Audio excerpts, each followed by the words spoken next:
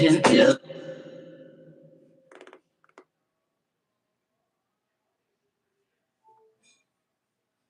like it's worth the girl of your dreams. She builds your esteem and views all you need. The kind that can hurt, that makes you spend all of your money. Guarantee you got me broken while knocking. Does not love that you. Ain't true, they love me, calling me, oh yeah.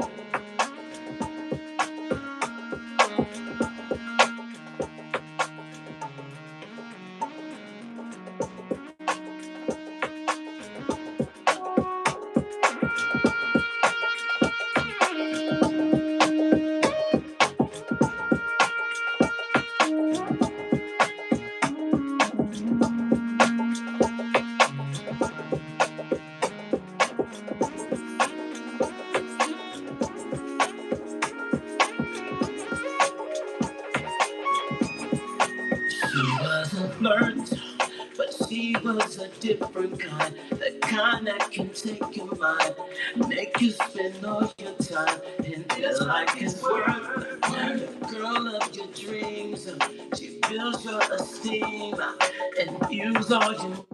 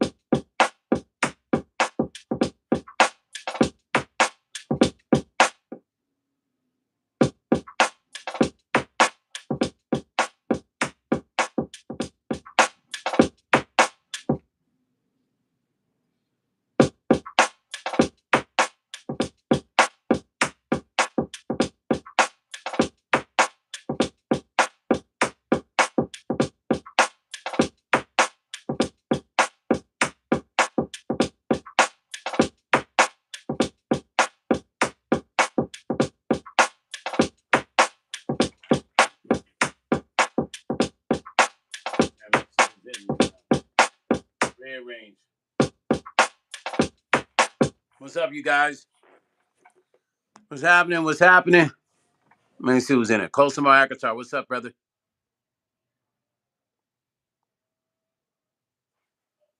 Kosamar Akatar coming here trying to speak up to all my people. He's trying to speak to all my people up in here. What's up, Kosamar Akatar? I know it's late, you guys, but I'm on here. Kahana, what's happening? Sweet Rain, what's going on? I'm going to let a few more people come in here and just, late night, man. I know it's not my normal time, but I said I wanted to come up in here and talk about the concert last night, man. Yeah, it was incredible.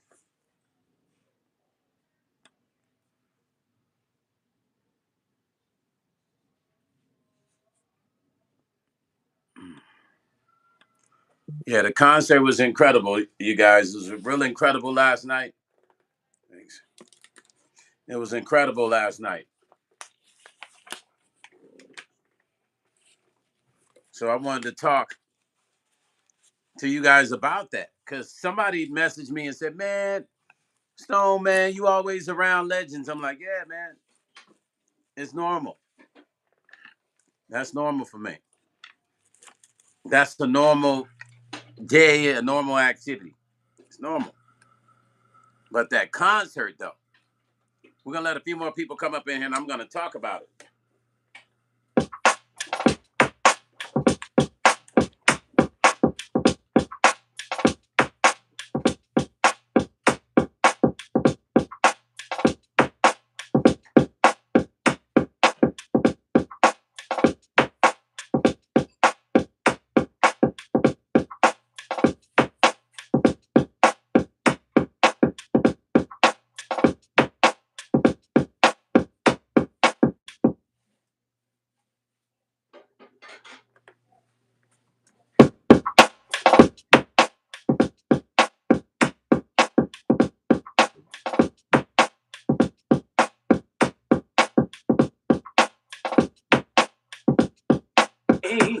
As I grab her hands and pull her close to me, she was a flirt, but she was a different kind. The kind that can take your mind, make you spend all your time, and feel like it's worth. The girl of your dreams, she builds your esteem, and use all you need. The kind that can hurt, kind that makes you spend all of your money.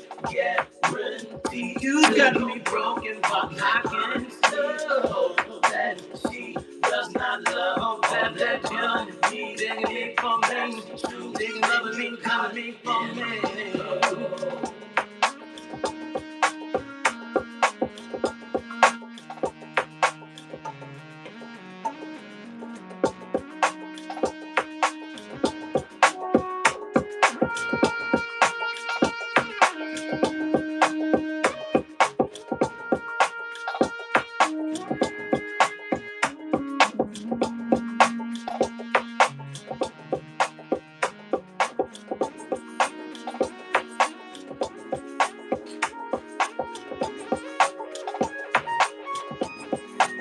She was a flirt, but she was a different kind. The kind that can take your mind, make you spend all your time, and feel like it's worth. The girl of your dreams, she builds your esteem, and use all you need. The kind that can hurt, makes you spend all your money. Guarantee, yeah. Oh,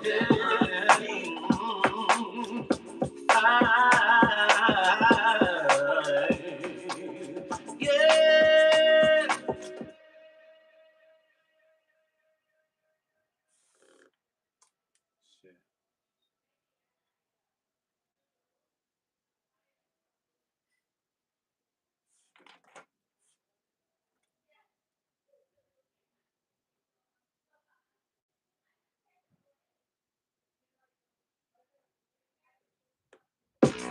Surprised and so amazed, cause my friends say she's the kind of girl my taste. The kind of girl for me. So I slowly walked her way, as I grabbed her hands and pulled her close to me. She was a flirt, but she was a different kind. The kind that can take your mind, make you spend all your time, and feel like it's worth.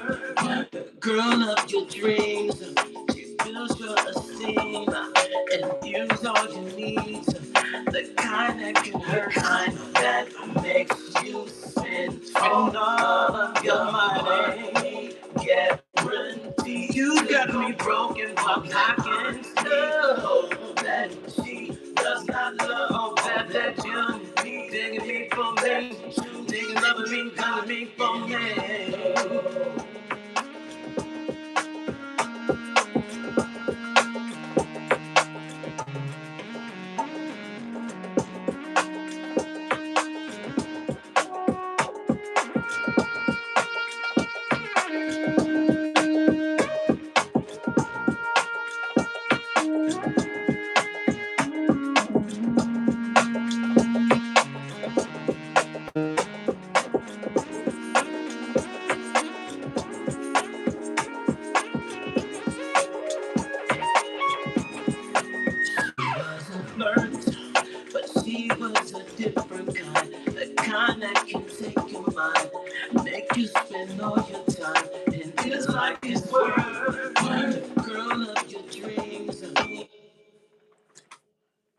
Shit, I'm just knocking stuff over, you guys. Anyway, so what's up, P? 21. Damn MCC. The man, the myth, the legend. What's up, family? Hey, listen. Let me tell you guys something. So last night, I was hanging out with Earth, Wind, and Fire. My big brother Vasal, the legendary Vasal Benford, producer, writer, arranger for everybody. Deborah Cox, my brother's produced for everybody, man. Tony Braxton, Deborah Cox. The list is long. Who he's produced for, right? He just did Usher's album 1111, and we got Album of the Year, Grammy of the Year for R&B Album of the Year for that one, and now he's nominated. Looks like he's nominated for some new Grammys for some new stuff with some rappers. I can't remember the rapper's name, but anyway, last night he got a call from Swiss Beats and Alicia Keys and who else? Top Dog called him. Everybody called him because you know that Versus was in Vegas, so we were stuck in deciding if we were going to go to the Versus or go hang out with Earth, Wind, and Fire. And we already know the Versus was going to be crazy, but we ended up hanging out, with the legendary Earth, Wind, and Fire. There's nothing like that, man. And I'll tell you guys something. Being at that concert, and then hanging out with him, backstage afterwards and stuff. But just being at the show made me realize the hits they have. Do you guys realize that every song they performed was a damn hit? And I'm not talking about just me saying, oh, it's a hit. Every song they performed was a top 10 hit. And every song. I mean, Shiny Star, Reasons, Fantasy, uh, uh, freaking, man, listen. That's the example of a group of musicians and artists who have changed the soundscape of the industry. Now, hold on. Give me 1 second. I'll play this music. I want to show y'all something. And use all you need. The kind that can hurt.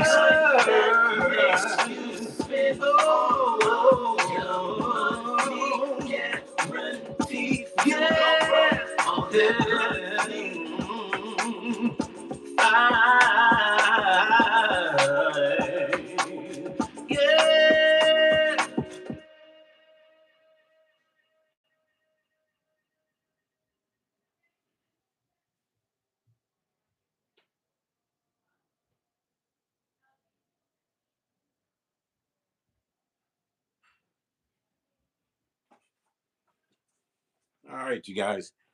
So that song you just got to hearing, that is a song of mine that I'm going to be mixing. It's going to be a single I'm going to release. Hold up. Some pride I love, oh, that you digging me for me, digging loving me, calling me for me. Okay, I'm going to let that play while I'm talking to you guys. So as I'm hanging with, I almost said Kool and the Gang. Those are my buddies too. They're like big brothers.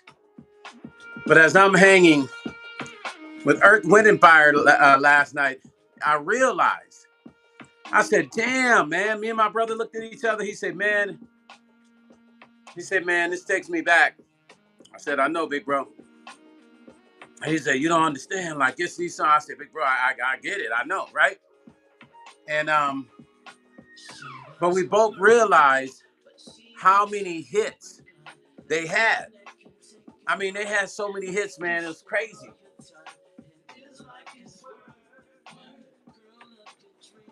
Imagine having song after song after song after song after song. Your whole arsenal, damn near your whole catalog of number radio hits.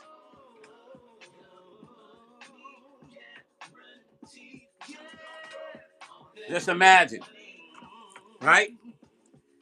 All of your songs, mostly all of your songs, damn near 90% of your catalog are hits, radio hits. So hanging out with them last night, you get this. What I love about this is this logo is it represents black folks so well, does it not? This is the Backstage pass, right? I never put mine on in all access pass, right? But right here, right? But look at that logo. That logo is everything. This represents who black people are. And for those of you that don't know Earth, Wind, and Fire, look at their logo. That's their logo right there, right? That logo is deep, right?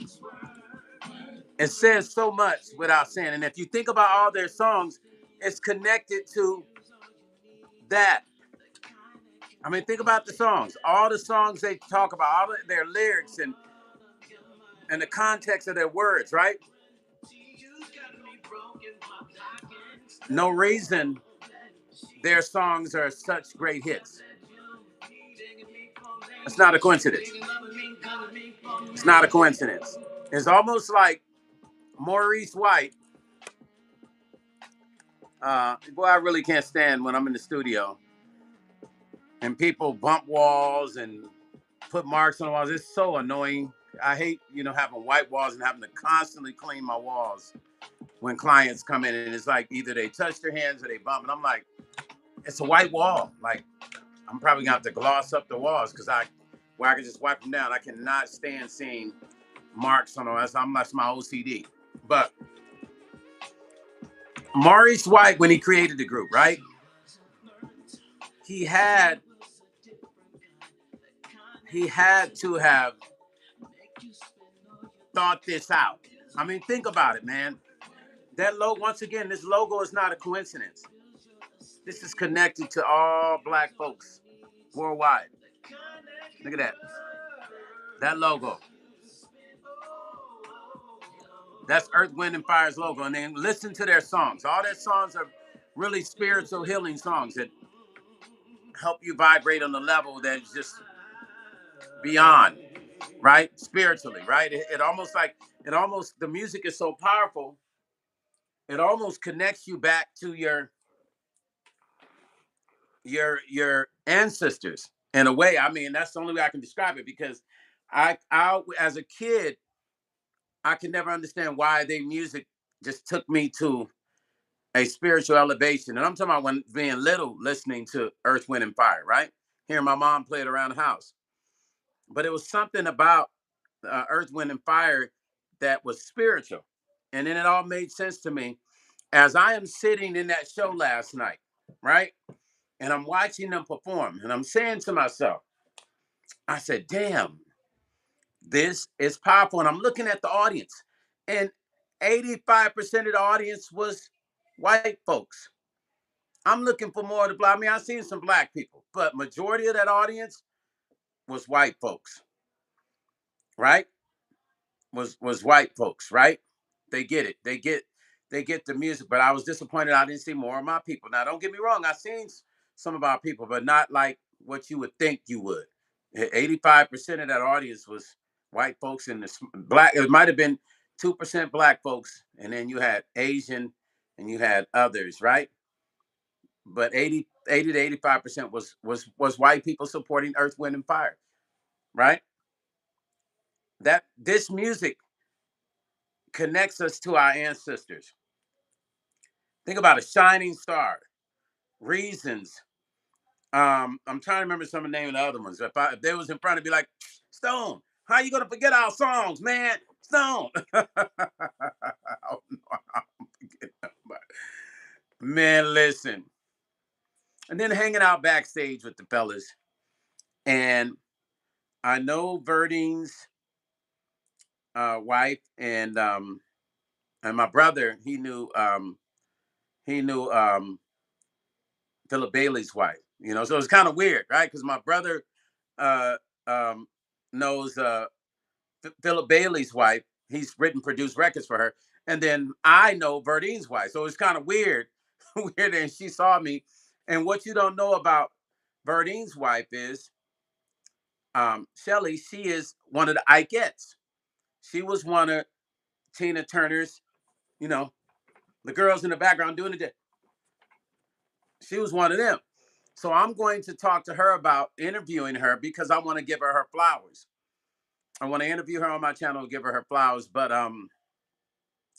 yeah, man, it was good to see her. And she said, Stone, I said, you don't remember? She said, I remember you, Stone. Oh my God, it's good to see you.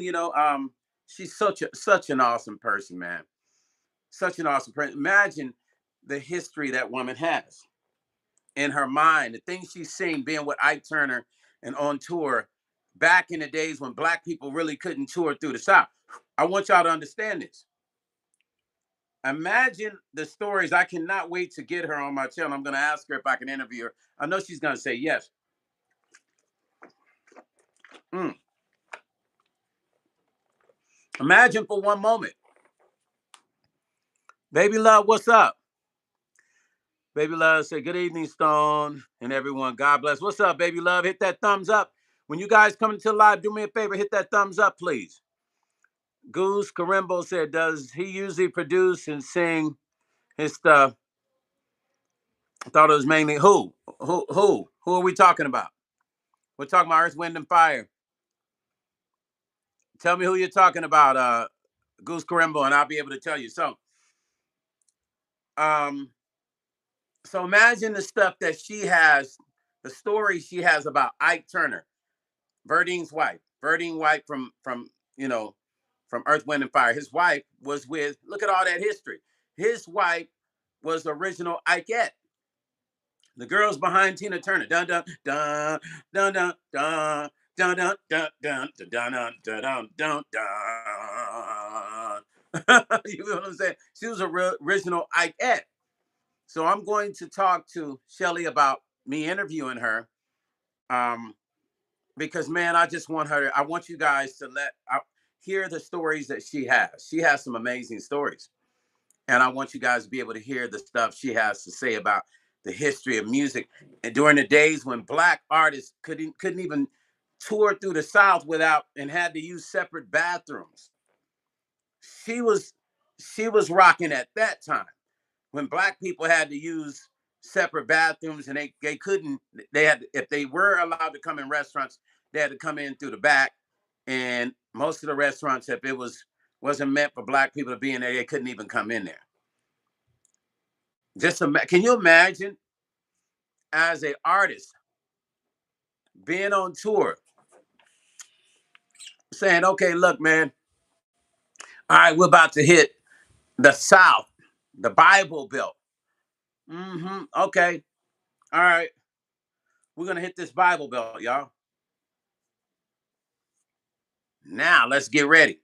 We already know we can't go in and use their bathrooms. Can you imagine the psychology of knowing you got to perform? Then you got to worry about the clan. You got to worry about where you're gonna eat, use the toilet. The only place they could sleep was on the buses in some hotels, and even some hotels they couldn't pull up to. Those are the questions I want to ask her when I interview her. Powerful, but it was so good to see her, and she looks so young. She still looks good. You'd never guess Shelly's age. That's Verdine's wife from Earth, Wind, and Fire, and she's always by his side. They're all the wives are there. They tour. They right there with him. They support him. They backstage with their husbands. Man, that's beautiful. That's beautiful, man.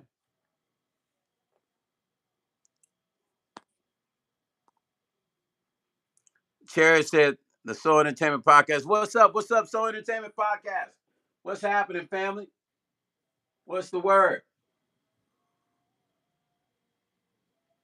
What's going on? I'm back up and I covered my hair up for one whole month. I wore a hat, you guys, for one whole month. Then to show you how crazy. I mean, we're jumping subject for a moment. So to take focus off of my hair, I wore a hat for one whole month. Then people start saying he bald. He must be bald. He bald. It's like you can't win for losing. And I did that as a strictly as a social test to see what people are going to say while my head was covered. I got, oh, he a thug. I'm wearing a beanie. I was a thug when I wore the beanie. When I don't wear the beanie, you ain't gonna make everybody happy. People just into their own. weird psychological bullcrap, right? Um, so I played this track for my brother last night, right? In his studio. And he said, man, I love that. He said, okay, give me some tracks so I can do some stuff over it. Do some arrangements. He wants to use it for some jazz projects and some other stuff, right? So he heard this, he loved it. But if you didn't, whoever wasn't in my live, I did this, I think the day before yesterday. No, yesterday, I think. Olivera say, Philip, with that awesome, oh man, that falsetto crazy. I mean, I got, my falsetto's cold, but for some reason, my falsetto's been in and out the last 3 years. I don't know what it's been. But if you go listen to I got this song called On and On. My falsetto is cold when it's working. I have an amazing falsetto when it's working, because for some reason, the last 3 years, it's been in and out. Sometimes it works, sometimes it doesn't. So I've had to work around it.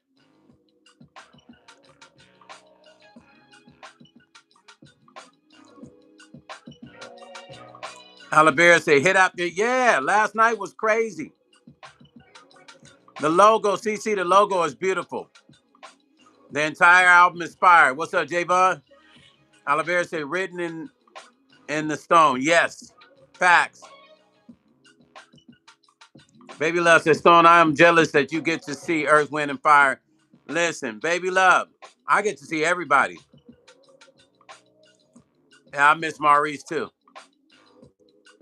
23 damn MCC say it gets the marks off. Oh, what? Oh, tell me, Mr. Clean Scrubs, I tried that damn thing. I took that thing and it freaking broke apart. I tried it. When it first came out, I was like, all right, let me try it. Do you wet it? Because I wet it a little bit and it just broke apart. I was like, man, it broke apart.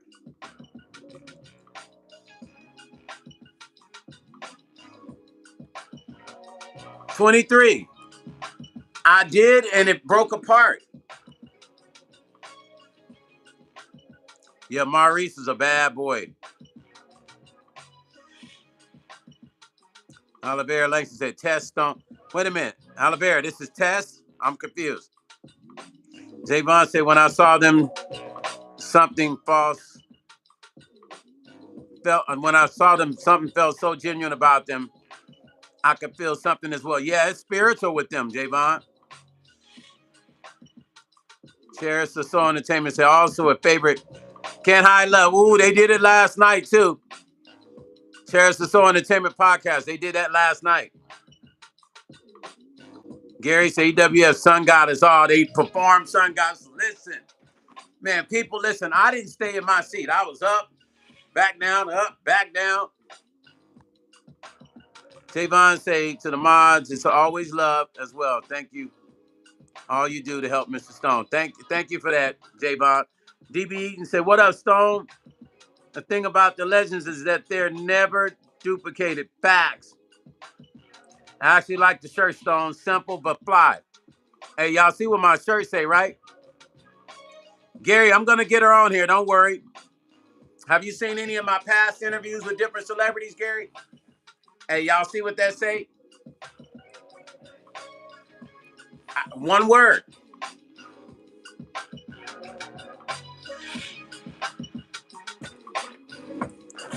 That's all I'm saying. It's all Vince's, baby.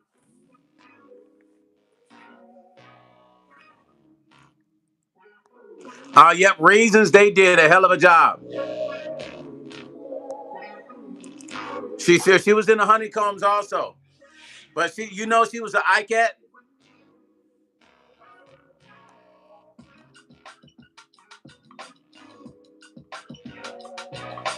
I did. I talked to Teddy the other day. He's headed to Japan right now.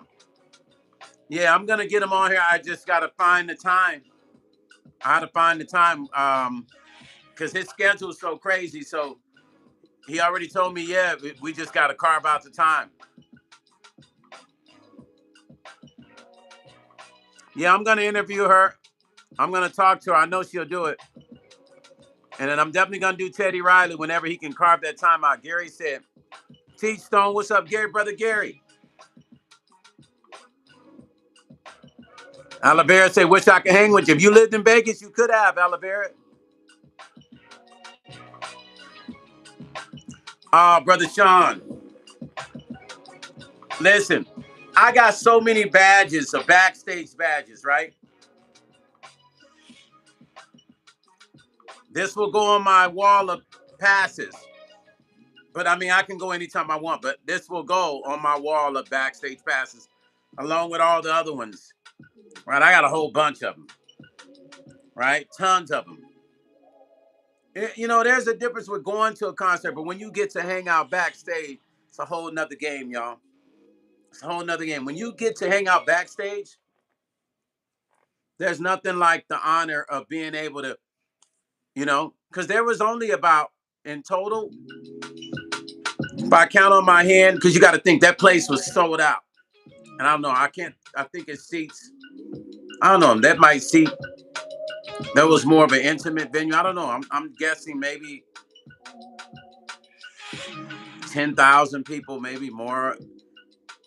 But they do bigger venues than that. But that was more of an intimate for them because they do huge venues, right? So it wasn't a small venue, but it wasn't too big. So to think of all the people that were there, and then backstage, there was only maybe about 10 people backstage. And most of those people were family and close friends. Because you didn't have a lot of these kind of people back then. Oh my God, Earth, Wind, and Fire, oh my God. I saw one woman who her friend had brought her. Actually, she was friends with Philip Bailey's wife. And she was telling Philip the story about how her husband loved Earth, Wind, and Fire. So you didn't have the fans back there freaking out and running around trying to get in the dress. You didn't have none of that. Everybody was accounted for. You wasn't going to be back there unless you knew the guys or the wives. That's the only way you're gonna be backstage. You had to know the guys or the wives. Or it wasn't going down. You weren't gonna be back there.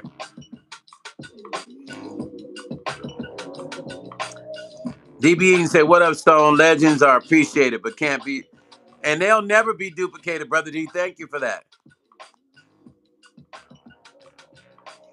Sean said, I took my parents to see War. My mom was so, man, I wish I knew you before you took them to see War, because those are my peoples too. I could have got y'all. I could have hooked you up, Brother Sean. Sweet Rain say, we turned up in the city for Bootsy's birthday. Listen, I was with Bootsy not too long ago here in Vegas at a private event.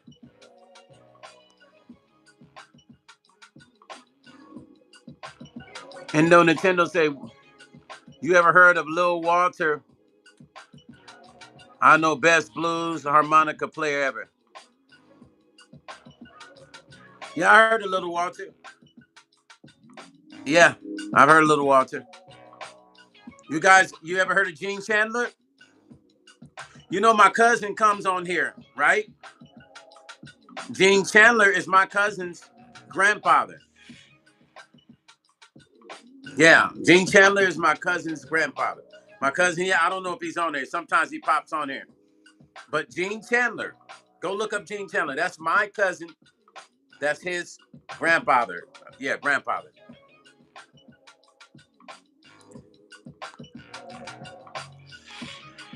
Brother Chill.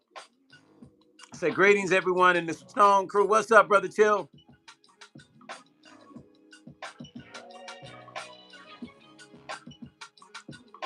Baby Love say, very true, Stone. Black people had to use separate bathrooms, restaurants, hotels.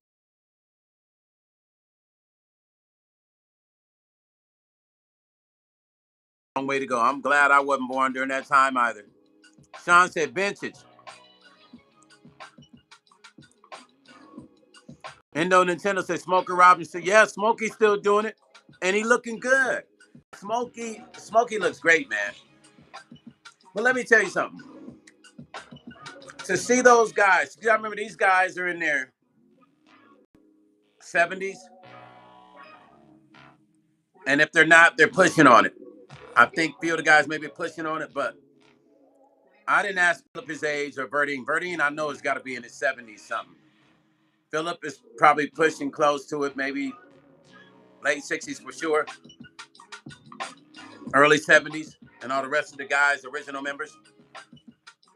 The energy these guys had on stage, man, was crazy. I mean, they had amazing energy, you guys.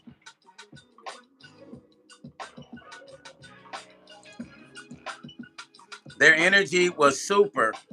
For their age, they didn't get tired. I was checking out Philip and Verdine. They didn't miss a beat. They did not miss not one beat, you guys.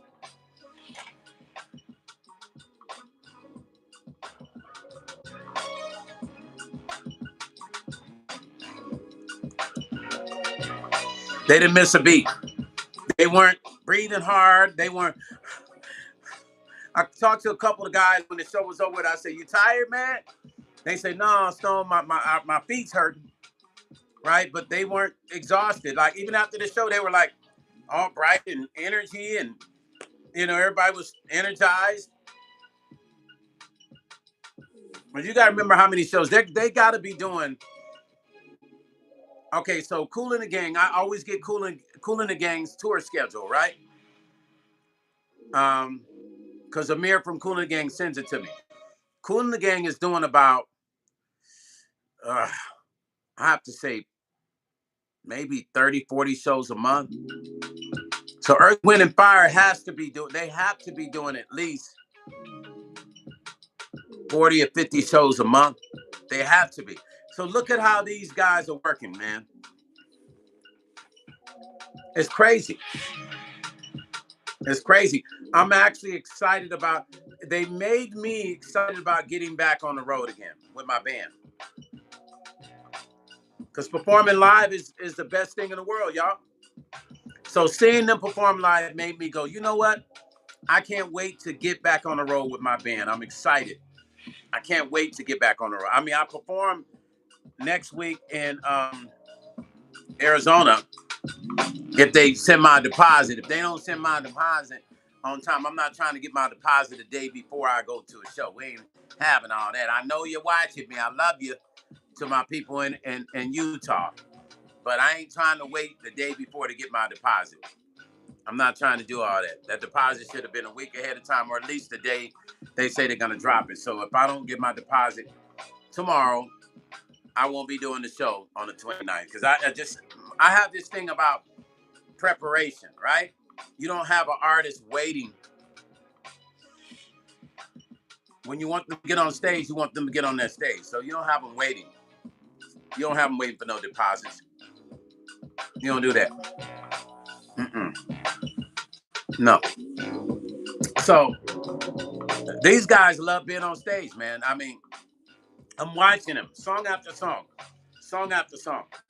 And the show flowed like butter, just flowing, right? And I'm saying to myself, I said, man, this is interesting. I said, these guys can retire right now. They make so much money from their live shows. They could be like, I don't want to do this no more. I want to just, and you got to remember how much money they're making off of their streaming sales as well and downloads, because people play Earth, Wind, and Fire all the time. Earth, Wind, and Fire is in rotation on Stay Out Here all day long. Radio stations will play them. They're constantly being streamed and they're being played on radio. If they wanted to stop touring tomorrow and say, you know what, fellas, y'all tired? Yeah, we tired. We ain't gonna tour no more. But there's only a couple original members left, a few. So the rest of the band are guys that they, supporting actors, right? So if they stop working, those guys wouldn't be able to take care of their families and stuff. So, they know they're really helping their band out, helping those guys to survive. But if the original members wanted to, they could literally wake up tomorrow and say, I don't want to tour no more. I'm good. No more touring.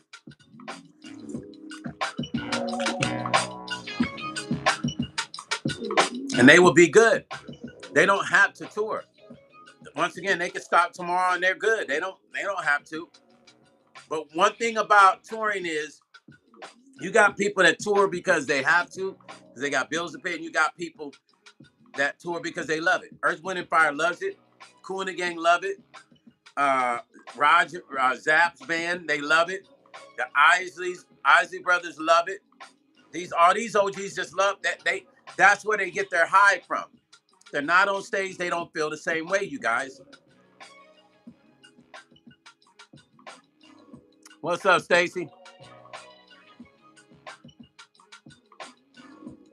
What's that, Stacy? Hey, Stacy, you want to come in here and play games and shit?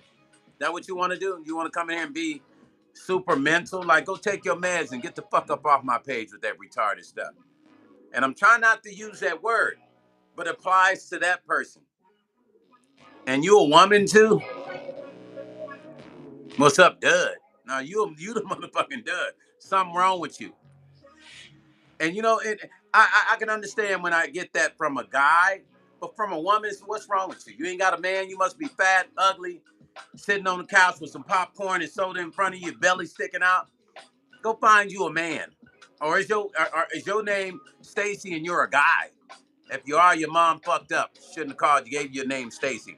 But if you a woman, go get you a man. Take your ass somewhere and lay down and make love or some shit. Fuck up off my live with that corny shit.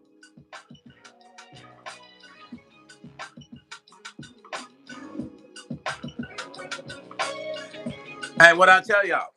I wore my hat for 1 month. Y'all see that? Brother Sean.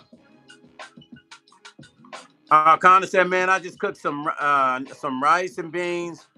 Man, give me some rice and beans. Endo Nintendo say, Black American music is so moving, but white folks breaking a train of thought that had plagued just about all human. Exactly.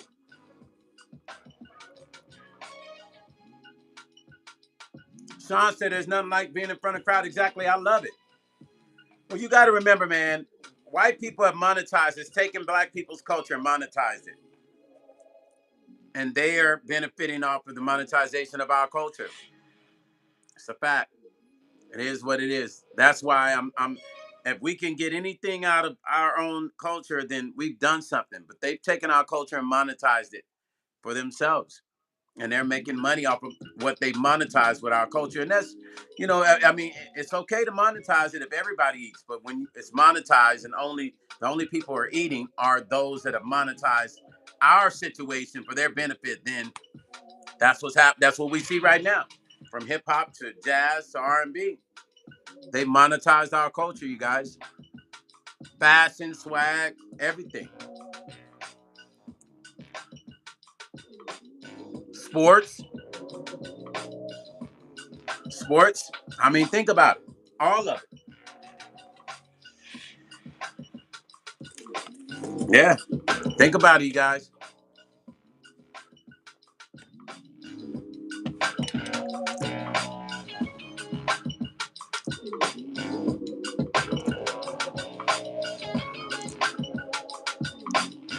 Endo Nintendo said something deep.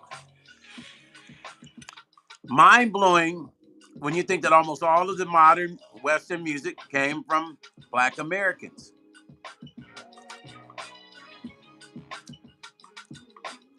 That's the truth, though.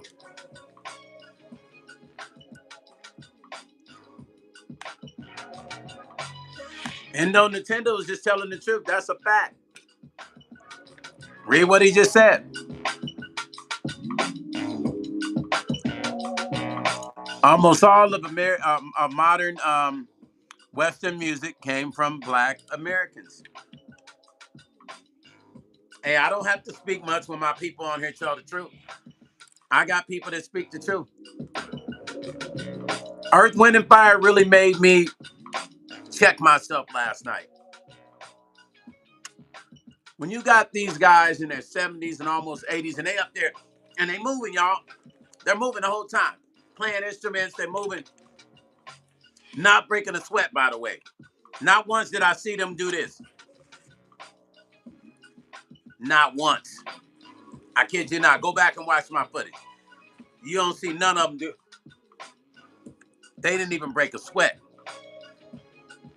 That right there should tell you something.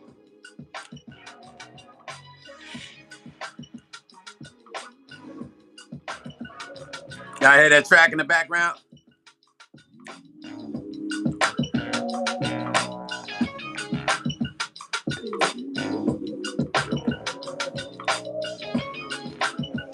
They didn't break a sweat last night, y'all. But what it did for me is it made me go stone. You're a lucky dude, man. It made me realize how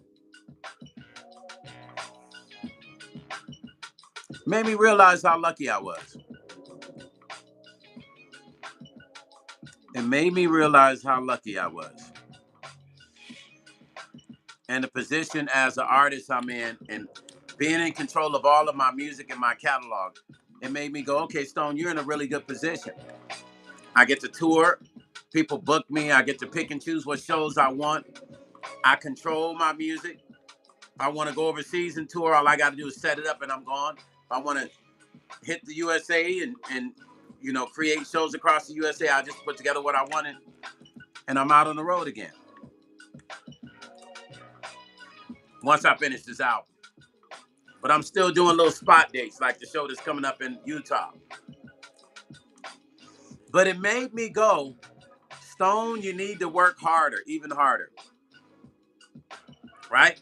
Time to get back on the road. Watching them made me go, it's time to get back on the road, man. It's time to go, Stone. P say, that's nice. You deserve it. Thank you, P. But it made me go, because I'm a workaholic, you guys. Like, I love what I do, right? Kahana say, Stone, what DAW do you use for your mixing and mastering? Logic. And I use a few different Logic, Ableton. What's the other one? Cakewalk. No, actually, Cubase. And then sometimes maybe PreSonus every once in a blue moon. Gary Smith say, bless you are. Thank you, brother Gary. Kahana, what you using? Logic? Yeah, you guys, listen. Seeing them perform made me go, Stone, get on top of your game, man. Get on top of your game. Start back rehearsing with the band. The band called me. I talked to my drummer. He calls me all the time. And I bought this new, this Roland SPDX where I can trigger my, all my background vocals because I'm not going to use no more background singers on the road anymore. I'm not doing that. It's too much of a headache. I'm triggering all my own background vocals by this machine that my drummer will trigger. And it stays on beat. It doesn't drift or nothing like that. My drummer can follow it. I'm not using no more background vocals. I've been down that road. It's a headache. All my vocals will be ran with all the extra instrument stuff on the record so that my stuff will sound just like the record.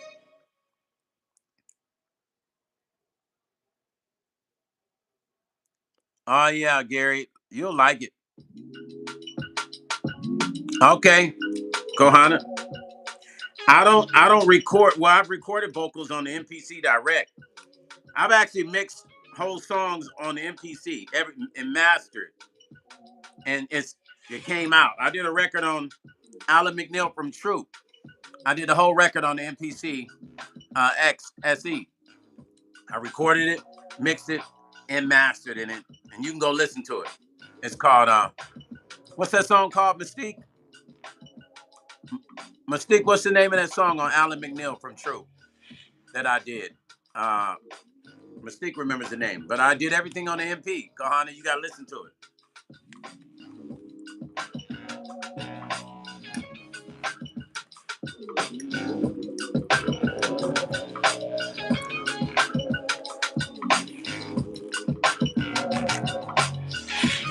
No, not that one, CC.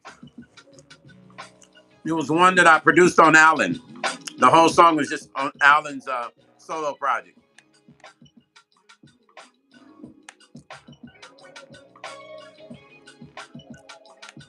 Mystique, do you remember the name of that song, the slow song? I'm trying to remember the name of it. It's a slow song. Let me see if I got it on. See if I can find it on here.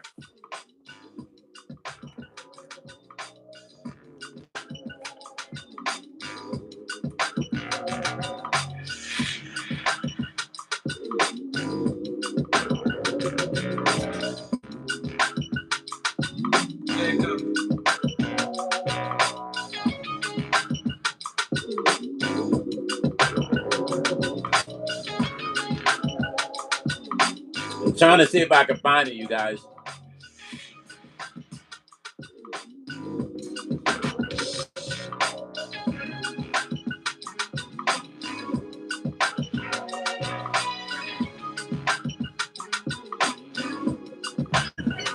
Here it is.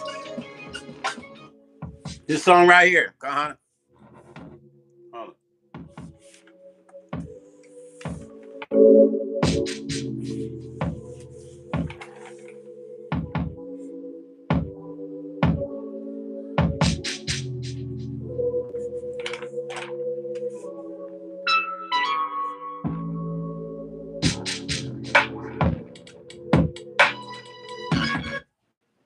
Hold on.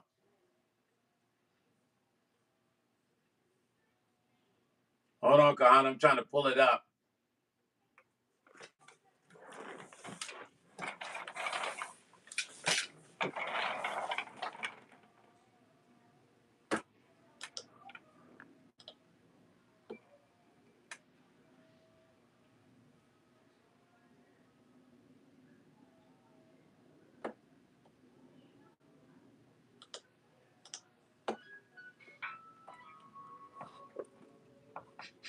I don't know why this stuff is low. Hold on.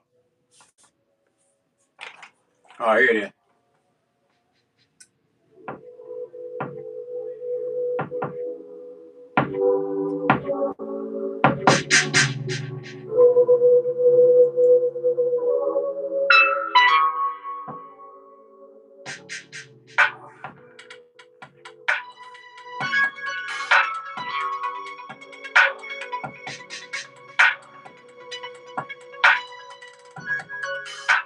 All right, don't sound it because I'm running it through this other speaker. Kohana, I wanted you to hear it, but I'm running it through this. I don't have it ran through the main speakers, so it sounded kind of weird. But it's called What's the...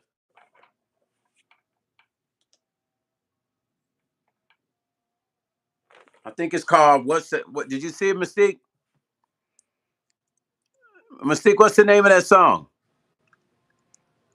What's the point or something like that, Kahana? If you look up Alan McNeil, it's called like what is the point? Anyway, I did all that, mixed mastered on the MPC, and it's incredible. You remember seeing that, Gary? What is the point? I'm trying to remember the name of the song.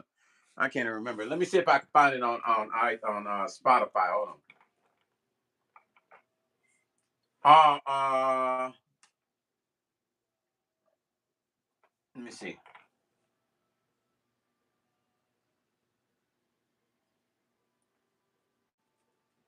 Oh yeah, I can find it on Spotify.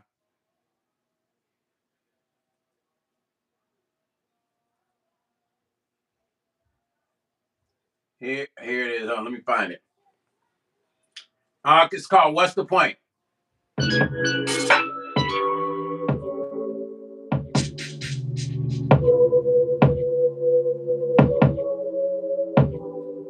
I've been around for a minute and I mixed this and mastered everything on the MPC. Did the production too.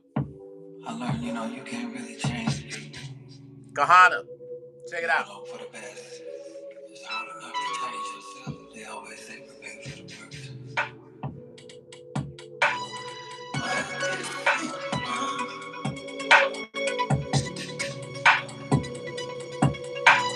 What do you need?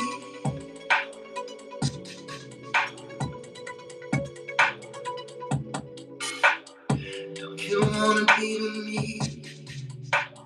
Champagne bottles on the beach, on the beach. Tell me what you want. Tell me what you want. You've been acting differently, like the fall came in on maybe. I'd rather be taking bubble baths, sipping champagne while we laugh. Hit that thumbs up, Shakai.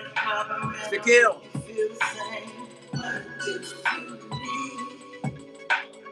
Execute your moves and map out your master plan. What do you want? But now my vision has changed. changing me. Girl, what's the one? And now my vision has changed in me. Signing in my autograph. The mouse there. This is what I'm paid to do. Oh, yeah. Keep on moving. Gotta keep on grooving. Oh, yeah. It's all I wanna do. All I wanna do is keep loving you. Keep loving you. Hood Encyclopedia, what's up, family? Hit that thumbs up as you guys are coming into the live, man. I appreciate y'all, man. Make sure y'all hit that thumbs up, though. So I did that. Sweet Rain, that's Alan McNeil from True. I produced that record on him. But I was telling Kahana that I did that on the MPC. I recorded it. I produced it, recorded, and mixed everything on the MPCX SE, Kahana.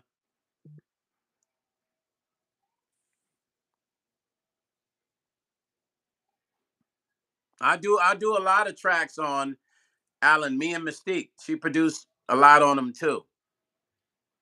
My moderator, Kembo and Mystique. Sean said I walk out, plays death. Somebody said something about Jay-Z. Believe it or not, Jay-Z production is crazy live in Kendrick too. Oh, I see Sean. They had it up real loud, Sean. Because they do, listen, let me tell you who Teddy Riley told me a story about Michael, right? Teddy told me that Michael, he said before he started working with Michael, he never listened to his music loud. But he said Michael Jackson listens to all his music very loud in the studio. And Teddy say, Michael, that's the way he likes it. He wants it loud. He said he had to get used to that because he wasn't used to listening that loud. But he said Michael would have it blasting. So I was in the studio with Teddy, me and my buddy Rufus Black, and he turned the music. No, it wasn't. It was me, Amir from Cool in the Gang, Mystique. She was there. She was with us, my moderator. It was me, Amir, uh, Phoenix, and Mystique. And we were at Teddy Riley's house. It was Thanksgiving. It was Thanksgiving. We were at Teddy Riley's house. His mom was still alive. Rest in peace to Teddy's mom. She's a beautiful, beautiful woman, man. That food she cooked, oh man, that was a special Thanksgiving, man. And I'm glad to say that we spent the Thanksgiving with Teddy and his mom and friends. And so we went to the back after we ate. We went to everybody. We all went to the back of the studio. And Mystique, she like I said, she was there. She'll tell you. And Teddy started playing his tracks, and it was loud as shit, right? It was. I was sitting in the back, and the room wasn't that long, so the bass was so heavy. I had to do this, and then he was like, "Yeah, brother Stone, He was telling all, but he said, "Yeah, Teddy." He said, "I didn't used to play my music this loud, brother Stone, but Mike got me used to it. Brother Michael got me used to it because he liked playing all his music real loud." And so I'm like, "Damn, it was so loud, man. So loud where your ears ring when you leave." But and Teddy had these speakers. These speakers had to be. I don't know if they're the barefoots or what. I don't know what they were. I think they were barefoots, but they were about. I kid you not. These speakers are probably like concert speakers. He had four of them. He had them cranked all the way up. I mean, you can hear that when it. Oh man, yo. I try to take care of my ears, you guys, because being an artist and singer, you got to protect your ears because you have to use them when you sing. So I try to protect my ears and not abuse my ears. You feel what I'm saying? Because you just got to be careful because losing hearing is something serious. So you got to just, for if they say something like for every hour you listen to music, you're supposed to turn it down so many dBs. Uh, um, for every hour you listen to it, you're supposed to cut it down so many dBs or something like that, right? And you shouldn't always listen to music loud. So I try to be conscious of that. As a producer, we want to hear the beat punch. We want to hear it rock the room. So we know that we're getting it right. But I think we have to be especially mixing. That's why, like, if you guys are not on camera with me and I'm mixing, I'll mix low. As a matter of fact, I mix to these smaller speakers right here. I'll mix to these. right? These will remind you of the oral tones that they would use back in the day. Sometimes, like when I'm mixing a record, I'll bounce down to these as I'm mixing, right? And then I go back up to the big ones. I'll bounce back down to these. Okay. So we got to protect our ears, you guys. You can't we can't listen to the music that loud because your ears are not going to last many years, and the ears is all you have. You know, as a singer, you got to be able to hear. As a producer, you got to be able to do to have your ears for your mixes. Now, I'll tell you a special call that I got last night. Hold on.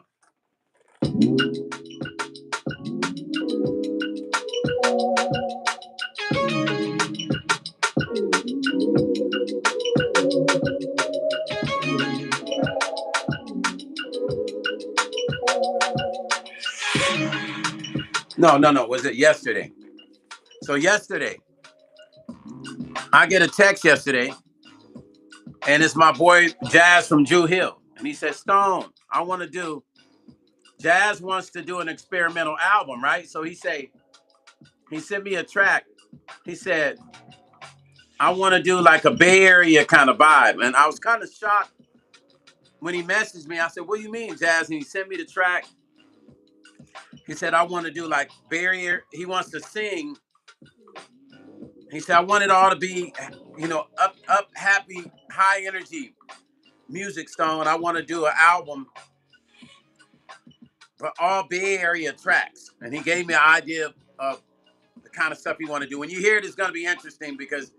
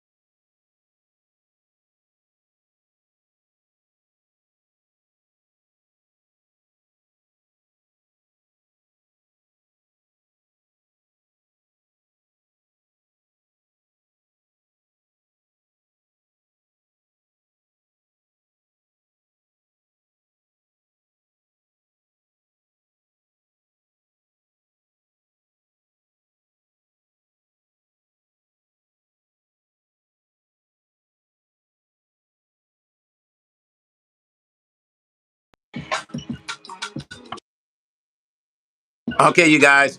So I'm going to show you the wish our conversation. Hold on. Let me see.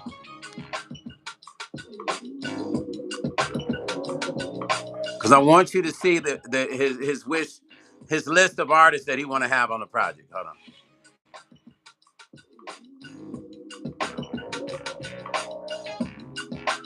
I'm gonna find my little thing from my. I'm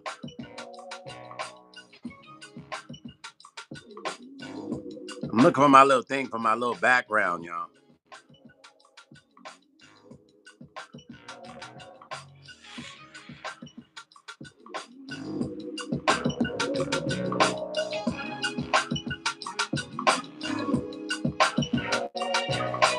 All right, here we go. Hold on. Damn, I don't see the conversation. Damn, I just saved it too. Hold on. Dang. Let me save it one more time, you guys.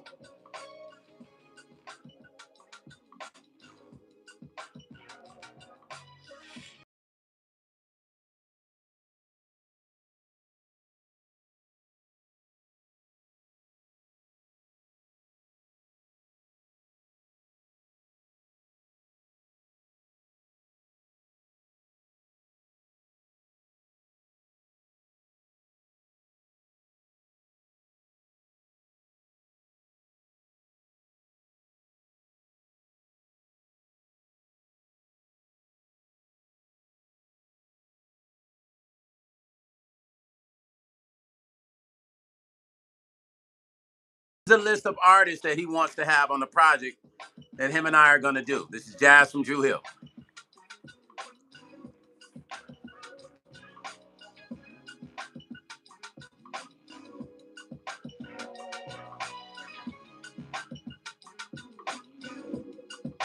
Okay? So this is an album project that he wants me to do, right? So he messaged me yesterday and said, those are the people I want on the album, Stone. And I said, okay, I'll reach out to the artists. I already talked to Mad Lion about Mila. That ain't gonna be a problem. I just got to talk to him again. The rest of them, we're gonna piece it together as we go.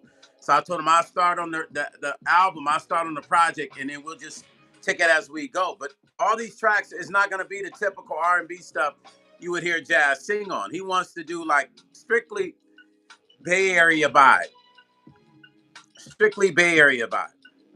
right? So the tracks outside the box, like mostly him singing on top of like rap tracks. That's what he wants to do. Which is, you guys know that's something different, right? But I would like to play one of the tracks, but I know if I play it, then YouTube's gonna monetize somebody else's work on my video. I want to play one of the tracks that he kind of have an idea of. He wants me to kind of follow that recipe. Oh, and also the Pack Heat single should be dropping. I'm thinking 12 midnight tonight because I don't know what I was thinking of. A lot of times when you set these releases up, they drop at midnight of that day. But it already says delivered, so I apologize to anybody that I told that it was gonna drop on Sunday. You guys are thinking early Sunday, but it's gonna be probably midnight because it looks like it's already been delivered. So we're still waiting for it. So this project that Jazz wants me to, from Drew Hill, wants me to produce, is going to be outside of the box. It's gonna be something different, man. He wants to unorthodox. It's probably gonna be about 7 or 8 songs, and he's ready to go. It's gonna be completely unorthodox. Those are the kind of texts and calls I get, you guys. J Bond say Sweet Rain. Sean say Jazz is dope. He was the best singer. Yes, he is. He sure is, Sean. J Bond say they're all good artists. Sean say that's my beat. Beats are perfect for my ears. Which beats, brother Sean? CC Funk, what's up, family?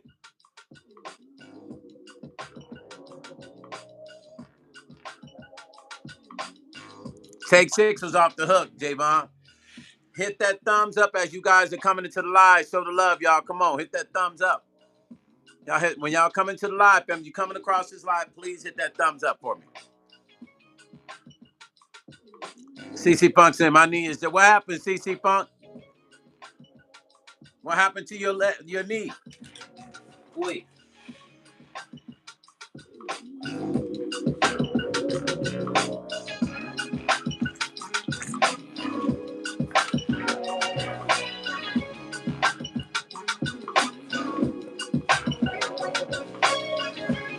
I just sit here and wasted my water on the floor.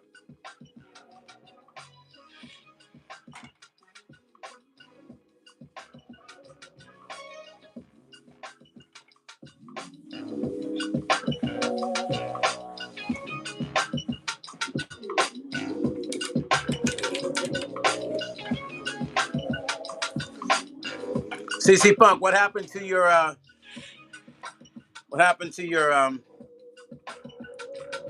knee?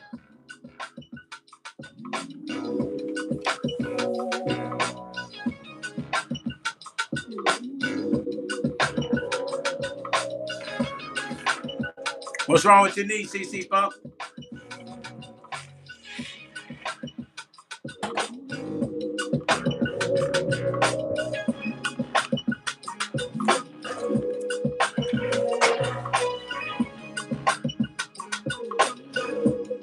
That's the way you hear beats. She said, "My knee." Oh, did you? What'd you do? Fall and hurt it or something? Tim Sloan said, "You in Chicago, bro? I got a hit. I need a producer. Brother Tim, damn, man. Hey, look, I wish I was in shot, but Brother Tim, we can still work. We can still work. You know, I'm a Chi-Town boy. My sister is the president over the Chamber of Commerce in Harvey. Listen, Brother Tim, I got you though. We can still work it out from here. It don't matter. I'm telling you, we can work it out right from here. Let's do it. Reach out to me. Reach out to me on Instagram at Stone Paxton, and let's work it out. I'm telling you, I'll get you right, brother Tim. Come on now. On the Midwest, on the Chi-Town, you know I'm gonna get you right. Javon say, yeah, message me on Instagram at Stone Paxton on Instagram. Javon say, me and my family all sing, and we love doing a cappella. And my uncles put me on the Take Six growing up. They're dope. That's why my ear is like it is when it comes to music. Take Six is dope. But remember, real singers don't use auto-tune. I gotta say that to my vocalists, because I don't ever use auto-tune. Get them high, especially if you. Now that I know you talking about Take Six, I don't expect to hear you or anybody say Take Six using auto tune. I'm gonna tell y'all that, because Take Six don't use no auto tune. We get them harmonies, y'all. So now, Javon and all the rest of y'all that use auto tune and say you a singer, lay that auto tune alone. Get it. Get them harmonies. 23 damn CC says sounds fire, Stone. Thank you, fam. 23, I appreciate you. Tim Sloan, I got you, Tim. Straight up though. I got you. Just holler at me and let's work it out. Because there's so much going on with me, brother Tim. I got so much stuff that I'm doing. So many projects I'm doing. So I always tell people, if you're gonna lock me in, because my phone rings constantly with people coming at me. Industry people coming at me for projects, wanting me to produce stuff. So when you get a chance to get at me, y'all, get at me. Don't sleep on it. I'm telling you.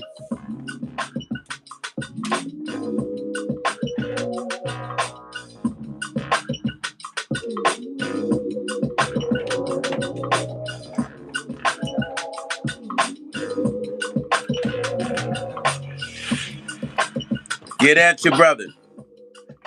We can make history together, y'all. If you guys are wondering where I'm at, I am in the B room. I am in the B room. That's where I'm at.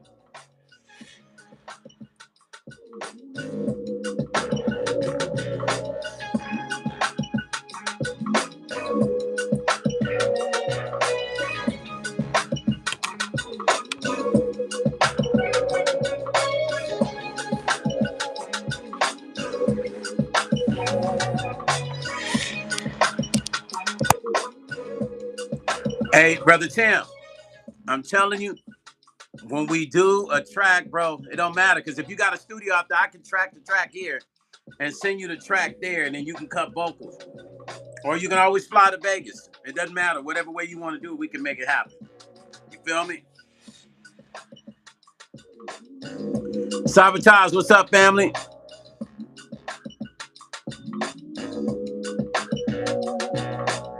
CC Punk say no auto fake music. Sabotage, do me a favor, family. Message me on, when you get a chance, message me on Instagram again and send your number. I want to holler at you about this compilation. All right? What you say, no fake auto tune?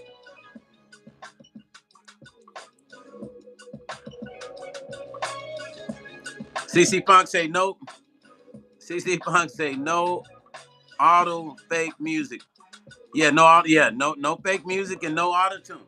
I mean, rappers want to use it, but I'm just saying, singers, if singers say they getting it and they learn, and especially, come on, now don't mention Take Six to Stone Paxton. I grew up on Take Six.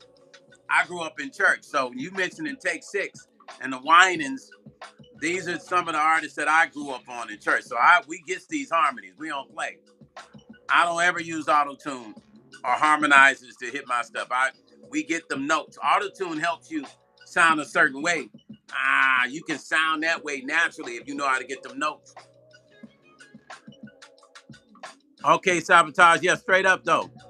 Yeah, I'm gonna hit you up. I'm gonna reach out to you tomorrow, family. Or tonight if it's not too late. More than likely tomorrow though. Savvy D, what's up? Savvy D in the house. You know, when we drop records here, we shoot for those. We're going for those. You see that? Those. I got a wall full of those.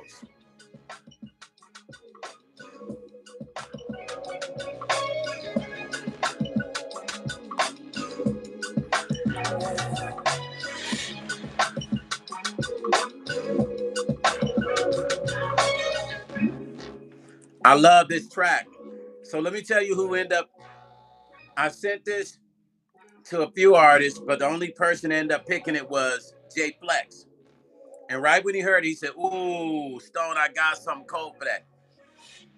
So I sent it to a few artists. So what you got to understand as a producer, some artists have an idea of the sound they want, but I'm producing a project. So I have to also stick to my concept as a producer of the sound that I am putting out, right? So this soundtrack, I wanted to have a little bit of everything on it, West Coast, right?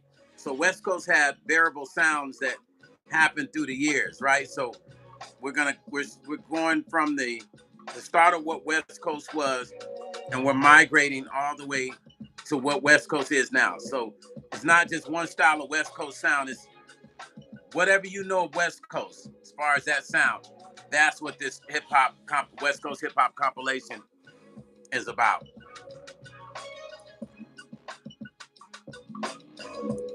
Manang said, "What do I use for production?" Right here.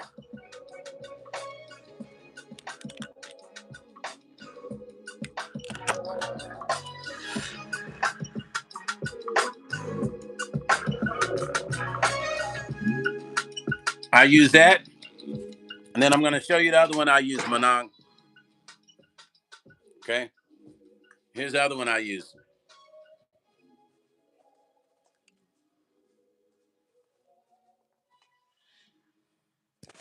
The MPCX SE. I use that also.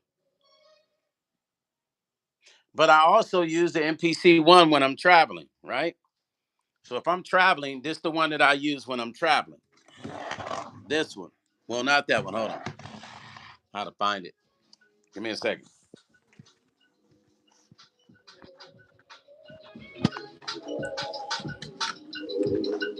Hold on. Okay, I use this one when I'm traveling, right? So when I did Mila J's Welcome to the West record, I did it on this, the MPC1. So that's the one I take when I'm traveling because it's small enough for me to take with me, right? So I did Welcome to the West on this. I did it on this one. Okay. And then to show you how I am, show you that I'm all MPC'd out. Hold on. What I did with that other one. I just got to find it real quick.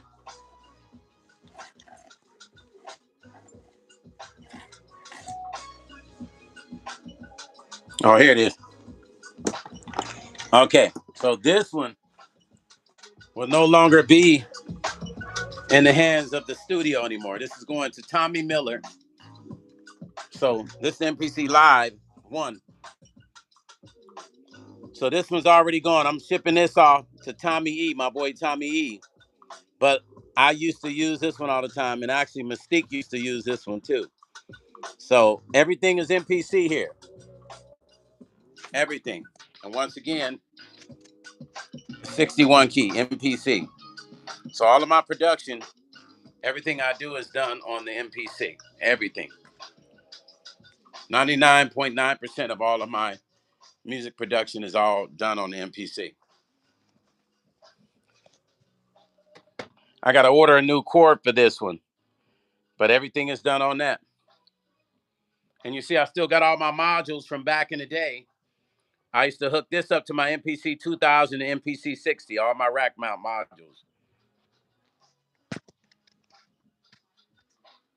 Yeah.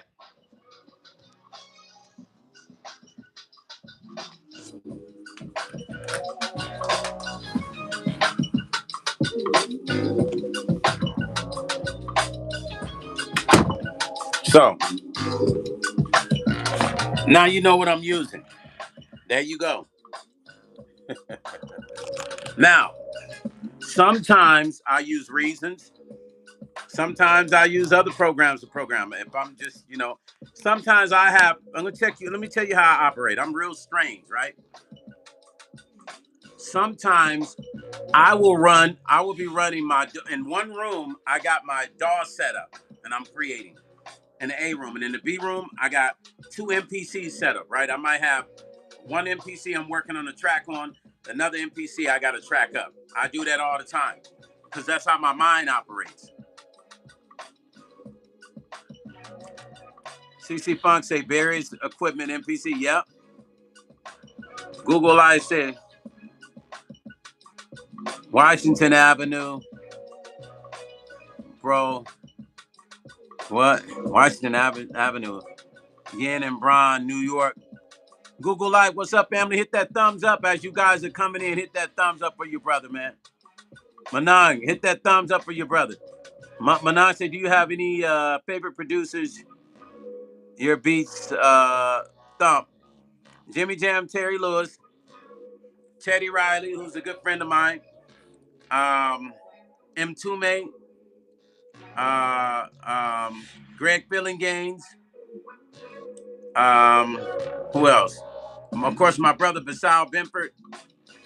Um, yeah,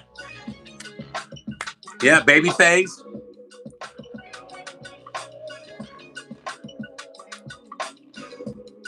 Purdue say straight into that. What are you talking about? Straight into the advertising. Purdue, what are you talking about?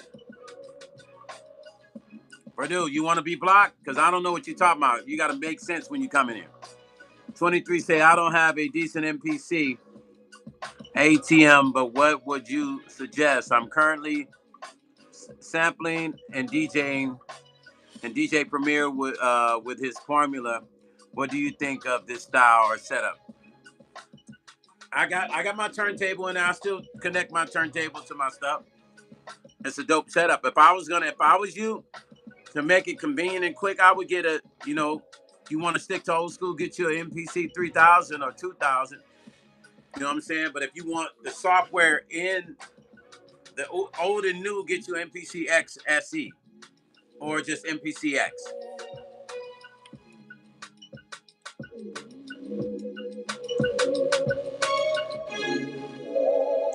Purdue, what do you mean wild things?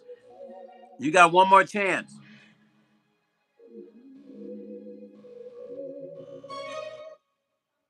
What are you talking about? I don't know what you're talking about, Purdue. Like come on, y'all got to make sense when y'all coming up in my live. You just got to come in here making sense. When you're talking, just please, I ask very nicely. I usually would go off on people. I'm asking you nicely. When you come in here, just come in with some common sense, man, and make sense in your conversations. Like, don't be all over the place. Say what you got to say and make sense with it. 23, it's all good, family. You help who, CC? Mpxone is it. Oh, okay, got you. All right, Purdue, I'm sorry. I don't know. It's just sometimes people come in and be doing crazy stuff. So my apologies. My moderator says she has you locked in. Son Dinkins, I got 2000 XL, 60, 3000, Lin, X, MPCX, MPCX, XSE, MPC1, MPCLive, Live 1. But here's the thing. Those machines are all the same. Like, that's why you don't see me rushing and buying anything, because it's all the same thing you're getting. So if you got the MPC1, be happy with that. You don't need to get the 2 or the 3. I mean, if you want to get the 2 because of the speaker, go for it, right? But you don't need to rush and get a 3. It's going to work just as good for you. If you're not working on major projects, you're not a producer really doing a lot of work, there's no point in getting a 3. I'm just keeping it 100. Work with what you have. Make that work first. Use that one good. Master that first before you move on to another machine. I've never understood people that want to just buy a whole bunch. Studio's good too. But I used to have issues with the studio. When you connect it to the computer, it used to do weird stuff. So I got rid of it and never used the studio anymore. That's the only one I ever had issues with. But no, the MPC Studio, the Element, the Live 2, those are pretty much all the same machine. There's nothing special about them. So if you're buying those, you're buying all the same machine. You might as well just wait until they come out with something that has, some real converter situations happening, like what Ski was talking about. When my boy Ski started talking about that, I backed him on that. But everybody was going against him about that, and they were, you got the guys that be riding people's jock, so they'll agree. They will agree with anything. So they were trying to go against my boy EA Ski on what he was saying. All he was doing was spitting real knowledge, and Katz was offended because he told the truth. These content creators were offended, almost like they felt like he was going to hurt their pockets and they weren't going to be able to get their MPC endorsements because they had to disagree with Ski to make it look good for Akai for them. It just comes to a point where you got to make sense of this shit. And if you're getting all the same machines and it's all the same shit, why buy a new one?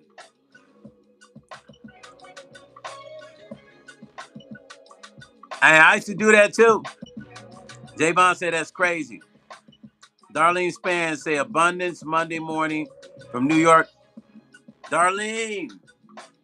Good morning, Darlene. Blessings to you. Beautiful. Thank you so much for coming into my live. Make sure you hit that thumbs up. I appreciate you. I mean, I got this friend of mine, right? CC Funk say, yeah, they are. The 3 has come now.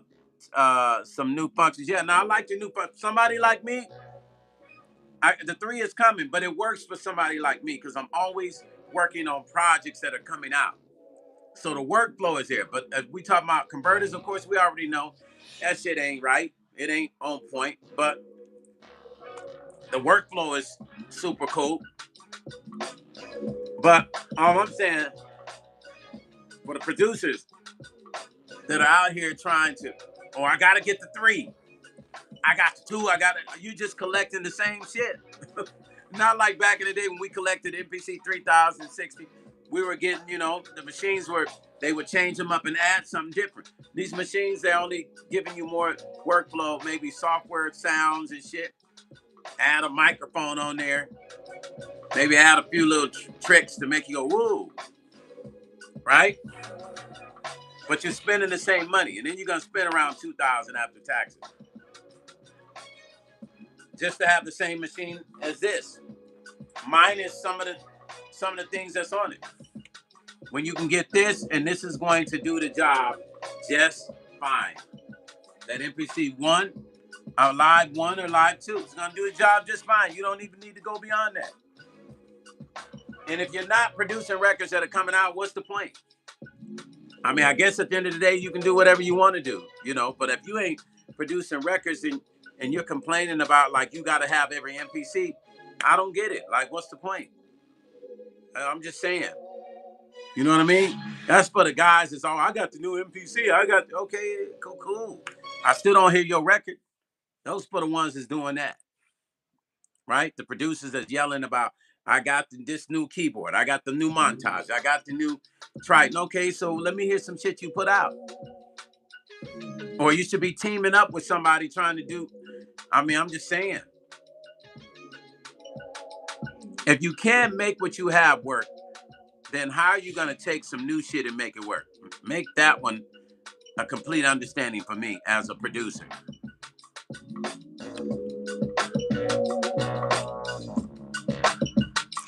CC Funk say, right, you are right about NPCs. Yeah, it's like we're getting the same thing. CC Funk say, I gave that one to my smart move, CC. You just inspired him.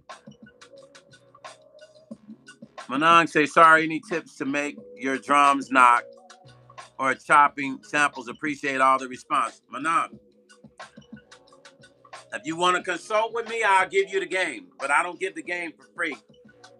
42 years for me in this business, 43. I don't just get on here and get the game up. I'm just not gonna be like, yeah, that's how you get your drums or not. I would love to share that with you. Consult with me.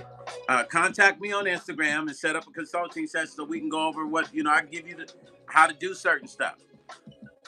I could do a master class. I see a lot of what cracks me up. There's guys doing master classes, and then if you go look at their master class, it's hilarious because they're really trying to sell like sample packs, and so they do the master class. But when you get into it, you go, "What are they talking about? They're not even really talking about anything." The same thing, you could go pick up your you can get the pamphlet offline, and it's going to tell you everything they're saying.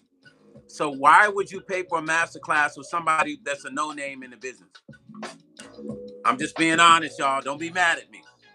Why would you pay for a master class with somebody that's never had a master record out on anybody, not even barely independent? But you going over to MPC Masterclass when they don't even master the motherfucking MPC? Let me tell you something. What is a master of something? You can't just master something and just know the technical parts of it. Listen to the word master and look up the definition of that word. Right?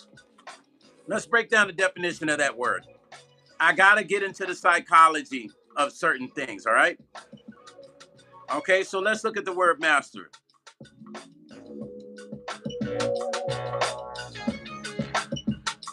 Hold on. And I'm doing this for a reason. Because I just want you guys to realize when you go pay for somebody's master class, you better make sure that you feel like that person is worthy of being considered a master in whatever art they're trying to sell you on.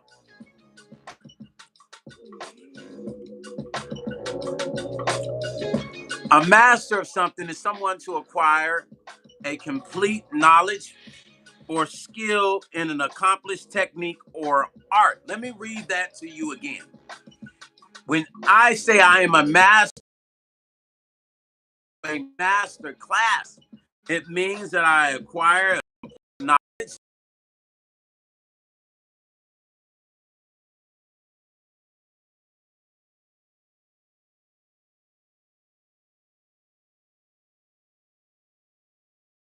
or recording vocals or shouldn't you be a master trying to tell a motherfucker how to use it? I'm just saying. I see a lot of YouTube master classes and these motherfuckers ain't 10 years ago they wasn't even doing music or they weren't even on YouTube, some of them. 20 years ago they weren't on YouTube. But now they're a master trying to teach you some shit and call themselves, here's a master class. Because when you say master class, you're saying you are a master in that technique and skill. And most of the ones that do master classes are boo-boo. And you guys know they are. And you still pay, what, $65, $70 for a master class just to hear them talk like, yeah. So you hook this keeper out, you press that button, you move it out, and stretch the sample out, yeah. Nah, tell them to produce some records. Tell them that's what you want to hear. If I am going to take a master class from somebody, I am going to take a master class from somebody that's not just know how to get around the MPC, but I want to hear what they can do on it. Make me a believer, to make me believe that you are a master in your craft. Or why am I going to take a master class from you? For what? Why? $65, $75 a pop? Now, because I got what? A lot of subscribers? That makes me a master? That makes me, hold up. because I got a lot of subscribers on my YouTube. I'm showing you how content creators think. That makes me a master at the MPC. No matter who it is. Once I use the word master, you hear me going to MPC connoisseur. Yes, I am definitely the connoisseur. And I'm a master at that MPC as well. You don't even hear me going to Stone Paxton's Masterclass. Now, people ask me, man, you ever going to do Masterclass? My Masterclass is not just about the MPC. It's about music. It will be about music in general. Everything about it. The evolution of production. You understand what I'm saying? It won't just be, hey, guys, so welcome. Today I'm going to show you how to get on the MPC and make that sample stretch and lock it in with the vocal. I mean, how many people doing that same video on YouTube? How many people call themselves having a master class? Now, think about this. What makes one master class better than the next? Only their years of experience. Y'all getting it now? What makes a master class better than the next? Who have they worked with? Why would you pay $60 to $100 for a master class when everybody's doing the same similar master class of the same shit? How many MPC master classes are we gonna have before motherfuckers start really producing some motherfucking records and putting them out? Ask yourself that question. You could go get the manual and learn that shit. You don't need nobody to give you a master class on some shit. You want a master class on music production. That's what you're gonna need. That's what the MPC is for. Why would I give you a master class on the same shit you could open up a book and read about? But the shit that I teach you about how to use that machine as a producer, now that's some real master class shit that people can't give you unless they've been in the trenches. How does one soldier train another soldier? He went off to war. He might have done one tour. So when he becomes a sergeant, master sergeant, then he can train the soldiers because now he has the skill. He's been out. He's been out in the field. He's been out to war, or he's been in a launch. He knows how to train that soldier. Why am I teaching you the same shit that's in the manual? Why am I teaching you the same shit that's in the manual? I'm just trying to open your eyes. You guys are fooled by all these guys online who don't have a history of producing records. And you go back 20 years ago and see ask them where they were 20 years ago, and tell them to show you their track record. And I bet you won't be buying their master classes because then it'll. I'm just so annoyed with seeing all the MPC master classes for what? Dude, put some motherfucking records out. Show motherfuckers how you really use that machine. Show them that you're really a master at that machine. Go live and make some dope beats. Stop using the same old shit. Create something from scratch. That's what I would like to see. Instead of being, you guys can get my master class, it's $89.99 and take my master class. But on there also I have sample packs and kits, and that's really what you selling. You selling that shit. Because really, you're not a master at the shit. Especially when you jumping from one program to the other. Now, I got an issue with people who jump from one program. They were on, Machine or Fruity Loops, and they jump from Fruity Loop to Machine to MPC, and now they're a master at the MPC. And they're selling you guys master classes. Y'all falling for the Woolly Bobo. You guys fell for the Woolly Bobo. Manon say, sorry, my tips to make your drums knocker chop. Manon, hit me up on Instagram at Stone Paxton. David Cruz say, EAC got that new. Yeah, that I know. I talked to him. Yep, David, I talked to Ski. We talked about it. That machine is a beast. And my brother Chill got it too. Cobalino, what's up? Hit that thumbs up. Brother David Cruz, hit that thumbs up for your brother at the top. Gary say, is that a U87 in the background?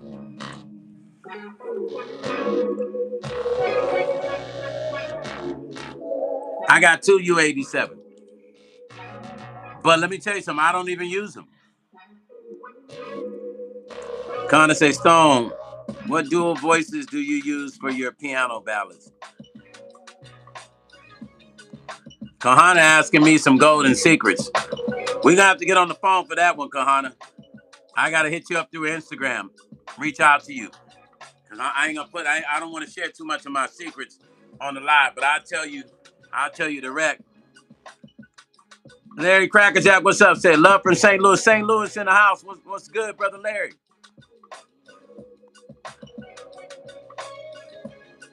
CC Funk said, I know who you're talking about. CC Funk.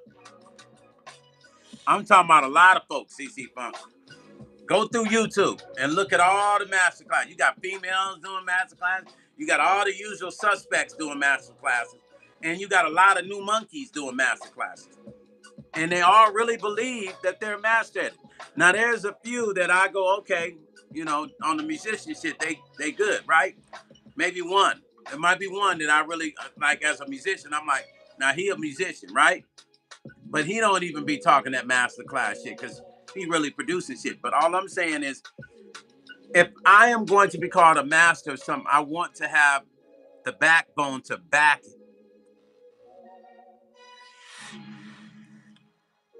Manon, make sure you reach out to me on Instagram at Stone Paxton. Sean said, I'm self-taught, never needed a There you go, brother Sean. That's Sean. You remember the days that we didn't have a master class in 1980? You had to get on that MPC and learn it. When did we start buying the master class shit? That's reserved for people with long histories in that field. Am I correct? Am I wrong? If I'm wrong, just say Stone, put you're wrong in there. Is masterclass not reserved for people who have paid their dues through the years of doing one thing? And then they decide, I'm going to do a masterclass on film scoring because I'm a film scorer. Let's film scoring a masterclass. That makes sense. Producer says, like Rodney Jerkins said, I'm going to do a masterclass. If Timberland said, when he said he was going to do a masterclass, people accepted it, right? If Babyface did a masterclass, people would accept it because he's got the history of producing hits. It's always the people that don't really have the history talking that masterclass shit. Ain't produce a goddamn record on nobody. Larry Cracker said, where can I listen to the West Coast compilation single? It should drop at 12 midnight. So you'll just be able to Google Pack Heat on iTunes. Pack Heat. But sometimes when they deliver it, it takes them, because I try to rush it. And I forgot to tell my team that it needs to be rushed. So I looked at it and it's being delivered. So you should start seeing it 12 midnight tonight. Brother Larry. The artist name is Pack, P-A-K-K. And then space Heat, H-E-A-T-T. And the song's called Compton. 23 say, how I look for the weird sounds. Years of experimenting can't teach you unless you push your thesis to their conclusion. There we go. Come on. 23. That's what I'm saying, 23. You get it. 8 with the 24 said, what's up, Stone? What's up, family? Hit that thumbs up for your brother Stone. 8 with the 24. Hit that thumbs up. Sean say, people that use Fruity Loops, I don't respect. Kahana say, I agree that the artists who can sing and those who can sing. Exactly. Sean said, a master can play many instruments. But a master at their craft, though, Brother Sean, you feel what I'm saying? Brother Sean, because look. Sean Diggins say, wait. Black Seed Beats, what's up? Because you got a lot of cats. Okay, listen. Okay, so imagine me, right? Imagine if you guys didn't know me, right? And today, I started a YouTube channel. Well, I've been on YouTube. Let's say I've been on YouTube for 5 years, right? And then all of a sudden, you guys are used to seeing me on a machine, right? Now all of a sudden I get an MPC and now I'm calling myself a master. And I'm doing a master class on the MPC because I went through the manual and learned a few things about it. Now I want to sell you that I am a master at that machine. There's no way possible. You know how long it would take you to be a master at that machine? Which means you would have to be a master at making beats too. You can't just be a master at explaining about the machine, but you're not a master at using it and making cold beats. Y'all get where I'm coming from? You got to be a master of all of it. Understanding it, working your way around it, knowing how to use it right, and knowing how to make consistent tracks with it. Or you can't call yourself a master. You can't. You shouldn't even be doing master classes. I'm just saying. Yeah, I'm just saying. You shouldn't even be doing master classes. You remember that song? What's that? Jade had that song. Dang, what's that song? Jade. They still play it on. Remember the group Jade? My brother produced the song. I'm trying to remember the name of the song, but he used the MPC 3000 when he produced that song. What's up, Sparkle? Welcome in. I'm trying to remember the song that Jade did. You remember the group Jade? Name one of their biggest singles. My brother produced it. What up, EA Ski? Man, I'm talking about these motherfuckers, man, teaching these master classes and they ain't got no motherfucking experience in understanding what master means. The word master. And barely know how to use a motherfucking machine, but then want everybody grabbing the machines. Here's my master class. They all of a sudden doing master classes now. I'm like, I'm annoyed with that. It's like if you're a master at something, you're not just a master at looking at the freaking application of it. Like, oh, the book says this is how you use it, and then I learn it. Then I go on live and say, yeah. So today I have a master class in the MPC, but ain't never made no hit on it. But you're not proficient as a master on the machine, but you want to talk about you're going to teach a master class. I'm tired of these clowns, Ski.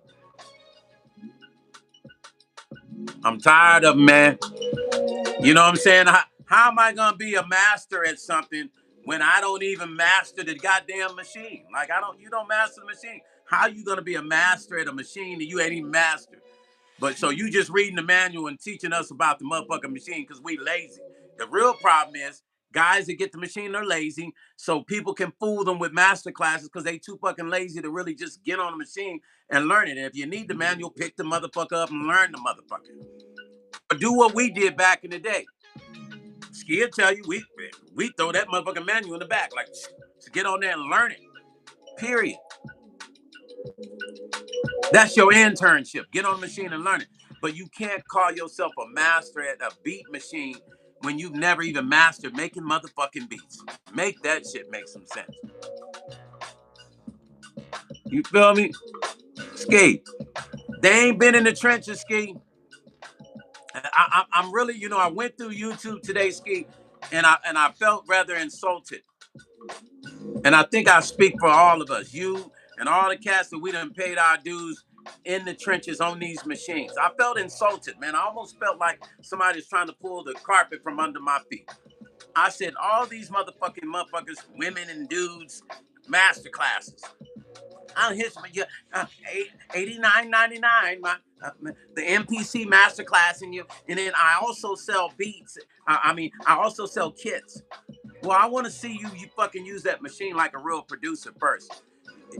Show me you a master at the machine, and I might buy your $68, $89 master class just for fucking entertainment purposes only. 23 say they ain't got the answers. Oh, exactly. They ain't got the answers, Sway.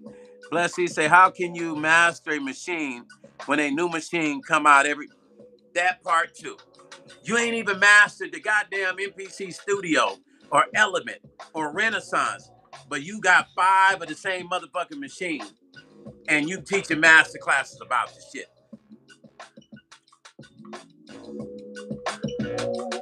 Come on, y'all only playing yourself. You thinking because you might have the numbers on YouTube or the subscribers that, you maybe you feel like you got some big cojones. I don't know.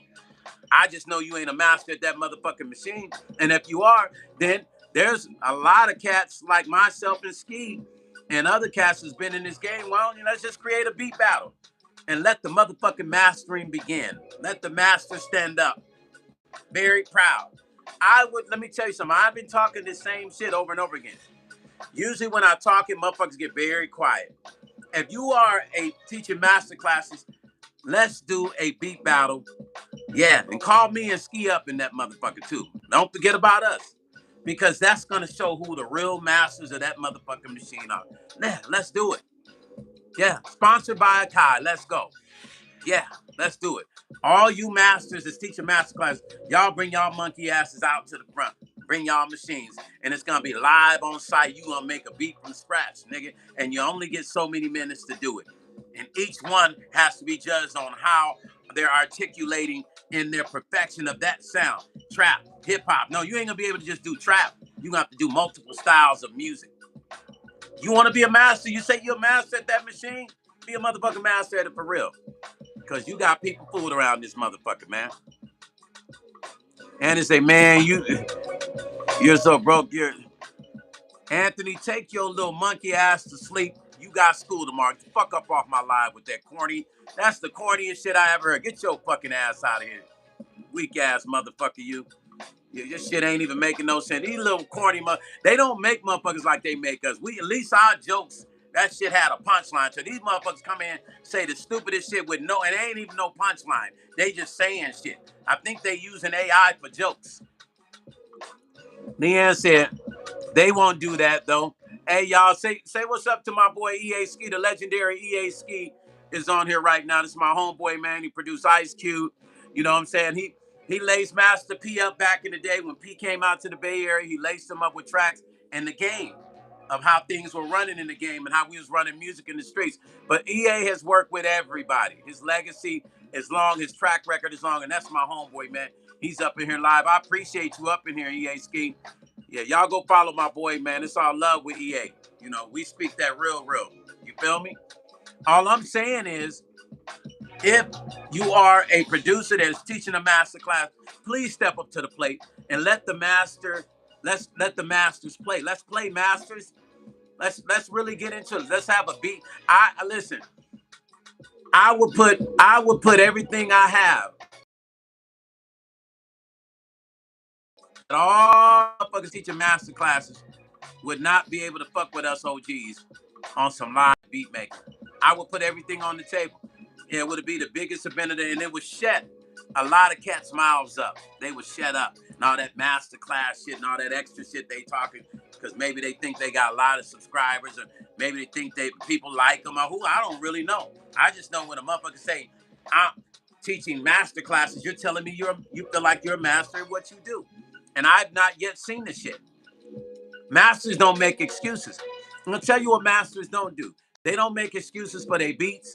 They don't go, hey man, uh, you know, they don't try to sell you shit because first of all, they know their music is good enough. They don't have to sell you nothing if they want. If we sell you something as a master, we sell you it because we know it's a part of us. It's an extension of the years of work we've done. Real masters don't have to sell shit. You're gonna hit them up asking for it. Hey, do you have drums? Do you have? Oh, I got you. We're gonna come out with the drums. People that are not masters, people don't ask them for drums. They gotta talk about what. I'm gonna put out a drum kit. You guys get my drum kit. When you join the master class, you get 20% off. Ask them what the last track they had come out and who it came out on. Ask them who they produced the last 10 or 20 years. What artists they work with in the industry. Then I want you to hit those artists up that the artists that have been legendary artists and ask them what they think of master classes. Call somebody, go run into Ice Cube and ask Ice Cube about what a master class is and watch what he's gonna say to you. Go to Master P and ask Master P what's a master class and what it should consist of. Go to Teddy Riley and say, Brother Teddy, Stone told me to hit you up. What does a master class should it consist of? And all of them gonna say the same shit. They're gonna say the same shit. Well, first of all, if you know the master, is this person a master? That's the first question they're gonna say. Well, are they a master of what they do? No, sir, Brother Teddy. No, sir, Brother Ice Cube. No, sir, Brother Jimmy Jam Trick. Then why are they teaching a master class? That's how it's gonna start off. Because you gotta be a master of what you do in order to finagle a person into saying they're gonna buy into the master class narrative. Or it's really a hustle. I'm just saying. Because in the end, what are you really getting from that person? When the manual tells you the same motherfucking shit they gonna tell you. Wouldn't you like to see how they really use that machine consistently? And wouldn't you like to go, damn, that's what made me buy the machine. Every person that bought the MPC, even with the WAC converters or not, right? They bought it because they saw how I used it. Everybody that bought the MPC, they bought it because they saw how Ski used it. They bought it because they saw how people in the industry use it. Babyface, Teddy Riley. That's why they bought it. Y'all get it. It was never about a manual. It was never like, hey, I bought it because Stone Paxton and EA Ski showed me the manual. That's why I bought it. No, you ain't gonna hear nobody saying that shit. They gonna say I bought that machine, man, because I saw Ski Man, I saw that Stone dude, man, I saw Babyface, I saw Rodney Jerkins, man. The way they use it made me buy it. That's why they buy it. Y'all done got the whole game twisted. Because surely your master class is not showing guys how to be masters at it because you haven't become a master at it. If you ain't never scored 30 points in a motherfucking game, a high school basketball game, or the pros, you don't even know you don't even know the speed of the game. You don't even get it because you ain't never scored 5 or 10 or even 30 points. You ain't led the team to no victories. You ain't even led your own team to no victories. You got to lead the team to a victory to be a master of the play. What victories have you led the team to? You ain't even got lucky and led the team to a victory. I can actually even understand a motherfucker get lucky and lead the team to. Well, they got lucky and led the team. He tripped and the ball went over the goal. They got one. You got some motherfuckers that trip and the ball going to goal. They get lucky. But when you say you're a master, you're purposely designing a thought in people's mind to believe in you as the Grand Poobah, Superman. And then there's a lot of young folks that might buy it. There's a lot of folks that they weak minded with understanding. They might start believing that shit, and then they believe everything you say, only to crash and burn at some point because you can only take them so far. What happens when that person can only take you so far? And then what are they gonna do? You're just gonna fall off the motherfucking cliff. They've led you to the ledge. They brought you there, right? Because you too lazy to look up shit. So you Masterclass, and they brought you to the ledge. Now you're at the ledge, and they're like, hey, well, this is as far as we go, you guys. This is the end of the road for me, but hey, thanks for taking my masterclass. Hey, well, what do we do, man? It's a cliff here. You can jump if you want, man. That's all I have to offer. Beware of people that all they have to offer is selling you the same shit that you already either know or that there's a book sitting right there. There's a book called the Bible. I'm going to show you something. There's some people know that book very well, and there's a lot of people don't. But most people that don't got that same book sitting in their house, and they'll pull up at a mall and a person say Psalms 23:3. You know, and God said, and you're sitting back like, wow, oh, that's deep. You got the motherfucking book at home. Not the motherfucking book, but you have that book at home. You have that same book that's powerful at home. But because you don't want to take the time to submerge into it, you're all in awe of this person who has read a passage from that same book that sits in your living room. That's what's happening on YouTube. When people run the master class plays to you, that's what they're doing. Because you can go get the manual and read everything they saying. They ain't teaching you nothing special. But when they teach you how to make hits, or the concept of making hits, now they teaching you something special because you're teaching them from your experience of doing that. They can't teach you how to make a hit if they ain't never made one. And even if they made a whack hit, they gotta show you how to make that. They gotta show you how to reduplicate a whack hit. Think about what I'm saying. Now I ain't on here bashing nobody. People don't like to hear the truth. I'm just telling you the truth. When people get done talking shit, they can tell we can beat battle all day long. I stand up for mine all day long. I come on the stage with drums, the MPC setup, keyboards, and all that, nigga. You gonna have a hard time. Yeah, you gonna have a hard time with me. You talk beat battle, we ain't just doing it easy. We bringing keyboards, drums, all that. You gotta show me what you really got. Master classer. To all y'all motherfucking master classers that don't have no experience.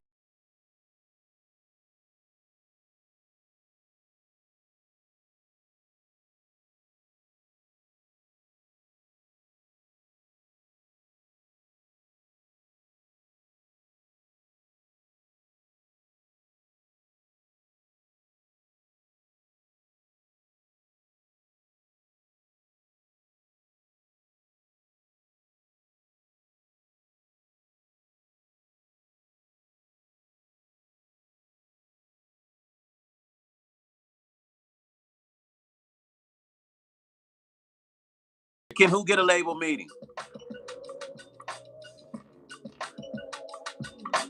What's up, Chef Banner? Gary Smith said we have someone claiming to train 1,000,000 producers on. Well, here I'm gonna be honest with y'all. I know who you're talking about. Somebody training 1,000,000 producers online. You know, I'm gonna be honest with you. I like that kid, and I'm gonna tell you why. Like, I can't remember his name. If I knew his name, I would actually mention it. Do I like what he says? You would have to show me that whole training 1,000,000 producer thing. I'm an OG. We don't just buy anything a motherfucker say. This internet will make a motherfucker say, I trained 200 monkeys and they can talk and cook. But I will say this, I like that young man. I'm gonna tell you why I like that young man. Because I like his ambition. And he don't fuck with nobody. He don't. He get on his channel, he do his thing. If he says he trained 1,000,000, that's something that he got to deal with that. If that decides to come to light and it ain't 100% true, y'all feel what I'm saying? But what I like about him is he built his thing. He took it. He worked hard to build his platform. Even if he ain't the greatest producer, he knows it. And I've watched some of his videos. He'll say it. Do I believe 1,000,000? But that's just a lot of motherfuckers that's just a lot. Maybe he's using a variable number thing, or he's going, okay, if these many people watch me, I have 1,000,000 people watching me. It's got to be 1,000,000 people that I've trained. Maybe he's doing that. Maybe he's, you know what I'm saying? So I don't know how he's getting that number, but I like the dude. I'm going to just be honest with you. I watch him. I think a lot of people go at him because they're jealous of him. That's what I believe. A lot of people go at him because they want the numbers he has, and they're very jealous of him. So, and to me, he don't talk shit. He'll talk his stuff, but he don't be fucking with people. You feel what I'm saying? Like, he don't purposely go and try to fuck with people or use little subliminal things live to try to bash a person. He's a cool kid, man. But I know what you're talking about. Now, train 1,000,000 producers, I don't know nothing about that shit. I don't know how he comes up with the number. It's weird. Maybe one day I'll talk to him and ask him, hey, bro, how do you come up with that number? Did you train 1,000,000 producers? I really would like to fucking know those 1,000,000 producers. And if you train 1,000,000, then how come you ain't got 1,000,000 plaques on your wall for the 1,000,000 producers that have went platinum or what? I mean, that's his story, and I guess he's gonna stick with it. I don't even know, but I know who you're talking about. I'm really kind of on these, and I don't know if he does a masterclass. I think he does, but I heard some of his production. I don't think his production is the greatest thing in the world, but I mean, to me, I think he's a cool dude, man. I'm just gonna keep it 100. I peeped him out. I don't have any reason to really go in on him and bash him like that, because I think he's a cool dude, and I think that he spent his time building his platform. And I don't want to use my words to try to get any attention off of him, because that would be unfair. But I like that kid. And I say kid because I'm 55. He's a young guy. I like that young dude. Now, once again, I don't agree with the whole 1,000,000 thing. That I don't know shit about that. Trained 1,000,000, but I don't know. I do think he's a little marketing genius, though. Think about it. The kid he's a little genius, y'all. Y'all gotta give him his credit. He's a genius. He's a marketing genius. He knows how to push them buttons to get you to pay attention. And I think that's what that really was. I don't know. Like I said, I don't know. I've heard it. I think I saw him say it, and I just was like, I didn't even put no thought into it. Guys like me, Skeety, and other guys in the street, we hear that shit, that go in one ear, come out the other. I didn't even put no thought into it. I was like, man, I laughed at the shit. But I will say, he's a marketing genius. Dude, a genius. And that's why people go after him. They want his light. They want his shine, so they go and mention his name. Notice I'm not mentioning his name, but he is a genius, and I will give him his credit, because it takes a genius to pull off some of the shit he's done. Gary say, I like his information. but using his subscription numbers to claim he's training his training numbers, I'm sure. Absolutely. And that's what I'm thinking he's doing. And guess what? Technically, if we want to speak off of just technical shit, he's not really lying. If I got 1 million subscribers, right? And they subscribe to me for production, I can say I trained 1 million people. So he's not really lying.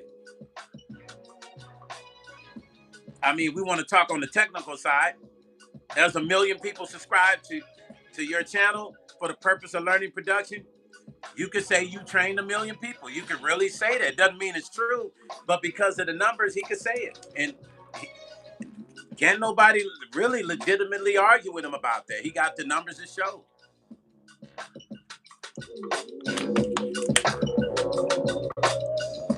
Packy, what's up, family? I'm looking for it for 12 o'clock, Packy. Because what happened was I forgot to tell them to rush the single.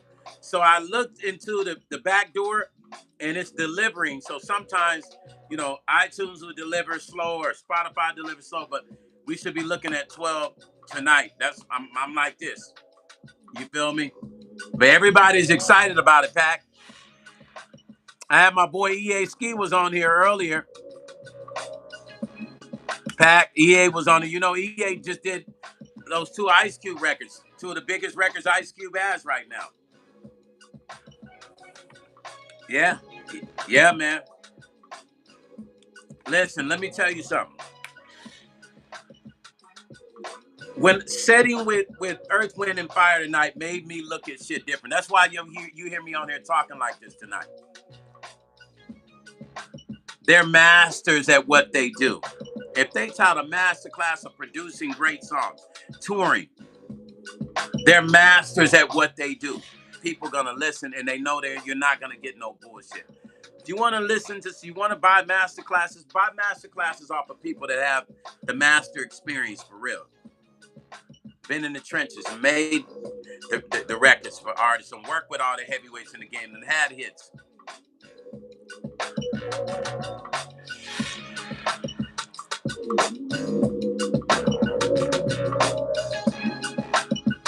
That's all I'm saying. I'm not on here to go in on nobody. We gotta hold people accountable. Just like content creators get upset when people are bashing Akai because they're kissing Akai's ass, right? So they get upset if they hear anybody bashing Akai or correcting the things that should be corrected. They shouldn't have a problem with somebody saying to them, if you're gonna teach a master class, be a master in what you do. And if you got a problem with that, let's me and you battle. I'm down with it. Let's battle. Let's do a beat battle. I'm overconfident about my shit. If you got a problem with me saying that you ain't a master and you shouldn't be teaching master classes, and let's do a beat battle. That'll stop it all, right? Let's see how much of a master you are in what you do. Because I'm bringing the fire at every angle. We can make it really, really big, or we could just do it right here on YouTube Live, heads up, and then you got to drop that masterclass shit after that if you don't win. I think that's fair game for all y'all running the masterclasses that can't really produce. I'm just saying, you running a masterclass and you can't really produce.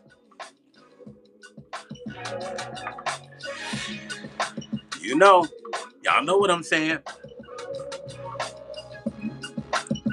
CC, listen, I would love to see it too, but because they're not going to do it, now what they will do is watch, and different people going to take this video different, right? But the ones that know what they're doing, they're going to take it to heart the worst. As like I am trying to attack them, and I'm not. I'm just being honest. I mean, we're all in this game together, right? So why am I going to pacify you and play games with you? I'm going to keep it real. You're a master. You teach master classes. That's 2 masters. Go at it on the beats, master. Let's go at it. Let's do a master class for beat making. Let's do a master beat makers master class, a beat battle master class. Leanne said they'll talk one while. No, they won't at all. Packy say fire. Y'all must be on something. Stone is the hardest producer I've worked with. Pack Heat, thank you, family. Pack, I was talking about like you know, on YouTube, Pack, you got all these producers. You never get the real cats who's doing it that be talking that masterclass shit because we be so busy, we really don't have time to even do master classes.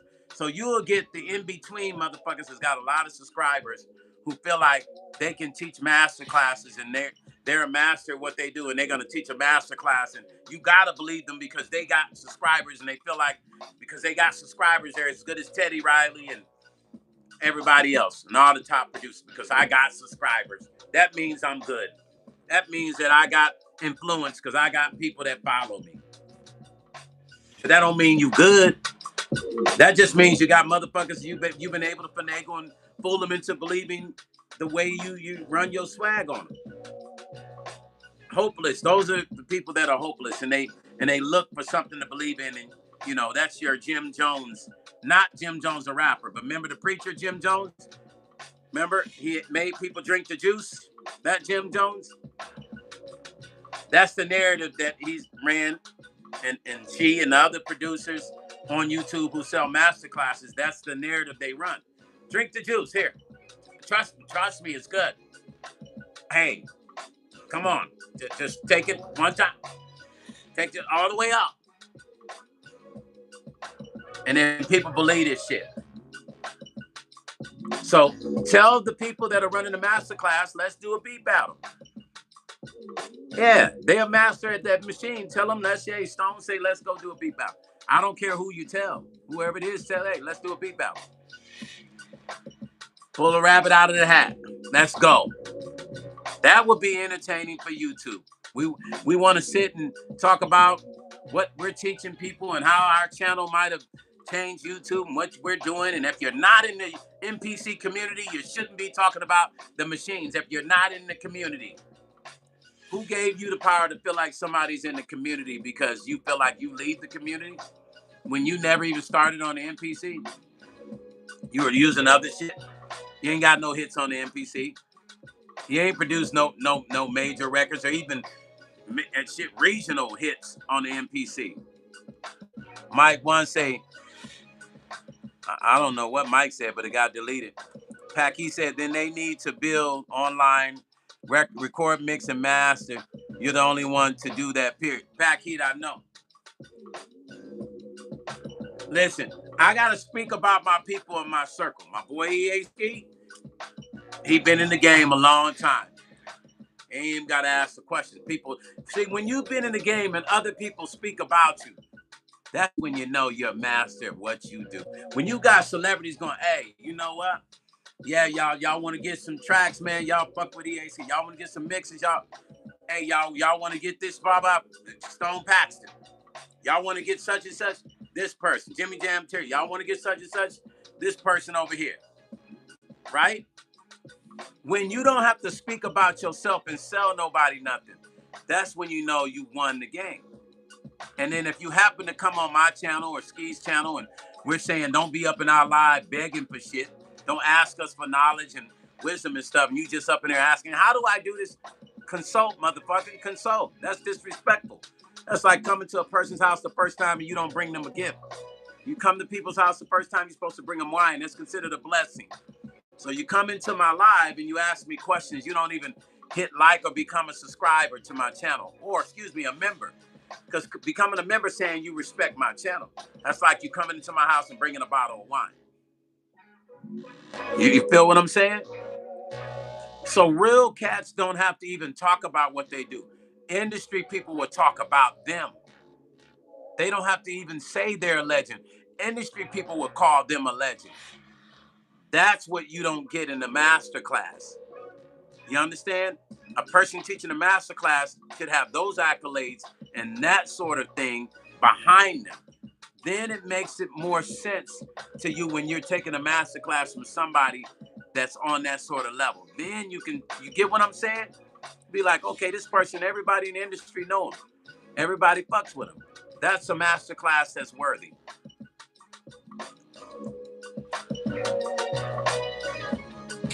Mike wants to say, this is an open discourse. Pack, he say, Take your shoes off. Exactly, Pac. Tell them. Mike, let me explain something to you, Mike. Mike 1. Okay. Mike 1, listen. If you're going to come to my channel, stop acting like a little kid. Be a grown up, okay? Don't come in my channel asking, why are you being censored? Obviously, whatever you said, my moderators are blocking your ass. So you must be saying something that they feel like is rude because they know me. And they know if I see it, I'm probably going to go in on you. So if you come in here out of respect, you don't have to ask that motherfucking question. So come in here out of respect, Mike. Whatever you saying must not be right, or they would leave it. Talking about censoring you. I can censor your monkey ass all day long. You at my motherfucking channel. Do not tell me how to run my motherfucking channel, man. Talking about, why you censor me? Who the fuck you think you are? You ain't no member of my motherfucking channel. Don't come in here telling me shit. Terry P, what's up? Why would you ask me a question like that when I'm talking about something? I'm on a whole serious situation. Come on, man. When I'm talking about something, y'all come in and ask me, hey, man, what color is Kanye's shoes on Tuesday? Like, come on, man. Like, I'm talking about some other shit, man. If you got something to say what you got to say. Don't ask me, do you know the Lord of Boo-Boo? Come on, man. What you talking about? We talking about some other shit, man. Catch me on the day when we talking about that. Hey, D, hit that thumbs up, D. When y'all come in, please. Hey, Stoney, what's up, D?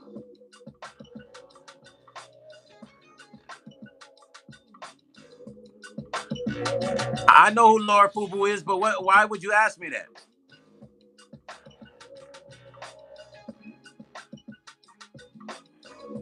I've actually heard it, Lord Fubu, through a friend of mine. P and keep asking, right? DTV said, I smashed the button. Thank you, D. Hold on for a second.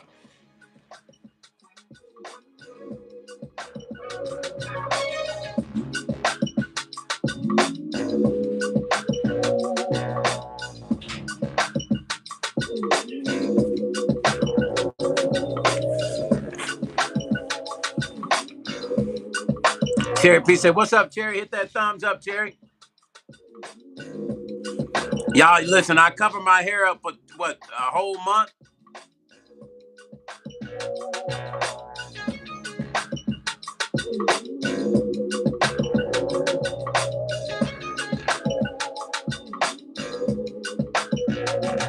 Packy said, I know, Packy, yeah. Yeah. At first, when I caught it, I thought so too, but then I heard of that name before.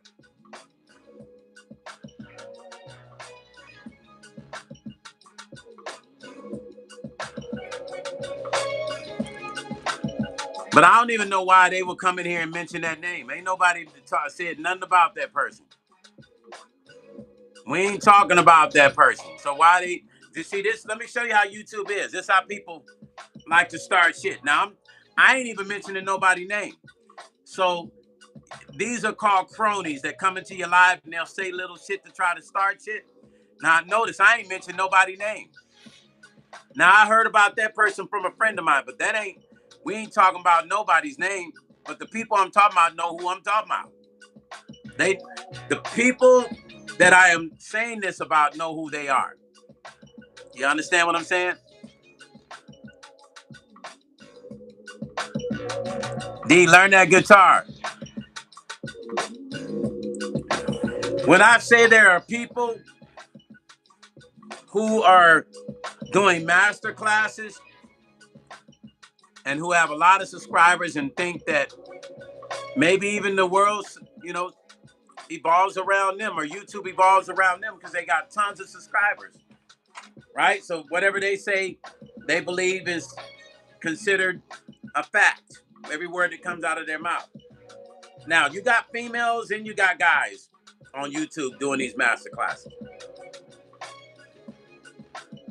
But the ones that are doing these master classes like this, I'm just going to be honest with you. The ones I've heard, they ain't good at beats. I'm just saying. They're just not. And they don't have a history in making records like that. They don't. They don't. So people can be mad at me for what I'm saying.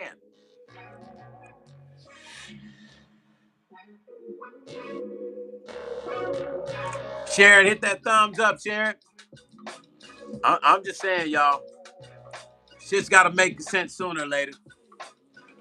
I don't know why Akai should hold these people that they be giving these machines to responsible for being masters at the motherfucking machine. Like Akai. Like, I know the people at Akai. I've been rocking with Akai before some of the people they got working for him was here. That's how long I've been rocking with the machine. But Akai should hold these people responsible for calling themselves masters at the MPC. Isn't that kind of like, wouldn't that be considered an insult to the company? That you are calling yourself a master of a machine that you've not mastered? And surely part of being the master is making dope tracks and being able to make those tracks from scratch live. I've been doing tracks from scratch live. Even the young man that came in and asked me if I know of a producer. I've been making tracks on YouTube since I started on YouTube when YouTube started in 2005. I stopped. I came back 2008. I've been making tracks on YouTube before the producers you see on the MPC are on there. Ski was on YouTube, a guy named D, and one other dude. 2008. I want you to go back of all the MPC channels. I'm gonna show y'all something. Do your homework. For all of my beat makers in my life, go back, do your homework. Go to channels and go back. I just gonna take you a little minute to do your research, but you're gonna find out Stone ain't making this shit up. Go back and look at how far back their videos go with them on the MPC, and then what I'm saying is gonna make a lot of sense. Then you'll go, okay, I feel you now, Stone. Go back to 2008 and look through their videos and look for their videos for 2008 and them on the MPC. That's all I'm saying. Go back, and that'll tell you everything you need to know. And then you understand why I'm saying how people can just call themselves, I'm a masterclass person, and you haven't really mastered the machine.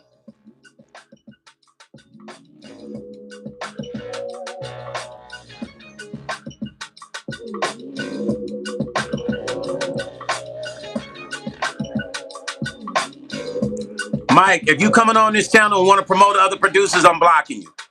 I'm the only motherfucker's gonna come over and promote other people. You wanna become a member? You wanna talk about other things on here, or other producers? I feel like low key you coming on here to try to promote people on my channel, and I don't get down like that. So now, if you want to do that, become a member. Pay for a membership. My screen, my timeline is used for the shit that I want to talk about. Okay, so you're welcome to promote, become a member. You can come on and talk about whatever you want, but don't come into my channel when you're not a member of my channel. You haven't been, and you just pop up tonight and you want to talk about all kinds of shit. Become a member. Show some respect, man. Don't just come up in here just clogging up my screen with shit. Become a member. That's the respect. Then you can say whatever the fuck you want to say.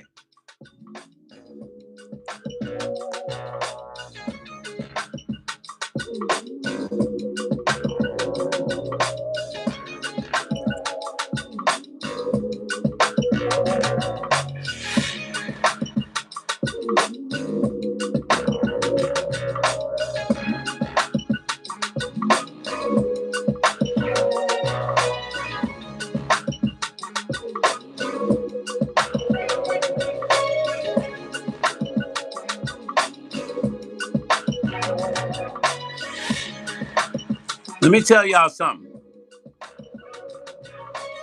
Will's in the house. D, what's up, D?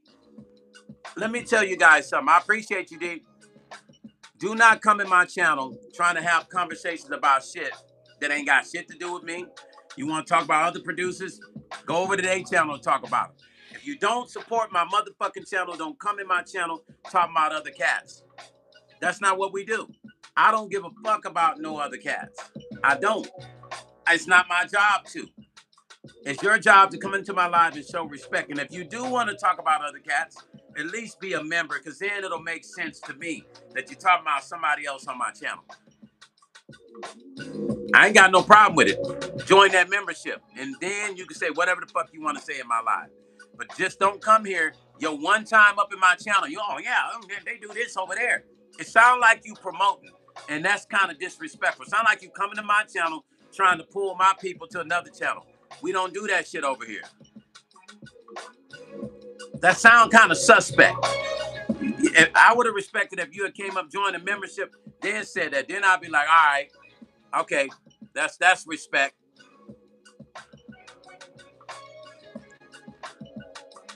Yeah, Mike is a sleeper cell. I know sleeper cells when I see him. Gary Smith say, my boy back in 97 let me hold a 3,000 for a month, and I barely learned 1%. So what you're saying is right. And then this motherfucker Mike come in here. I ain't even talking nothing about the shit he talking about. He just want to come in here and spam my channel up with some whatever bullshit he talking about. It ain't got shit to do with me.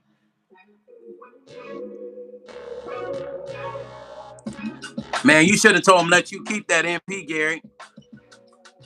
Leanne said that's exactly what it looked like. And when exactly, he was sitting here working too hard to try to convince everybody in here about whoever the person he was talking about. I've been doing this live beat shit before niggas was on the internet. Excuse me, ninjas was on the internet doing this stuff. That's how long I've been laying live beats. It's nothing new. So don't act like you're coming here telling me something new shit when I've been doing it. When Ski been doing it. When other producers that's been doing it way back. Exactly. P say completely off the subject. Mike, don't bring your monkey ass up in my live no more unless you're going to become a member. If I see you up in my live again, I'm going to block you permanently if you don't become a member. Now, the only way you're going to be back in my live, I'm going to be cool with you now, is you got to become a member. Other than that, don't come up in my motherfucking live with that bullshit. Period. I don't give a fuck. Period. You heard what I said. Yeah, P. Up in here being a sleeper cell, trying like low key, like you over here spying and shit. What the fuck you over at my channel trying to spy and then at the same time market for somebody? Fuck up out of here, man. Y'all youngsters think y'all smartest. Y'all think y'all smart as shit. Like motherfuckers can't catch the game that y'all be running, man. We're always 42 steps ahead of the game, the OGs are. We see the shit coming. We know it right when we see it. Trust me. I already knew it when you first ran the first line that you was running. Talking about censoring you. Get the fuck up out my channel. Ain't nobody censor you. You ain't even a motherfucking member of my channel to be censored. Members don't get censored. Gary said, I listen to people with track records.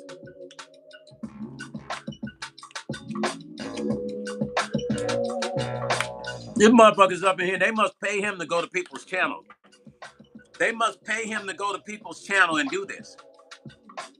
Hey, man, listen, man, I'll pay you to go over that Stone Paxton guy's channel and promote me, man. Yeah, just go in there and talk about me. Ask if they know about me. Put my name in the chat to bring people over there. Terry B say, we can smell shit a mile away. Yes, we can, Terry. D say, FPV say, only OG will understand the tube amplifiers, we already knew, right? Just by the way, you know, young people got a way they talk, right? They got this little thing they do, right? They think, they think they got game. We created that shit. That shit you running, we created it. You ain't got no game at all.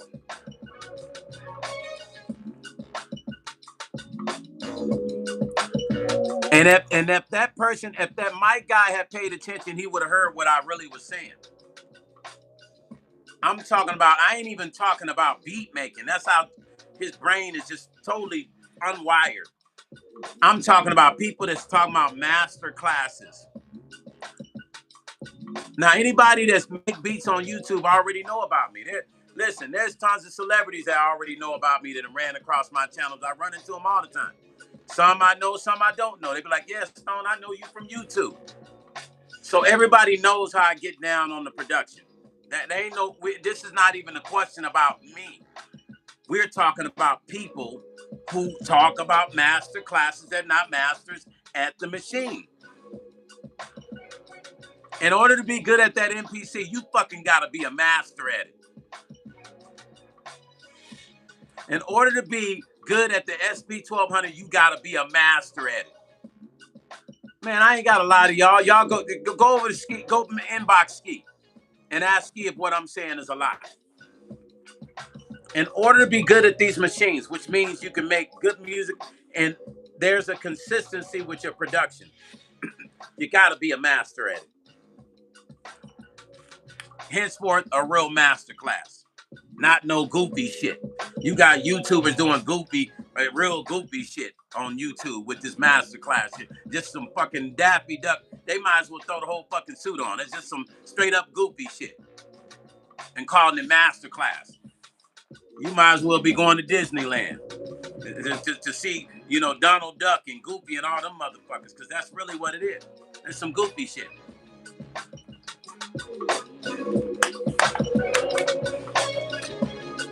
I'm a master. Hey, y'all, I'm a master.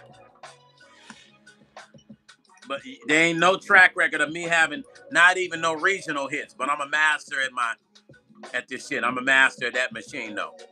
And I'm going to teach you how to use it as good as I use it when I'm not even good at using it. But I'm going to teach you how to be better than I am, because I'm mediocre with the machine. Right?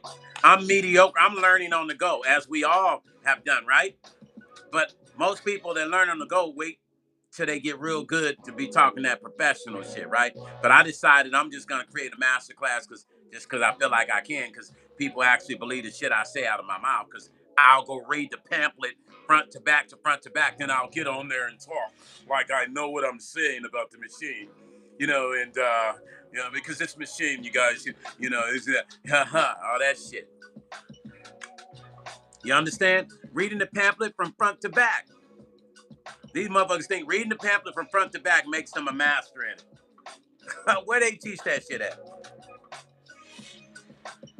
And I know y'all saying Stone is on some shit.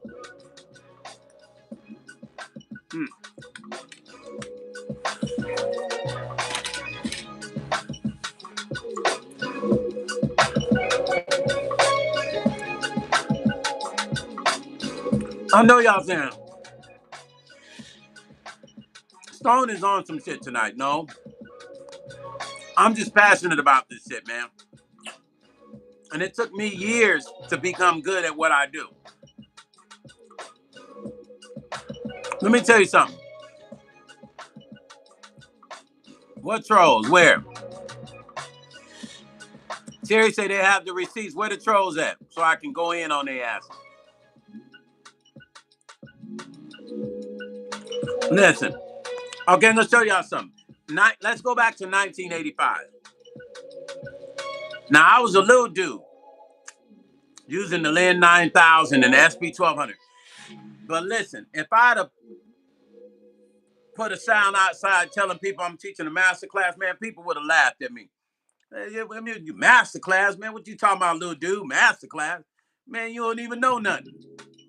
And I was cold at that machine then, those machines. But can you imagine me, just because I'm on the machine and I read the manual and I feel like I want to tell people I'm going to charge them for, a master class and show them I want to show you how to use this machine. Well, sir, I would like to know how to make a hit. Well, I can't teach you that, but I can show you how to use this machine.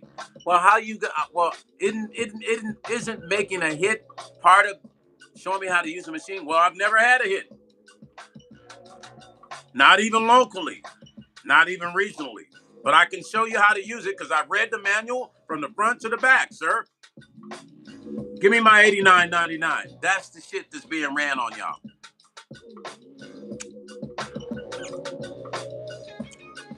D, we did a story. I talked about AI. What up, brother Tommy? I got your machine right here, Tommy.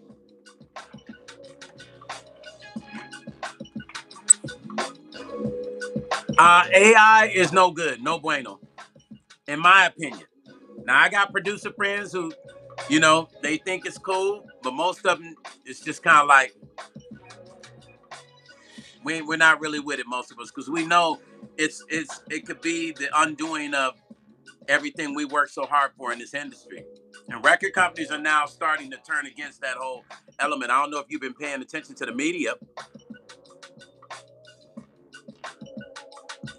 Stone did a live, and yeah, I did. Yes, I did a live a few weeks ago talking about it. Yeah, we went in about AI. That shit can be the undoing of everything we work so hard for. We got to be very careful with AI. It sounds good. It even looks good, but it doesn't mean that it's good. Right? The digital thing took over. They said they were going to stop companies like Napster from people file sharing, and that shit just morphed into something new. You still got people ripping people's records offline. They couldn't stop it. They were saying they were going to put a stop to piracy. They tried and they still couldn't. So imagine what AI is going to become if we allow it to really learn everything about us as producers and artists. And then what it can do as it continuously learns or as we teach it. Because you got to train it in order for it to know first. AI is a cop out. Yep. Lazy way to. Yep. Exactly. Listen, AI is going to make producers feel like they're better than the producers that are producing. But get here in this track, they're going to say, man, I could do that same track, man. And I ain't even got to sit down on that MPCstone. I can do that same track. Yeah. Yeah, I can do that same track, cuz. I ain't even got to sit down on it, cuz. You know what I'm saying? I just go on my computer, click, click, click. Yo, check that out. You know what I'm saying? Hey, let me get your beat, Stone. I'm going to put it in there, and it's going to copy it and do the same thing. That's what we're going to. That's where this is headed if we're not careful. It's already there, but it can turn around and bite us in the butt very bad. Razmir, hit that thumbs up, family. Happy Razmir, happy birthday, brother. Damn. Everybody say happy birthday to Razmir. It's Razmir's birthday. Razmir Jones, please, you guys, please say happy birthday to brother Razmir. I totally forgot it was your birthday. Happy birthday, family. D said people's brains and how they are actually better than AI, as AI is destroying people how they think normally. Absolutely. It is thinking for everybody now. Please say happy birthday to Razmir, you guys. Razmir is one of the subscribers here to the channel. Although Razmir hasn't become a member yet, we still got love for Razmir. But Razmir is subscribed to the channel, so we got love for Razmir. Sharon, say happy birthday. Yes, happy birthday, Razmir. 47, you're young. You a young buck. You still wet behind the ears, man. Talk to me when you turn 50, Razmir. Listen, you turn 50, we can have a real conversation, Razmir. That's what they said to me. So I'm going to pass that on to you. When you turn 50, we can have a real conversation then. Hey, Razmir, you know I got to mess with you, man. Listen, but real, I'm saying it for real. When you turn 50, then I can really talk to you then, Razmir. I could really, I can pull you to the side. We can have a real conversation. That's what my buddy told me before I turned 50. Nelson Green, hola. Hit that thumbs up for me, Nelson. I appreciate you coming into the channel. Hopefully you become a subscriber to the channel. We have fun here, man. It's all about fun, music, interviews, me creating tracks live, man. You know, celebrity interviews every once in a while. We just have fun here, man. Knowledge, family, life, sharing, information about our community, all kinds of stuff. We just all over the place here. Thank you. That's a track I produced. That's a track I produced, Brother Nelson. That's going to be on this West Coast Hip Hop Compilation Volume 1 that's coming. So my boy Jay Flex is going to be rapping to this. The legendary Jay Flex from Death Row Records, who wrote a lot of California Love, been there, done that for Dr. Dre and tons of other records. He's rapping on this. Razmir said, I'm working on that since Trump cut everything. It's been tight. I'm going to be coming. No, it's all good, Brother Razmir. At your speed. I was actually just giving you a hard time for your birthday. Whenever you become a member, it's all blessings, brother. You feel what I'm saying? I listen. I know it's been a minute. I know you guys are probably, maybe I'm gonna throw my hat back on.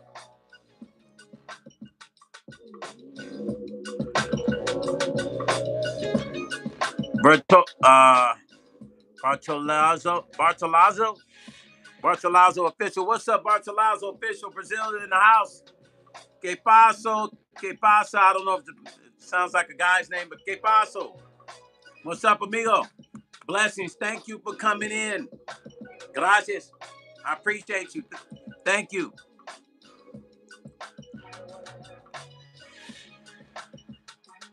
Yeah, so once again, when we say masterclass, just be fully responsible for the word master. That's all I'm saying. When you say masterclass, just know you gotta be responsible for that word. That word master is a serious word. Now that's a word a lot of black folks don't really like. We don't like to hear the word master, but Nelson said, I say music tells a story. You hear that music in the background, Nelson? That vibe, right?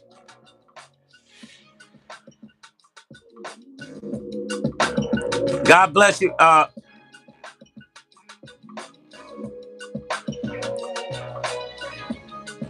Bartolazzo, I appreciate you, family. I appreciate you very much. I really do. Well, the subject tonight I was talking about, people on YouTube who create these master classes, Rajmir. They create these master classes and they sell artists or producers pretty much information. You're selling them information, but you're making them think you're a master at what you do when you're really not. And so it's like, why are you selling somebody information when you're not good at these machines, right? If I say I'm a master, right? If I say I'm a master at this machine, hold on. If I do a master class on this, hold on.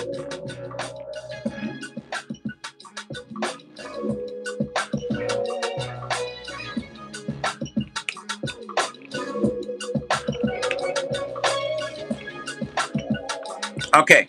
If I say to you, hey, you guys, I'm teaching a master class on this, right? I'm teaching a master class, everything about this machine, right? You're going to say to me, okay, wow, a master class? Hold on, you guys. You're going to say to me, a master class? I'm trying to see, I think my camera, somebody's at my door or something. Hold on. You're going to say to me, Stone, you're a master at this machine? Hold on.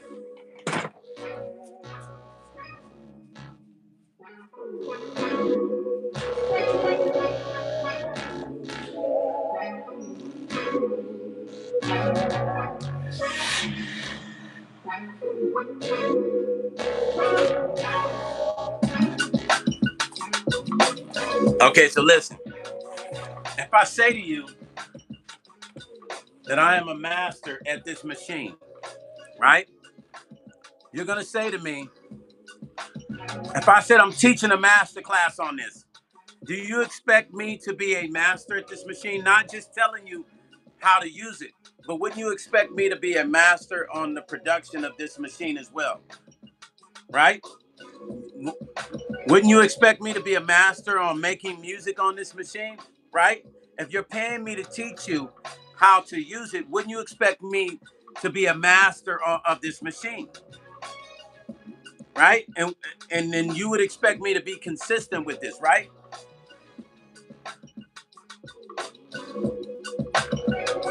That's all I'm saying. It has to make sense. Because you got too many people with master classes on this machine, these machines with no hits, no history, no regional hits. Like I can understand if you don't have a major hit. But a lot of these guys don't even have regional hits. They don't even have local hits on it.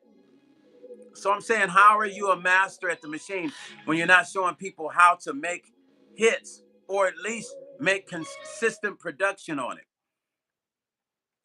Like, you know, you should be holding a class for production. Like, okay, let me hear y'all beats. Okay, nah, this is how you do that. In order to make that beat sound that way, that's a real master class, right? If you teaching them the manual, that's not a fucking master class. I'm sorry. But that's my opinion. Y'all might think I could be wrong. You guys could be like, Stone, you wrong. But in my opinion, that is not a master class when you're selling people the same information they can go get from the book, the manual. That's not a master class. That's a fucking every bit of a coup. You're just running a coup on them. It's like, what are you doing? Rasmus say, yes, you should know and have to manipulate the sound. Exactly. Boris the B say, yep, we could expect to see a proof of concept. Boris, thank you. Boris said, he said, yes, we would expect to see a proof of concept. There we go. That's what y'all see. The real producers are coming in. Bartolazzo said, you're right. Because on YouTube, you got a whole bunch of people who created channels who have jumped from one DAW to another DAW to a machine and then to the MPC. From machine to, and then now they're a master at, they've been a master at every DAW. They'll make you think they're a master at Ableton. Now they're master at Logic. Now they're master at Personas. Now they're master at FL Studios. Then they jumped over to the machine. They followed trends. Then they jumped over to the MPC because it was trending. Not because they're a master at it, but because it's the next shit that's going to make their channel money. Y'all got to see it for what it is. Because it's the next thing that's going to make their channel money. It ain't even about the love of hip hop on that level like that. They just make you think it like that. See, because when you love this shit, you ain't got to sell master classes. You can package your knowledge. You ain't never got to even call it a master class. Because that's very insulting for the masters that really master that shit. Rasmus said, our generation didn't read the manual and learn as well. As we go, all producers, Rodney Jerkins, I can keep naming them. Nobody read that MPC manual back in the day. We just dived into it. Rasmus said, I'm sorry, boss lady. Thank you for the birthday wish.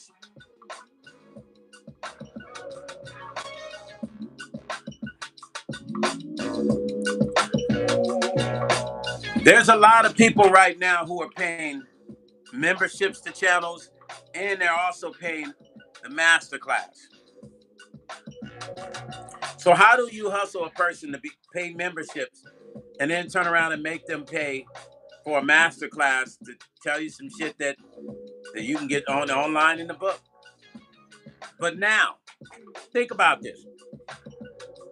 If EA Ski does a masterclass, everybody's going to take his masterclass. You know why? Let me tell you guys why. Because you want to know how he made those hits he made for Ice Cube. You want to know his secret. Like, damn, I gotta pay for this, and it's gonna be worth it. Now that's selling knowledge. That's a real masterclass. Because he can show you how he did that from a masterclass and a master point of view, because he mastered that machine. That's how he's able to make his hits. He's mastered his machine. He has the knowledge to teach you. So you're gonna cough up. He say $200 masterclass, you're gonna pay for it. Because you want to know what his secret was to that hit he made for Ice Cube and the many other records. You're like, man, I need to pick his brain, man. I need to see how he did that. Rasmus say facts.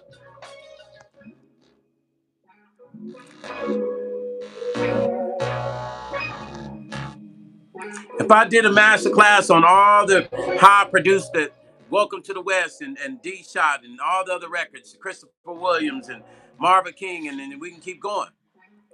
And how I'm about to do Jazz from Drew Hill's album. How I'm putting that together. People will pay for that knowledge. Like, yeah, Stone. Yeah, how that Welcome to the West is crazy. How did you? Well, this is really how I constructed it. Let's get into it. People pay for that kind of knowledge.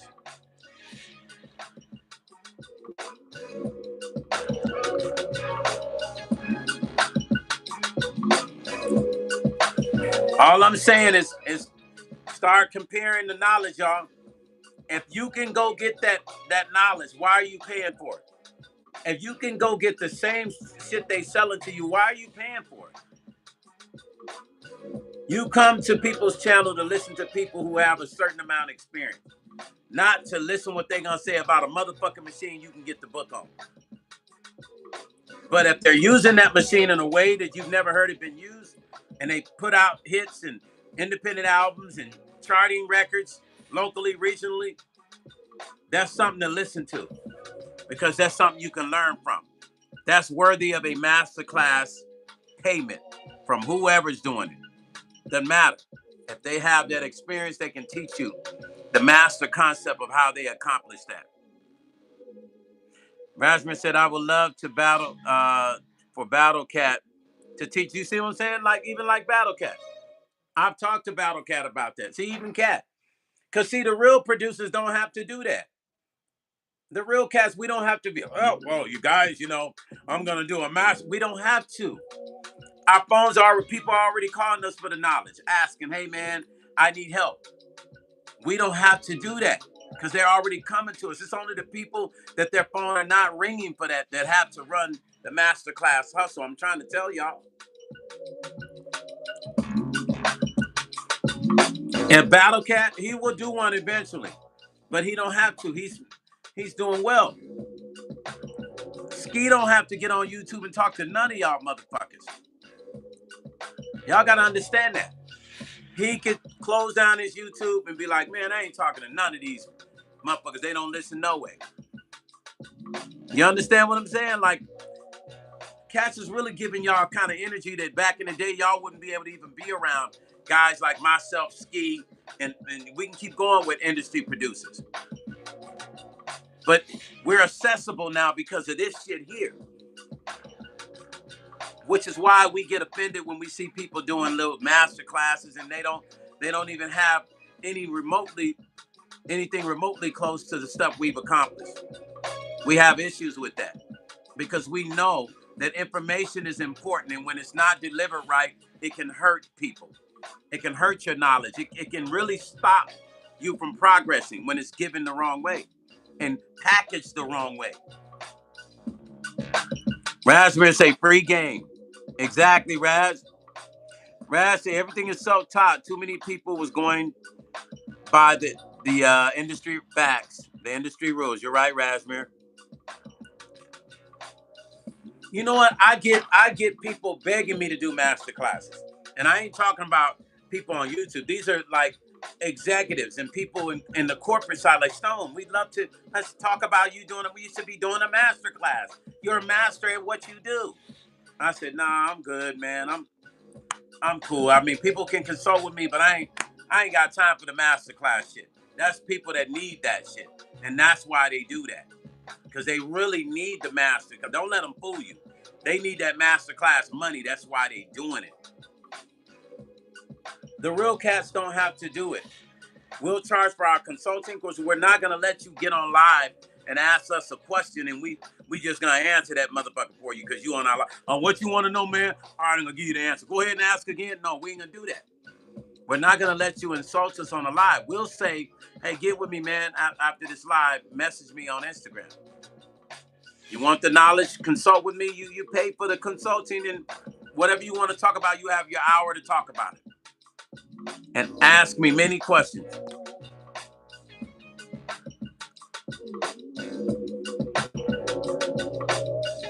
The game is sold, not told. That's what the old school would always say. Old school would say the game is sold, not told. And what that meant is you don't spend 40 and 50 years of learning something and you just be like, hey guys. Corporate companies package their information and sell it. There's companies that sell all of our phone numbers to other companies. They're called leads. That's what they're called. They call them leads. They will share leads with them, a whole bunch of phone numbers. They charge them for that. So don't think somebody's just supposed to give you all the knowledge for free. But then you'll go to people that are building master classes and you'll pay their $89 when they ain't really teaching you shit. Leanne said it's not free for all. Nope, it sure isn't. Here's Leanne, and this is what I'd like to know. For all those people taking master classes, I love to see how good they are after they've taken those people's master classes. Show me how good you are. I love to see you make a track from scratch, because at this point you've been taking the master classes. You should be well versed in making a cold beat.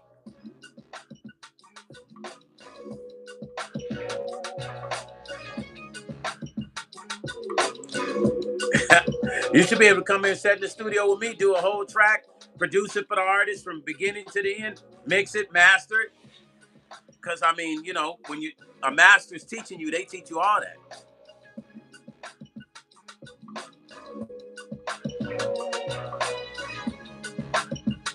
Leanne says, so would I.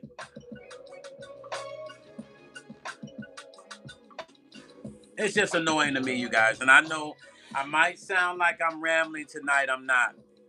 Hey, Leanne, you notice I took that hat? I had that hat on for a month. I had hats in general on for a whole month. I finally took it off my head.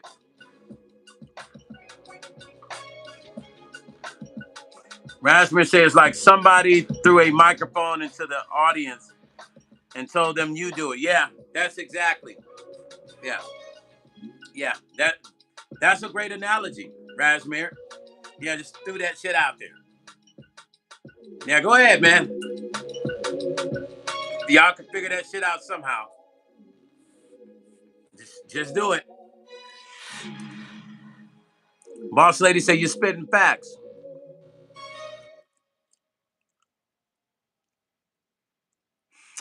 Leanne said, yes, I did notice, and it's nice to see again. Yeah, I know, Leanne. Hey, but Leanne, here's the funny part. When I covered my head up, then they were saying, oh, man, you bald. People, the trolls is coming in, hey, he bald, man. Then people call me thug. Hey, he a thug. I'm like, oh, these people they don't know what they want to talk about online.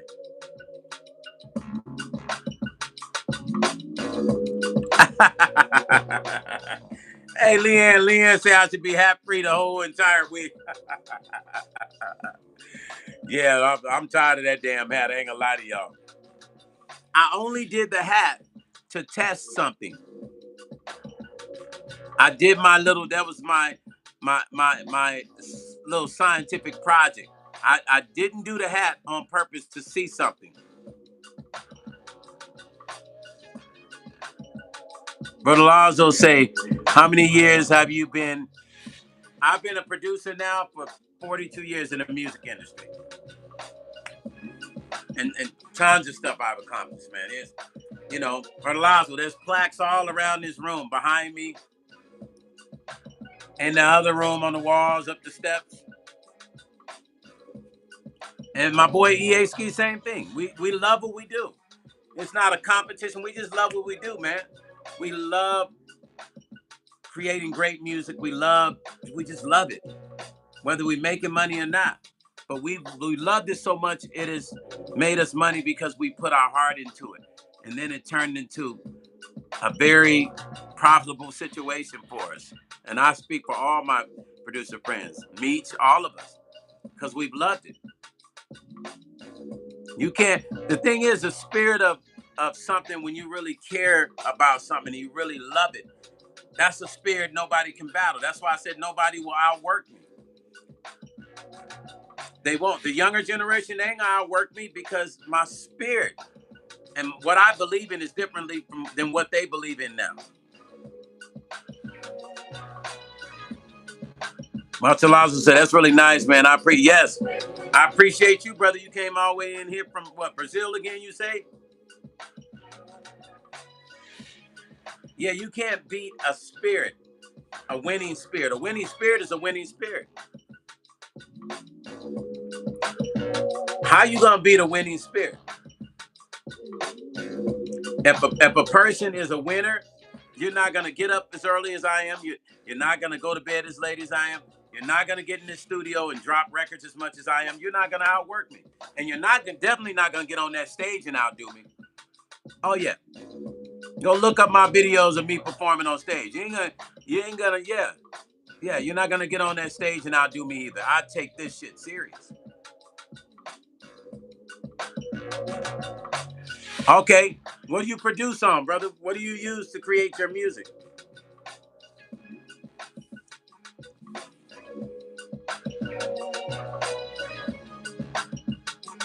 Bartolazzo, what do you use?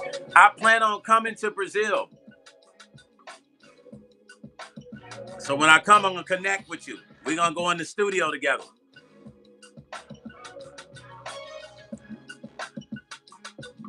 Raspberry say it's an art form. Yes, it is. An art form, a passion, and an art form. You'll never be able to beat passion. You won't. Seven Cotty said, a true artist, that's Stone Paxton. Oh, wow. Seven Cotty, thank you, man. Did I say that right? Yeah, that's my boy, Seven. Oh, I haven't seen Seven Cotty in a minute. Seven Cotty, thank you, family. I appreciate you for that. Yeah,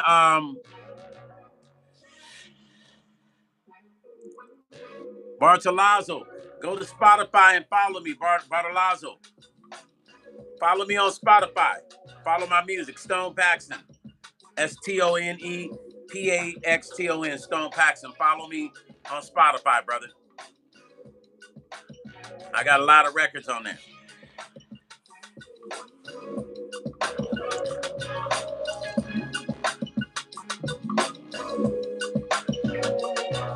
Mem Basic 2 say, would you listen to a melodic rock band ballad for me, please?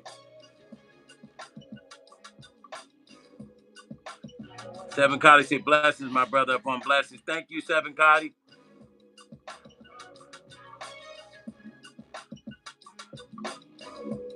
You can do it. Say, well, there goes my edging streak. You can do it. What are you talking about? And Mem, basis, I would love to listen to it. We do a music review, ma'am. I'm right now in the process of setting up the next music review. If you want to be in a music review, all the information is at the bottom. It's a $20 fee, Cash App, and then we'll add your song to play it live. And it can't be an unreleased. It can't be a song that's already out. It has to be unreleased. My moderators will put the information in the bottom.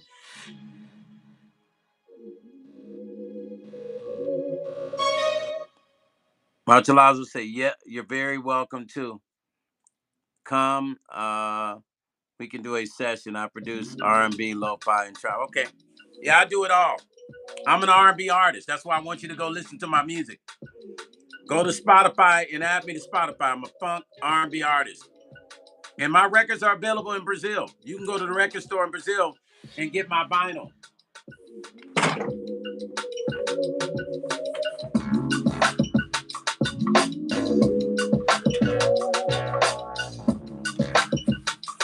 In Brazil.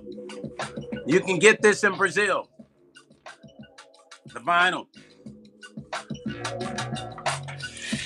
You can get this in Brazil at the record store.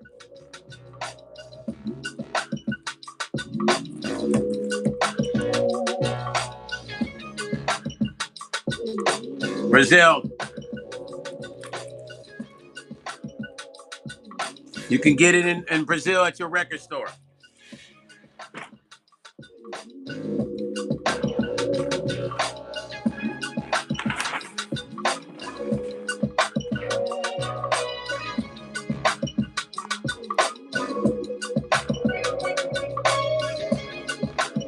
Yeah, you can get it. You can get it. You can get it from me, or you can get it in Brazil. Yeah, you'll love it. Trust me. Trust me, brother.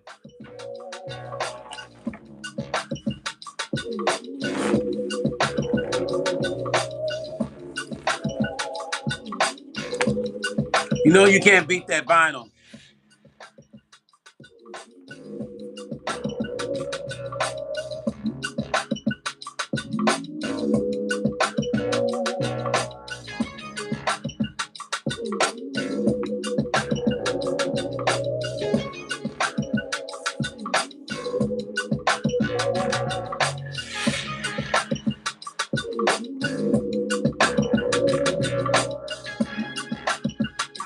I don't know if you guys are seeing that upside down, but it's weird.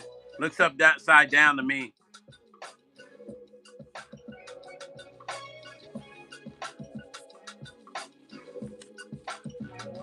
Record store in Brazil. All you got to do is ask for it. They got it. Because I get a lot of, they spin my records a lot in Brazil. Yes. Yes.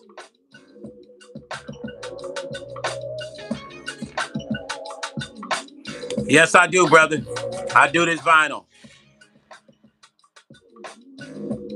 Boss Lady said, I love that beat playing. Yeah, Boss Lady. My brother heard it and he wants to use it, turn it into a jazz record. Martelazo.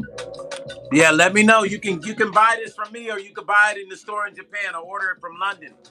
So you can go online and put Stone Paxton vinyl and this will come up. So you can buy it online too.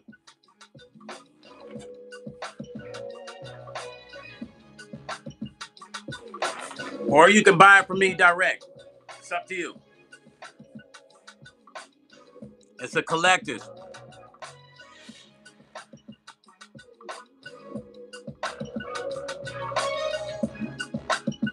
You don't get a lot of artists like this record too. I still, you know what? I owe somebody a vinyl that for some reason, I got the address was wrong and it came back. I got to remember who that is because the address was wrong and the vinyl came back. They bought a Christopher Williams vinyl from me, but the address was wrong and it came back. So I got to figure out who that was so I can ship them that vinyl back out. But I produced this record. I produced and wrote this record.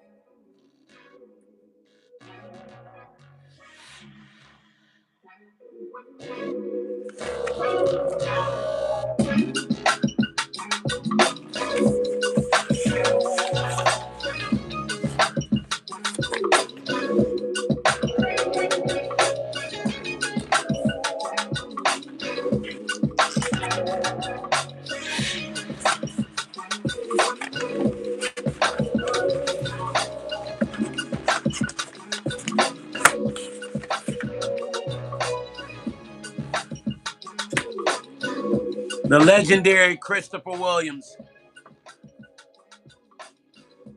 Produced and written by right here, recorded right here in this studio. Matter of fact, Studio A, I had Christopher do his vocals right here. Go listen to this record. I was in Studio A, but he cut his vocals right here in Studio B. So this is a great record. You guys want to hear it? Hold on, let me see if I can play it. Hold on. I'm gonna play it.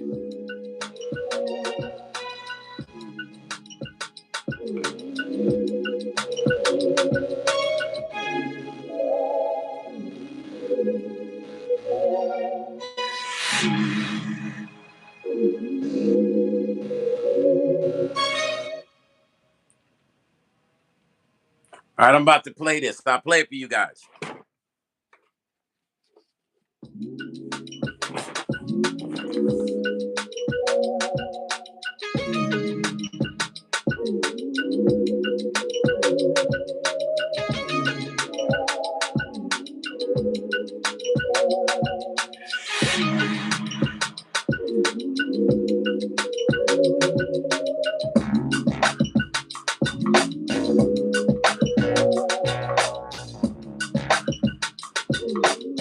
Here goes, you guys.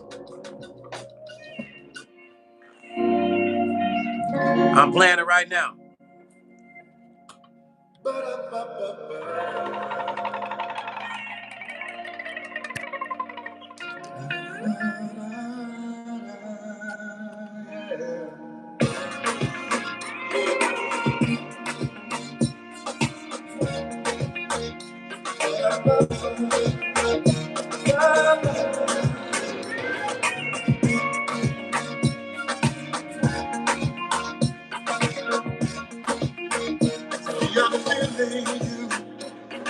Watching, praying, chanting for you, lovely dreams of holding you.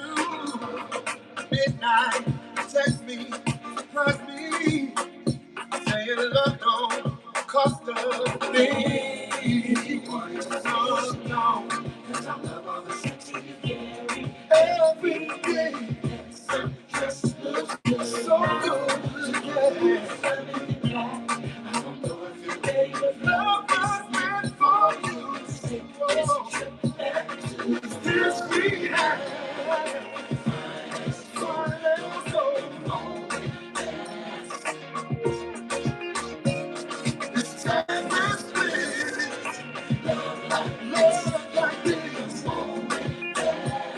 Yeah, yeah, yeah.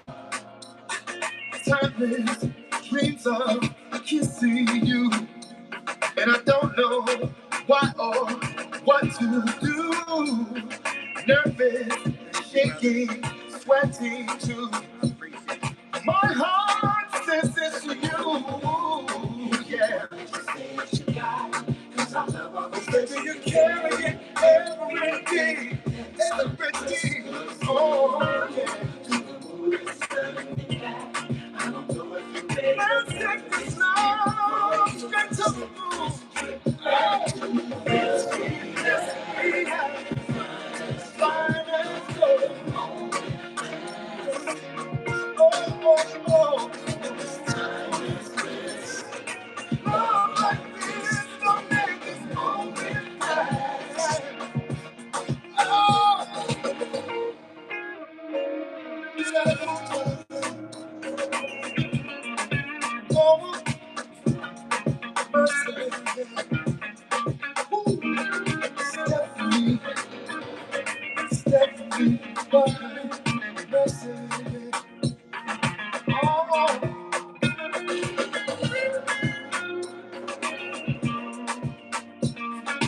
finest gold. Stephanie, this love won't move. All you do.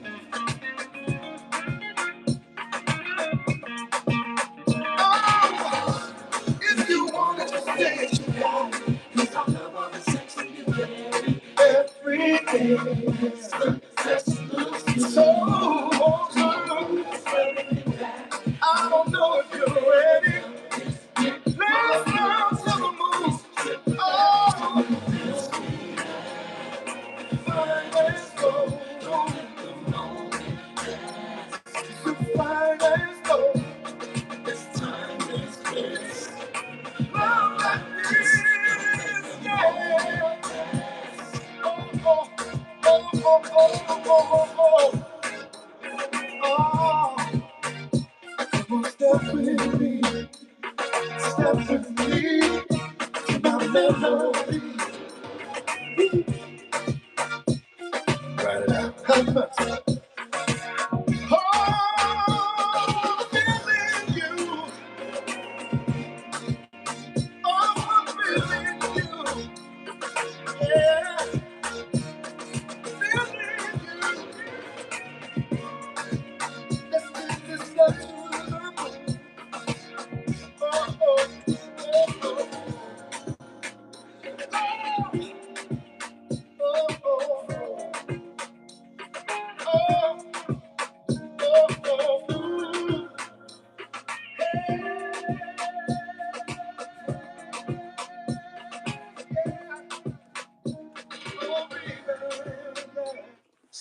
So let me tell you a story behind that record. And this record, when it first broke into the charts, it broke in at number 4. Well, what state, what country was that? South Africa. iTunes Top 100, December 13th, 2021. It broke into the top 20, right? Top 100. You see that? Same record, right? Now, let me tell you the story behind that. So, when Christopher came in the studio, he said to me, he said, let me hear the tracks you have, right?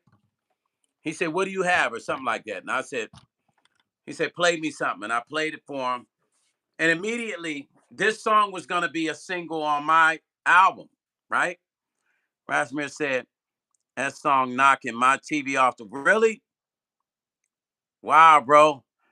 Selena said, I'm in South Africa. Hey, yeah, check that out. You saw that. South Africa.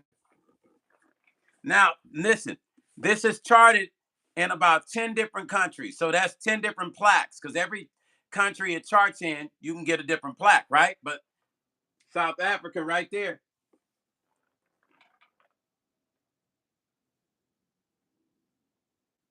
Right? So it's charted in, honestly, right now, just the other day, my moderator, Mystique, she messaged me. She said, oh, that record that Christopher Williams is broken to another chart. So it's broken into 15 different countries, 15 different places, different.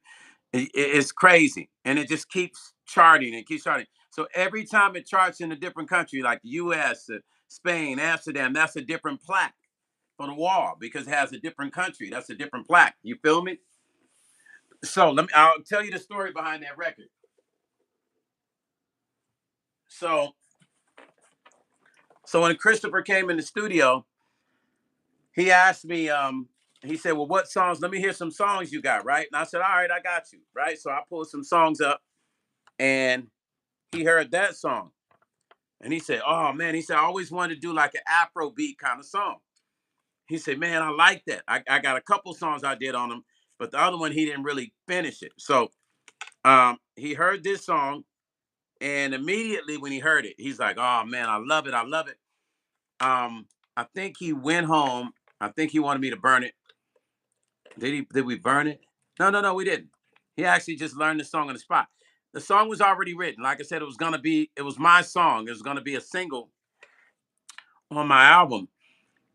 And he said, you doing anything with it? I said, nah, man. I was like, yeah, I was gonna probably put it out as a single, but if you want it, you got it. And then he learned it and we cut it just like that.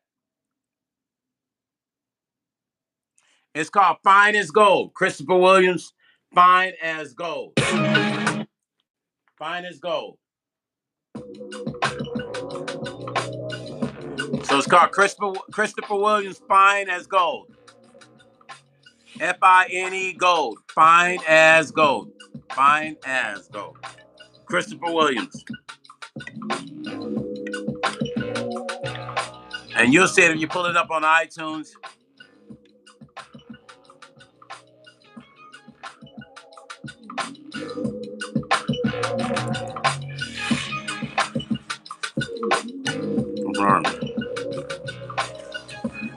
Sorry.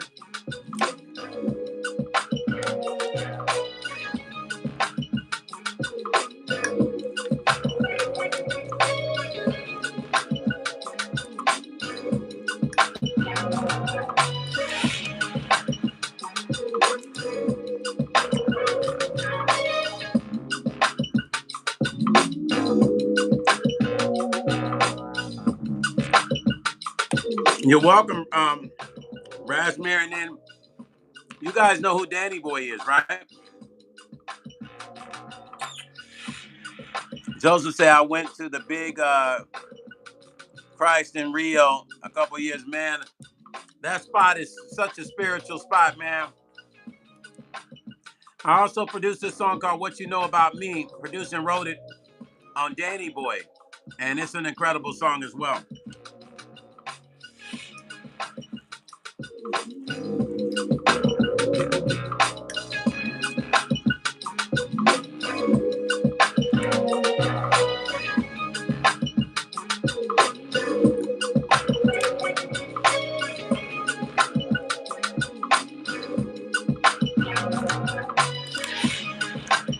Dr. Rocker, what's up, family? Hit that thumbs up for your brother.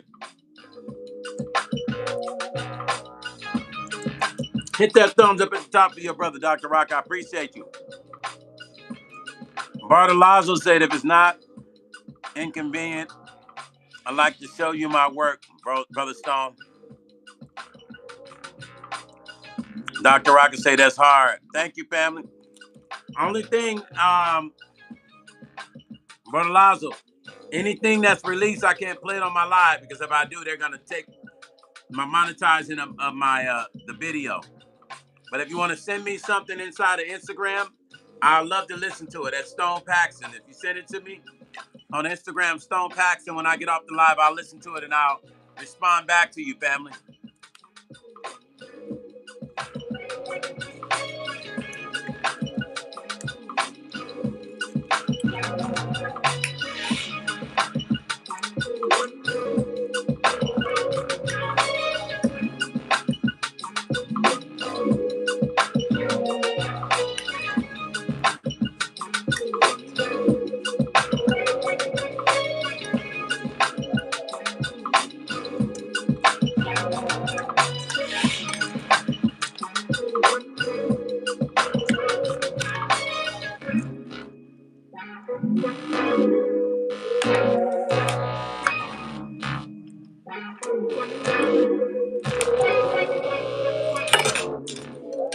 Like I said, I did a record on Danny Boy.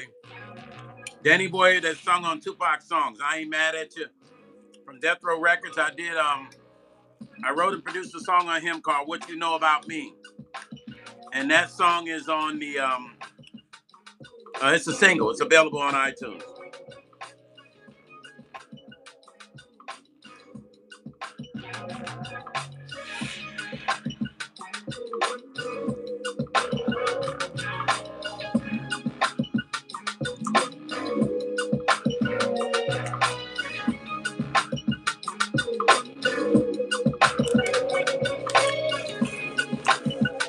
Brother Joseph, thank you. Gracias, gracias, Brother Joseph.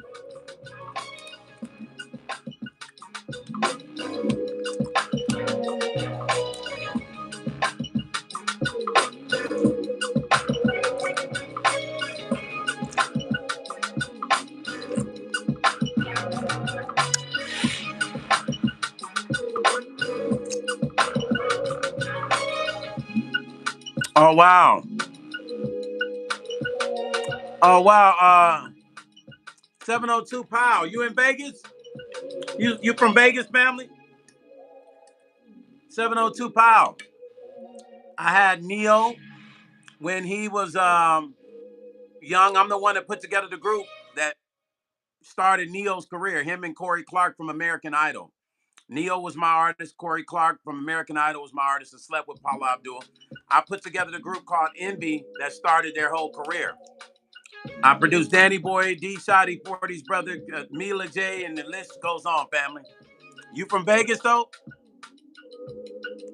You say you was doing research about me?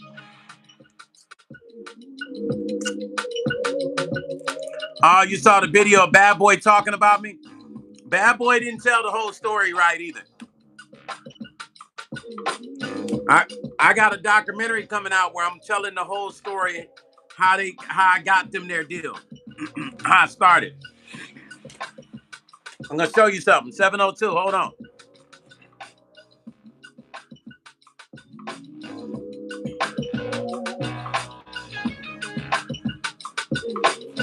You in my city, family, so we in the same city.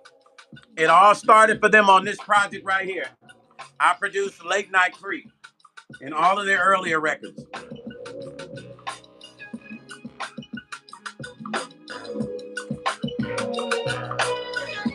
Let me see.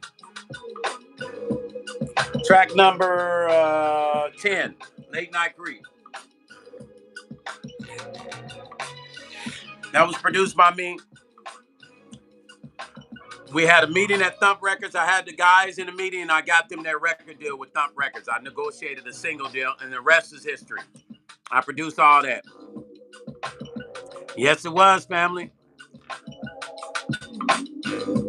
Rasmus said that song you did with Marvin King was, oh yeah, man. Listen, I got records on Marvin that'll blow your mind.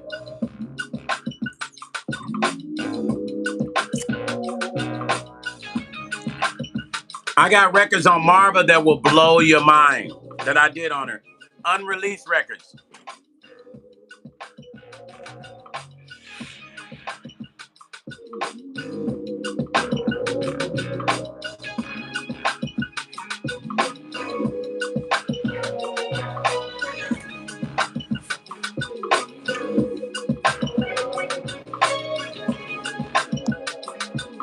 Hey, 702 Powell, who were you? You were researching who when you came across my YouTube? Listen, Gleeka back then, Bad Boy was 13, 14, bro. S.A. Brown was, I think he was like 15 or 16, 16 maybe. And Romero was, I think Romero was probably about the same age, maybe 15 or 16. They were young, bro. I still got all the pictures from back then, bro. It was crazy. Crazy time, man. Crazy time, bro. But, you know, it's crazy when I think that I was responsible for one of the coldest Mexican rap groups in history. And Klika got their own thing. It ain't a lot of cats that can touch Klika. Klika won. So you were in the band with my old co-worker, I believe. Oh yeah, Nate Landis, yeah, Rick James Stone City Band, yep. You're right, family. You're absolutely right. They were just here a week ago.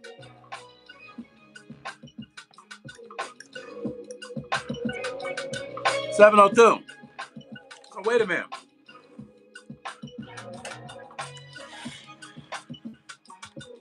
You stumbled on my page? You stumbled on my YouTube page?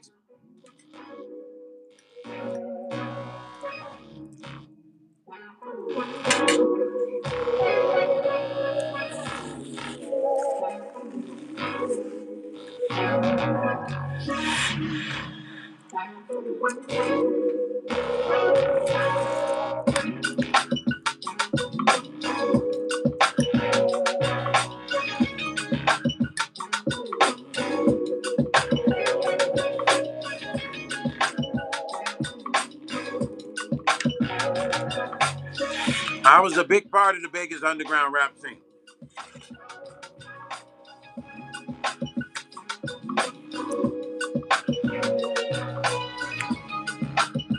Anybody out of Vegas that was rapping? Okay. 702 Pound. You heard of Bonafide? Bonafide was my artist. I produced his whole album, both of his albums. Debug, East North versus West compilation, all kinds of them, just a lot of artists. Brother Lazo said, "Nice to meet you, Stone. I need to go." Okay, family. I'll talk to you, family. Okay, follow me on Instagram and I will reach back out to you, okay? Take care. Take care, brother. Buenas noches. 702 said, I was watching the video with Bad Boy and you left the comment. You'll see it in your notifications. Okay.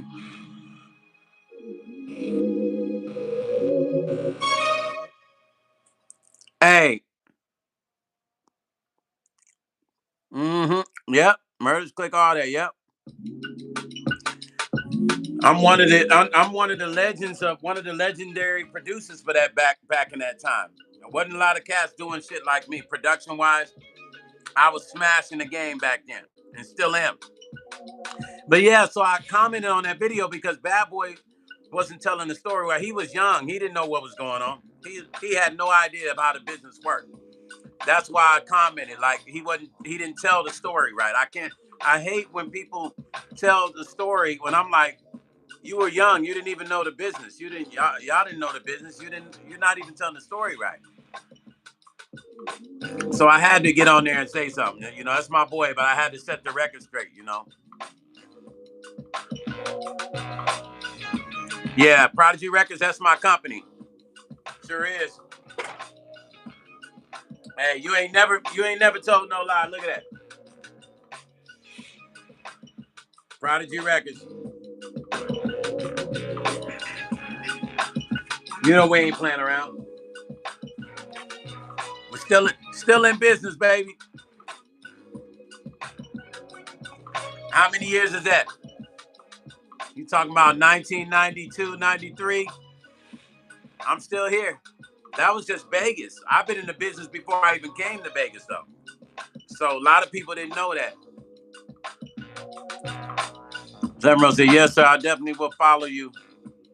I'm born and raised here. So the music means a lot to a lot of us. Yes, sir.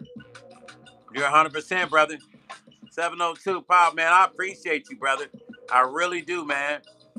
Just good to see a brother from Vegas on here. Dr. Naka say, vinyl, I want a copy. Vinyl, that's the Christopher Williams record I produced. Let me know if you want to purchase one, Dr. Naka. Hit me up on Instagram and I can ship it to you. Here's my vinyl. This is all over stores all over the world, fam. It's everywhere. It's some good shit too. And it's a collector's. I can ship it right to you. Joseph Stone, you told us they were like 3 producers back then in Vegas. You 7, and I forgot the other name. Yeah, me 7, and there was a guy named Eric Brock. His name was Eric Brock. That's what it was. Me 7 and Eric Brock. Yeah, those are really the guys that we was really, especially me, man. I'm just saying, we was selling records out of Tower Records, Sam Goody. We was moving records. It wasn't no joke back then. Hey, and my boy 702 Piles on there, he'll tell you, we was moving records back then out here in Vegas.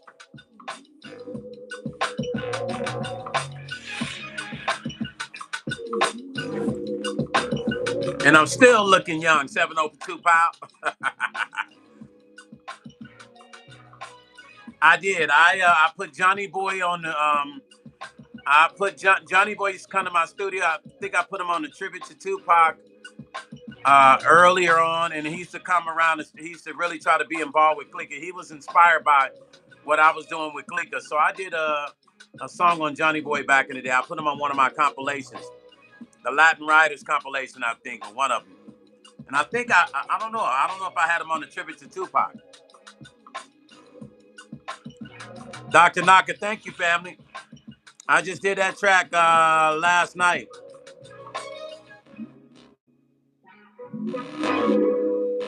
Yeah, old Johnny Boy, man. That's my little homie. I got love for Johnny Boy. That's my homie, man. Good dude, man.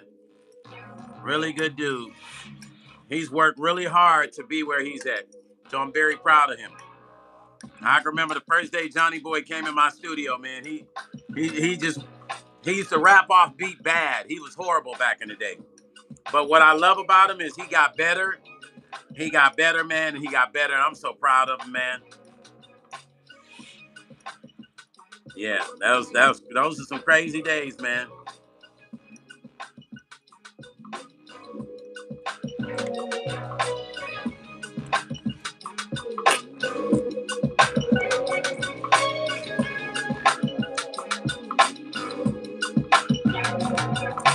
$702 Power. I appreciate you, family.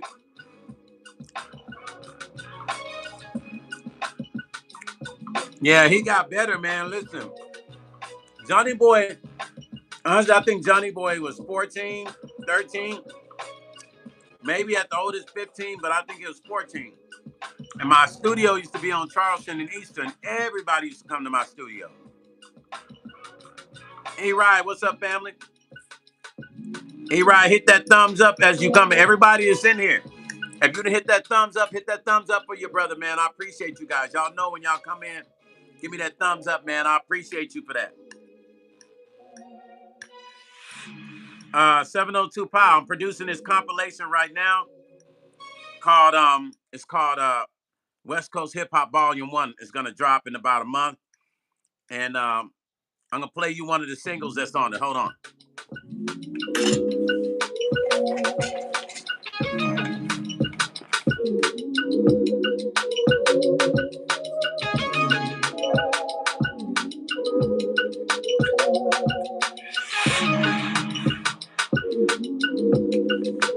It should drop midnight.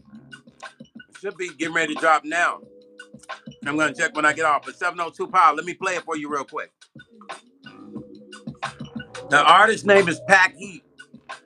Pac Heat lives here in Vegas now. It's BG Knockout's brother.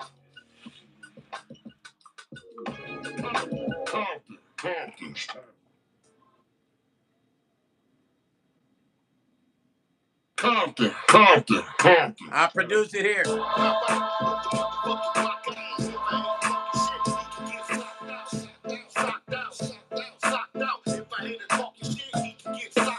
Compton over everything. Don't gangbang the same. But if you visit, I think you should know a few things. Number one, don't go nowhere without a gun. And if you get it right, a minute, GPS the area. If you all fun and games, tell a nigga get back, dog. And you better wear neutral colors if you ain't claiming nothing. Niggas be functioning in the whole sessions of time. 100 rounds go off and the police ain't responding. Compton, such a beautiful town. I'm from the place by the lake where all our enemies drown. I'm a product of Ujima, born and raised, and on the playground is where the niggas on the gangbang.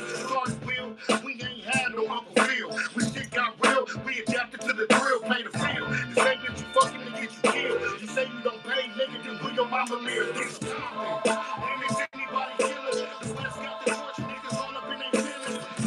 Ain't nobody bigger than the program, so better be eating and ready for the throwdown. Compton. Low riders and OGs, big dreams, money schemes, and gangbanging queens. Niggas Compton. War clubs and drive-bys, when niggas got more beef than Tams and 5 Living in my city, you gon' learn today. Not too many make it out, it's the games you play. You better ride with that name sitting on your lap. A lot of niggas left the house and ain't making it back. If you living in my city, you gon' learn today. Not too many make it out, it's the games you play. You better ride with that name sitting on your lap. A lot of niggas left the house and ain't making it back. It's a goddamn shame. Somebody explain why they send a bad boy to play a grown man game. I be agitated, looking at the bitch niggas that made it. I be trying to annoy the patterns, but the West Coast needs saving. I ain't wearing tight jeans, and I ain't dissing the dead. I'm not on paperwork, and I ain't snitching to the feds. Everybody wanna be real, just some real shit get the bread. You ain't really from the city, niggas, so stop all your capping. It's Compton. And it's anybody killer. The West got the torch, niggas all up in their feelings. Compton. Ain't nobody bigger than the program, so better be eating and ready for the throwdown. Compton. Low riders and OGs, big dreams, money schemes, and gangbanging queens. Niggas Compton. War clubs and drive-bys, when niggas got more beef than Tams and 5 Compton, Compton, Compton, Compton.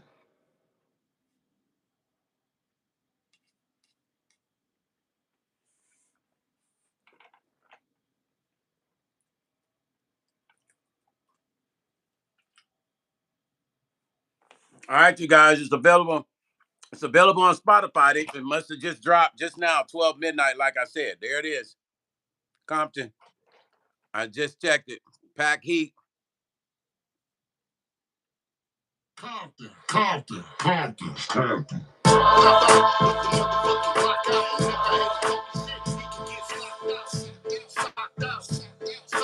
If I hate talking shit, he can get socked out. It's Compton over everything, so gangbang the same. But if you visit, I think you should know a few things. Number one, you don't go nowhere without a gun. And if you get invited, better GPS the area. Be all fun and games till a nigga get banged on. And you better wear neutral colors if you ain't claiming nothing. Niggas be functioning in the wrong sections of town. 100 rounds go off and the police have a squad. Compton, such a beautiful town. I'm from the place by the lake where all our enemies drown. I'm a product of Ujima, born and raised. And on the playground is where niggas learn the game bang. Hard will, we ain't had no Uncle Phil. When shit got real, we adapted to the drill, play the field. The same bitch you fucking to get you killed. You say you don't bang, nigga, then where your mama live? It's Compton. And it's anybody killer. The West got the torch, niggas all up in their feelings. All right, okay, you guys. It's available. Well, Spotify so far. I haven't checked Apple, but it's available, you guys. Compton by Pack Heat, produced by Stone Paxton, written by Pack Heat, Stone Paxton, and Pack Heat Situation. That's the first single off the West Coast Hip Hop Volume 1 compilation.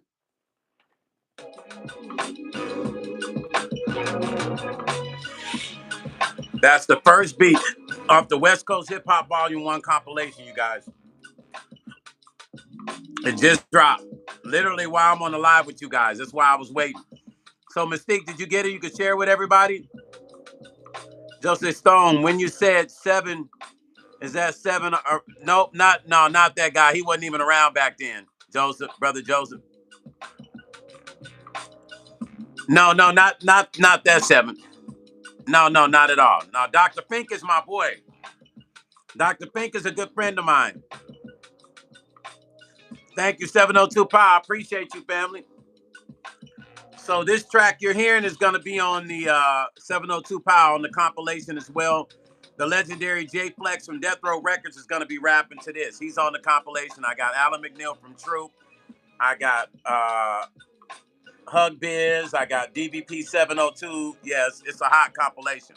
Volume 1. Thank you. Make sure you guys go to iTunes. I need y'all to do me a favor. Go to iTunes. You look for that cover with the West Coast sign. Hold on. Like this. Am I doing? Yeah, I got to get my hands right. Go and to iTunes and download it. I need you guys to go and download the record on iTunes. But it's got the West Coast hands. It's Pack Heat, Pakkheat, and download. I know. Hey, 702 roll. My fingers got stuck. My fingers got stuck. I'm like, man, it got stuck at first. That's what happens when you play the piano all the time. Your fingers be all crazy. Go to iTunes right now, you guys, and download the single, Pack Heat Compton. Go to iTunes right now and download the single. Let's go. And stream that shit.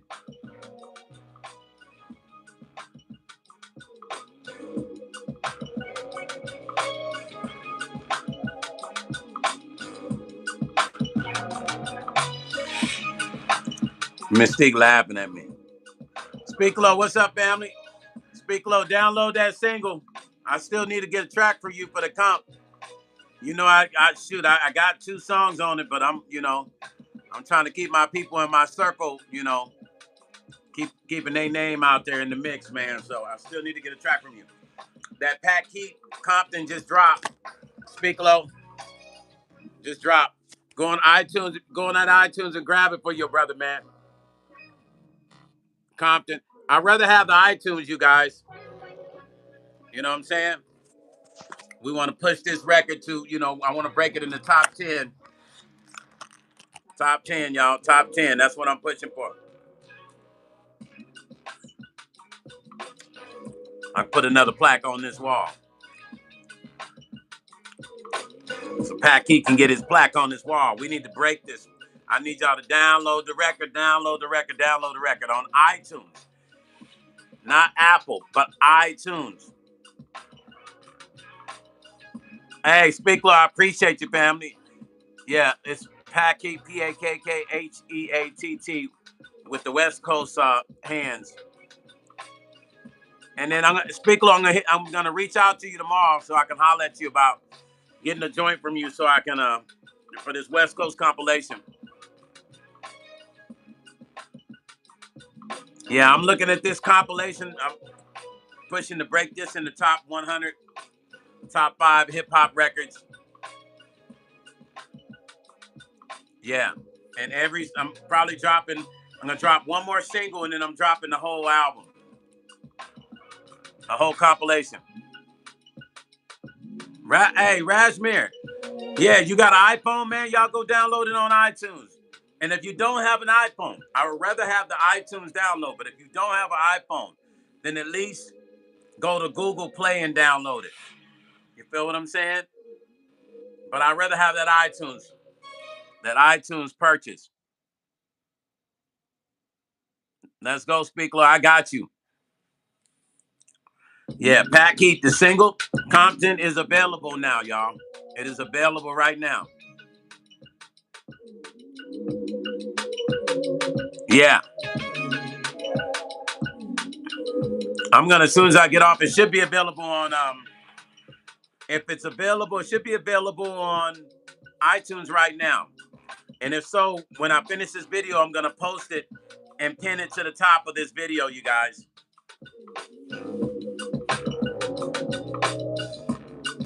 History. This shit is history making stuff. We making history every time, y'all. That's what we doing. P, you just got it off of iTunes? Off of iTunes, right? The pink star, right? You downloaded it off of iTunes, you bought it. $129, right? P, off the iTunes store, right?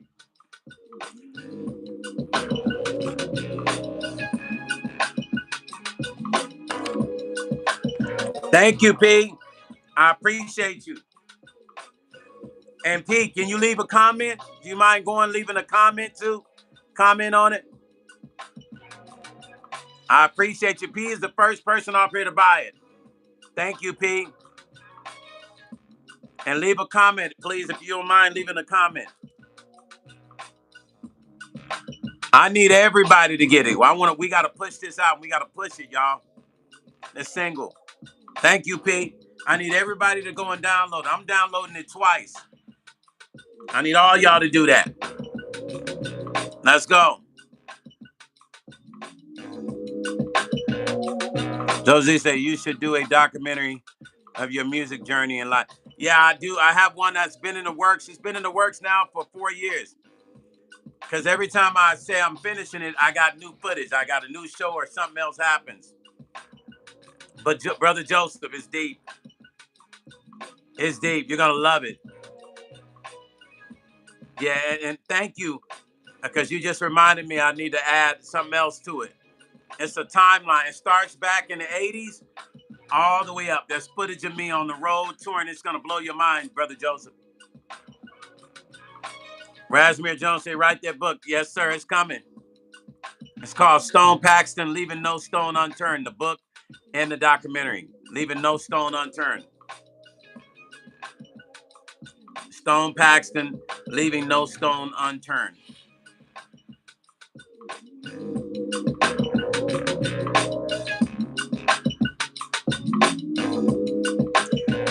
Everybody that has iTunes, please go and download this record for me.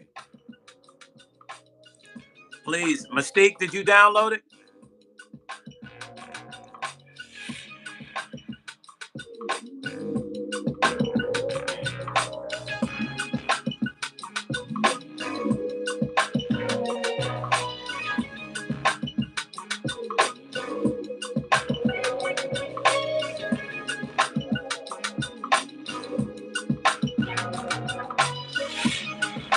Thank you, Brother Joseph. I appreciate you. That's how we got to move it, y'all. Every time we drop a record, we got to. $1.29. If you don't have it, I'll send you the $1.29. Put it on your card and buy it. It's only $1.29. You ain't got it, let me know. I'll send you the $1.29. You purchase it. 702 Power said, follow. Have a good one. Nice talking to you and getting some history. Thank you for playing the song. I definitely want to hear more. You have a history with so many people. Thank you, brother. 702 Power. I appreciate you, family. And we got to connect you in Vegas, fam. So thank you. I appreciate you, brother. Follow me on Instagram and send me your phone number. Stone Paxton on Instagram.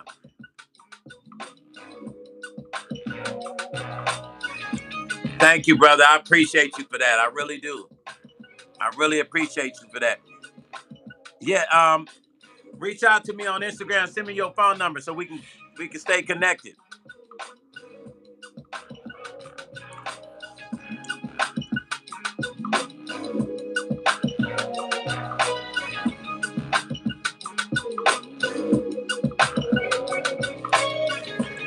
CC time, somebody out. Somebody came up in here saying some stupid shit.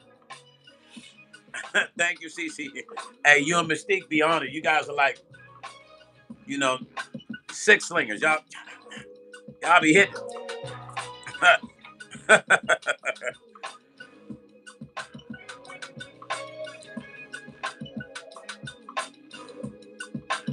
Have a good one, family. 702 Power. Have a good one, fam. Be safe.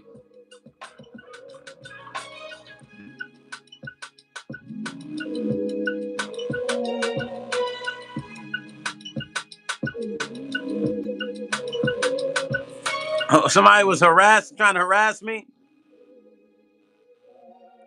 Hey, CC, what was they saying? Forrest Jesse, what's up, family? Hit that thumbs up for your brother. Hit that thumbs up at the top for your brother Stone. I appreciate you, Forrest Jesse. Oh, they must have said something crazy, huh, CC?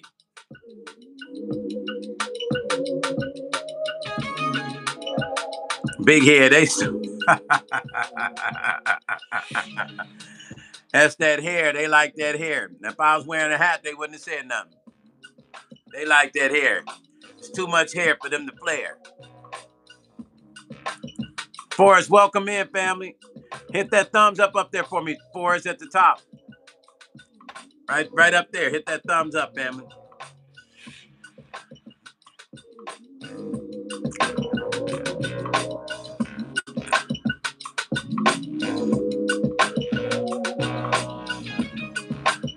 There's something about that groove right there. Razmir say, peace to everyone. I'm about to go. I'm gonna get that. Thank you, Razmir. I appreciate you, brother. I'll talk to you later, Razmir. Forrest, thank you, family. Hey, Forrest, do you have iTunes?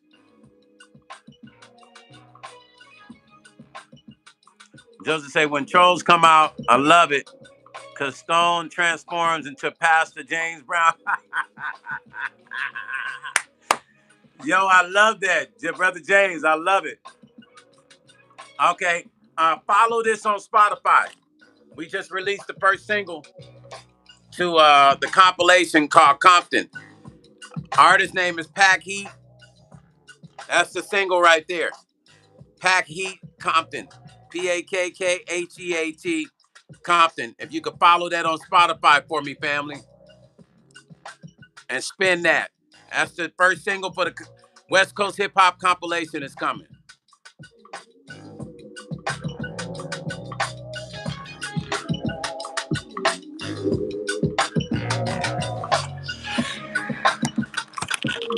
And share it with your homies for me.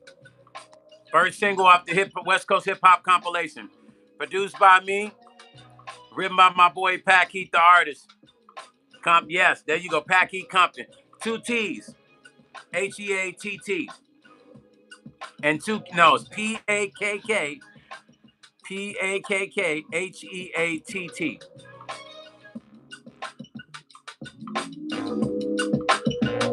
Yeah, two K's and an Heat.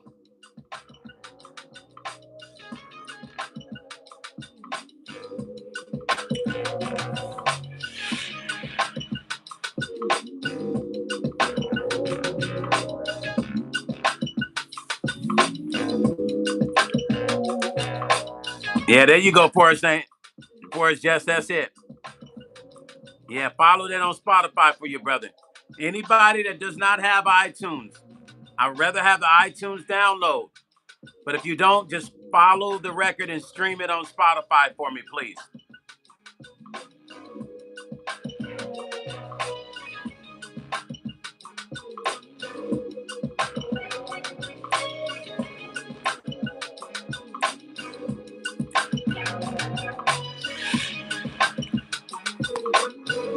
That's a good that's a good background song, y'all. I'm noticing like that's a good play in the background kind of song.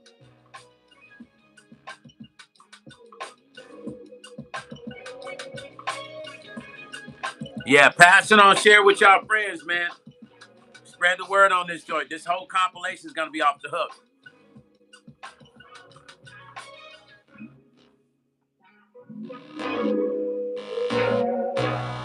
Oh, Leanne, do you have iTunes, Leanne? If you do, if you have an iPhone, I really need the iTunes download. If you have an iPhone, please. I need you guys to buy it. The $1.29. Por favor. Okay, thank you, Forrest. Leanne. Mystique, did you buy it? Did you download it?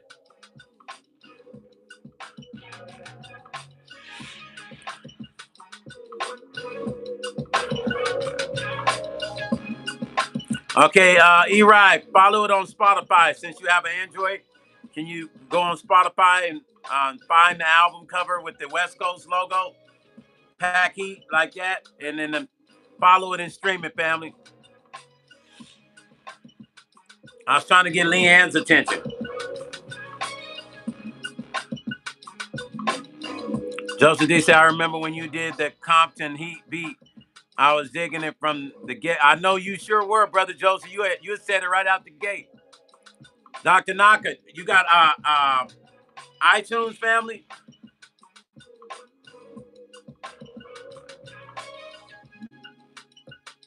Forrest thanks to keep hustling, bro. Off to work. All right, Forrest, Jesse, be safe, family. I appreciate you. Make sure you subscribe to the channel, fam. Leanne, do you have iPhone? Oh, your son? What's your son asking? Okay, Dr. Naka, follow it then on Spotify then. I appreciate you, Dr. Naka. Forrest, be safe out there. Okay, you got an Android, Leanne? Then if you do have an Android, follow it on Spotify and stream it for me, Leanne. And make sure you follow him on Spotify on that. You'll see the Pack Heat with the West Coast hands, Compton. Akash, what's up, Akash? Pack Heat Compton singles out. Make sure you go. If you got an iPhone, please download it on iTunes for me, please. Pack Heat, Pakkheat. Okay, and if you don't have an iPhone, then follow it on Spotify, please. Who was asking silly questions? Oh, your son? What was he asking, Leanne? So you got an Android, Leanne? So then you're only gonna be able to get it off of follow it on Spotify then. I thought you had an iPhone.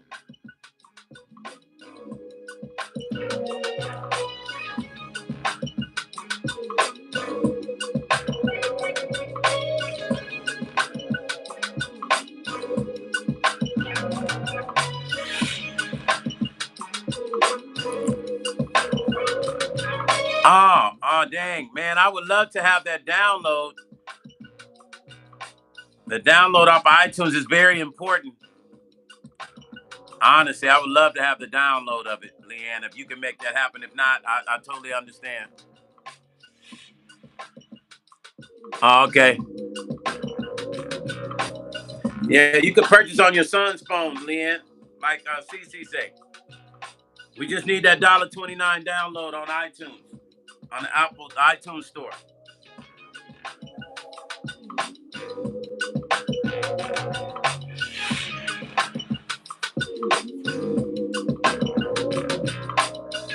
Thank you, Leanne. And then also, when you download it, Leanne, if you can leave an immediate comment, it allows you to leave a comment, and rate it too. That way, I already got a comment from you too.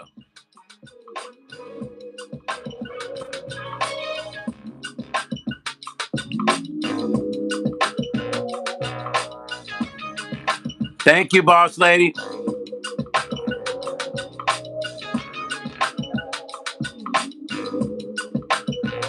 Yeah, yeah. Just type in PAKK space and HEATT, and you can put Compton. It'll pull it right up. Packheat Compton. Taxers, you're so funny.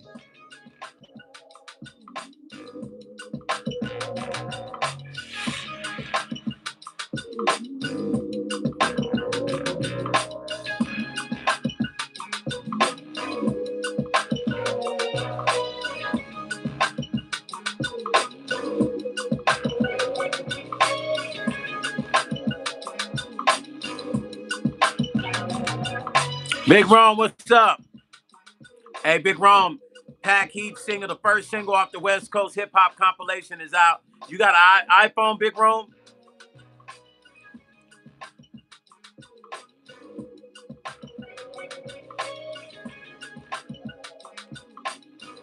Man said, just that you know. Big Rome, you got an iPhone or Android?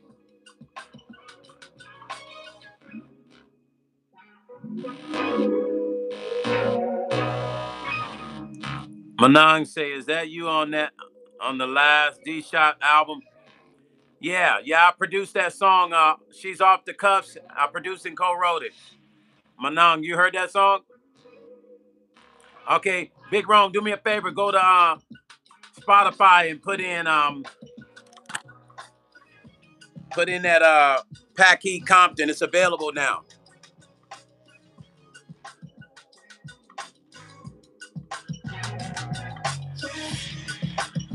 It's available, Big Rome. If you could follow it on Spotify for me.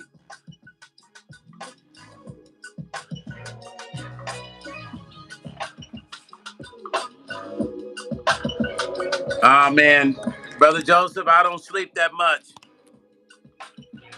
Yeah, I don't really sleep. Maybe about anywhere from 3 to 4 hours a day.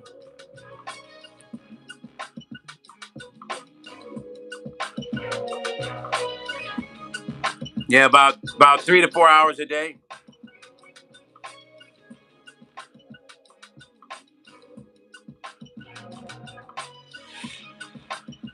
Because Brother Joseph, there's so much to be done. I can't spend my time sleeping and nothing to get done. So I mean, I have to like put in that overtime.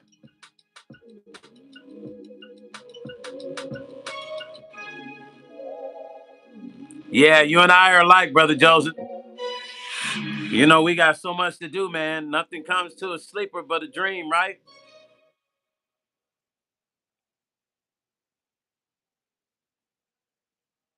Nothing comes to a sleeper but a dream.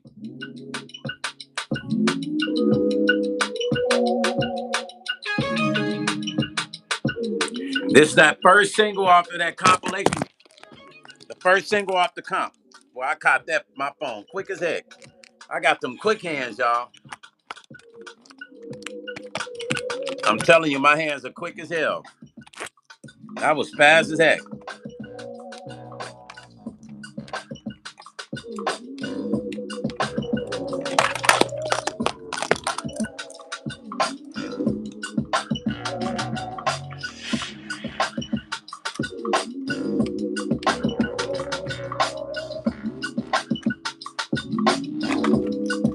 Man, when I tell you my hands are quick, my phone would have hit that floor and it probably would have broke this time because I done dropped it by a couple times. So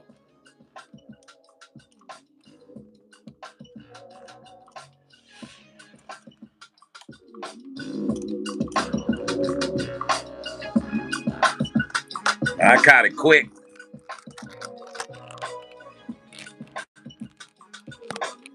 I can't believe how quick I caught it, y'all.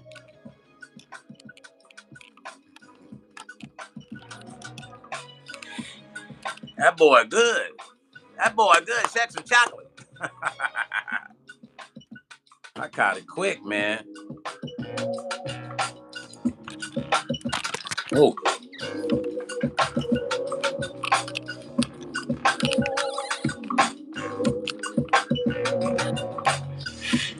yeah, I got them quick hands, y'all. Nah, it's on a hook. It's just that I didn't tighten it, boss lady. She says I'm gonna have to replay that fast. Did you see how quick I caught it? Did you see how quick I caught that? See, that's from all the years of training. That's what that is. That many years of training. Funny man said, "Funny man, you ain't funny." And guess what? You're about to be blocked out by channel. Goodbye, funny man. Laugh at that shit. Peanut headed motherfucker want to come in here trying to be funny. Oh, wait a minute. I blocked the wrong person.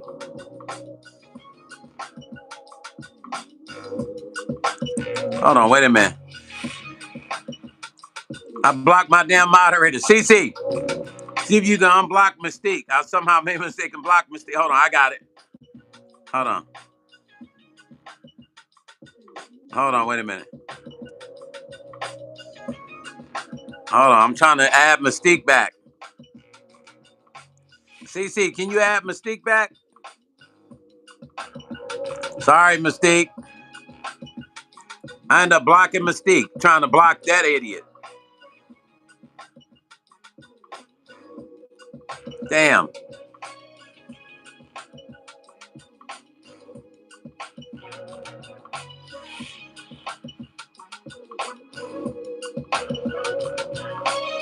Damn, I end up blocking Mystique, one of my moderators. Damn. Sorry, Mystique. Damn. It won't let me. I don't know how to add her back. Hold on, let me go on my laptop. Hold on. Give me a second, CC. Try to add her on the laptop back. Give me a second, Mystique.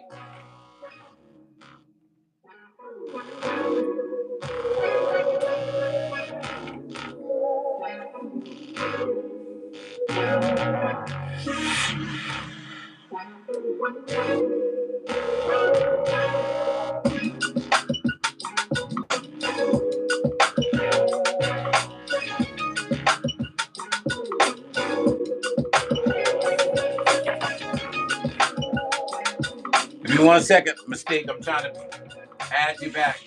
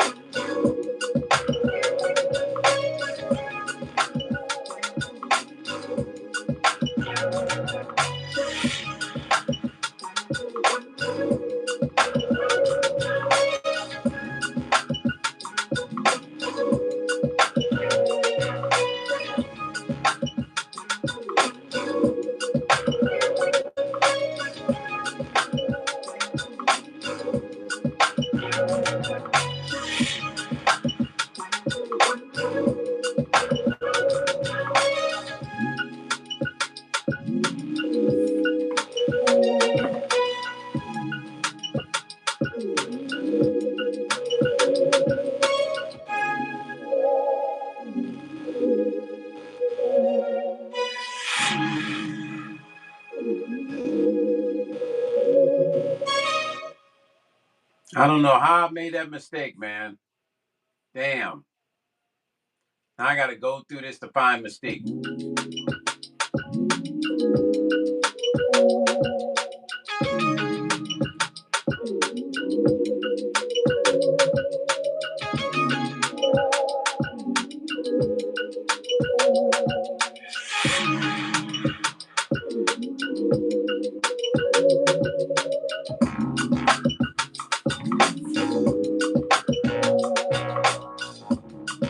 I'm looking for it, CC.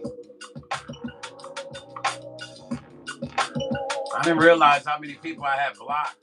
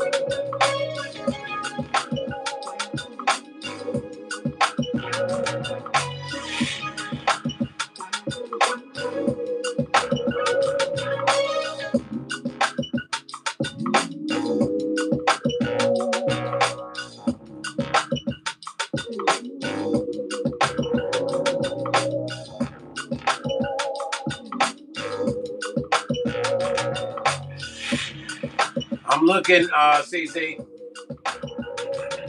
It's weird. I have to find her in a comment somewhere. It won't let me. I can't. It's crazy.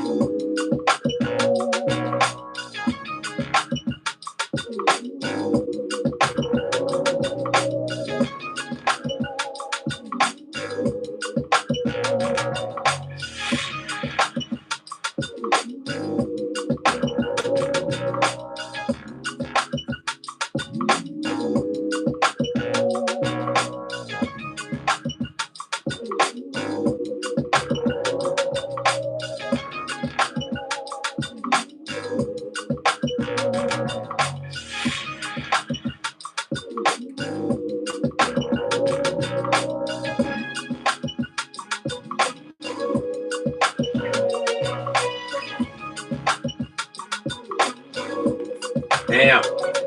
I can't find it, CC.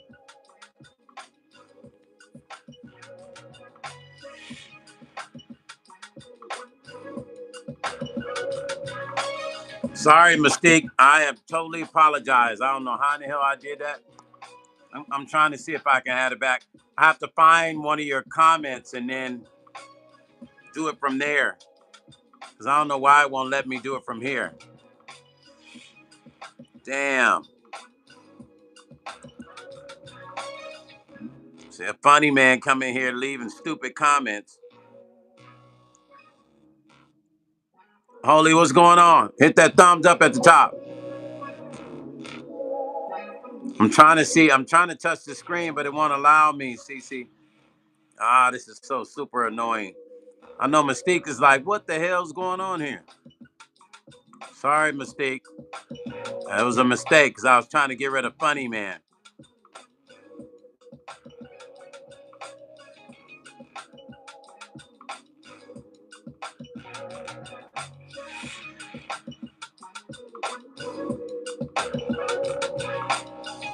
So I got to find a video where she comments and then I can unblock her.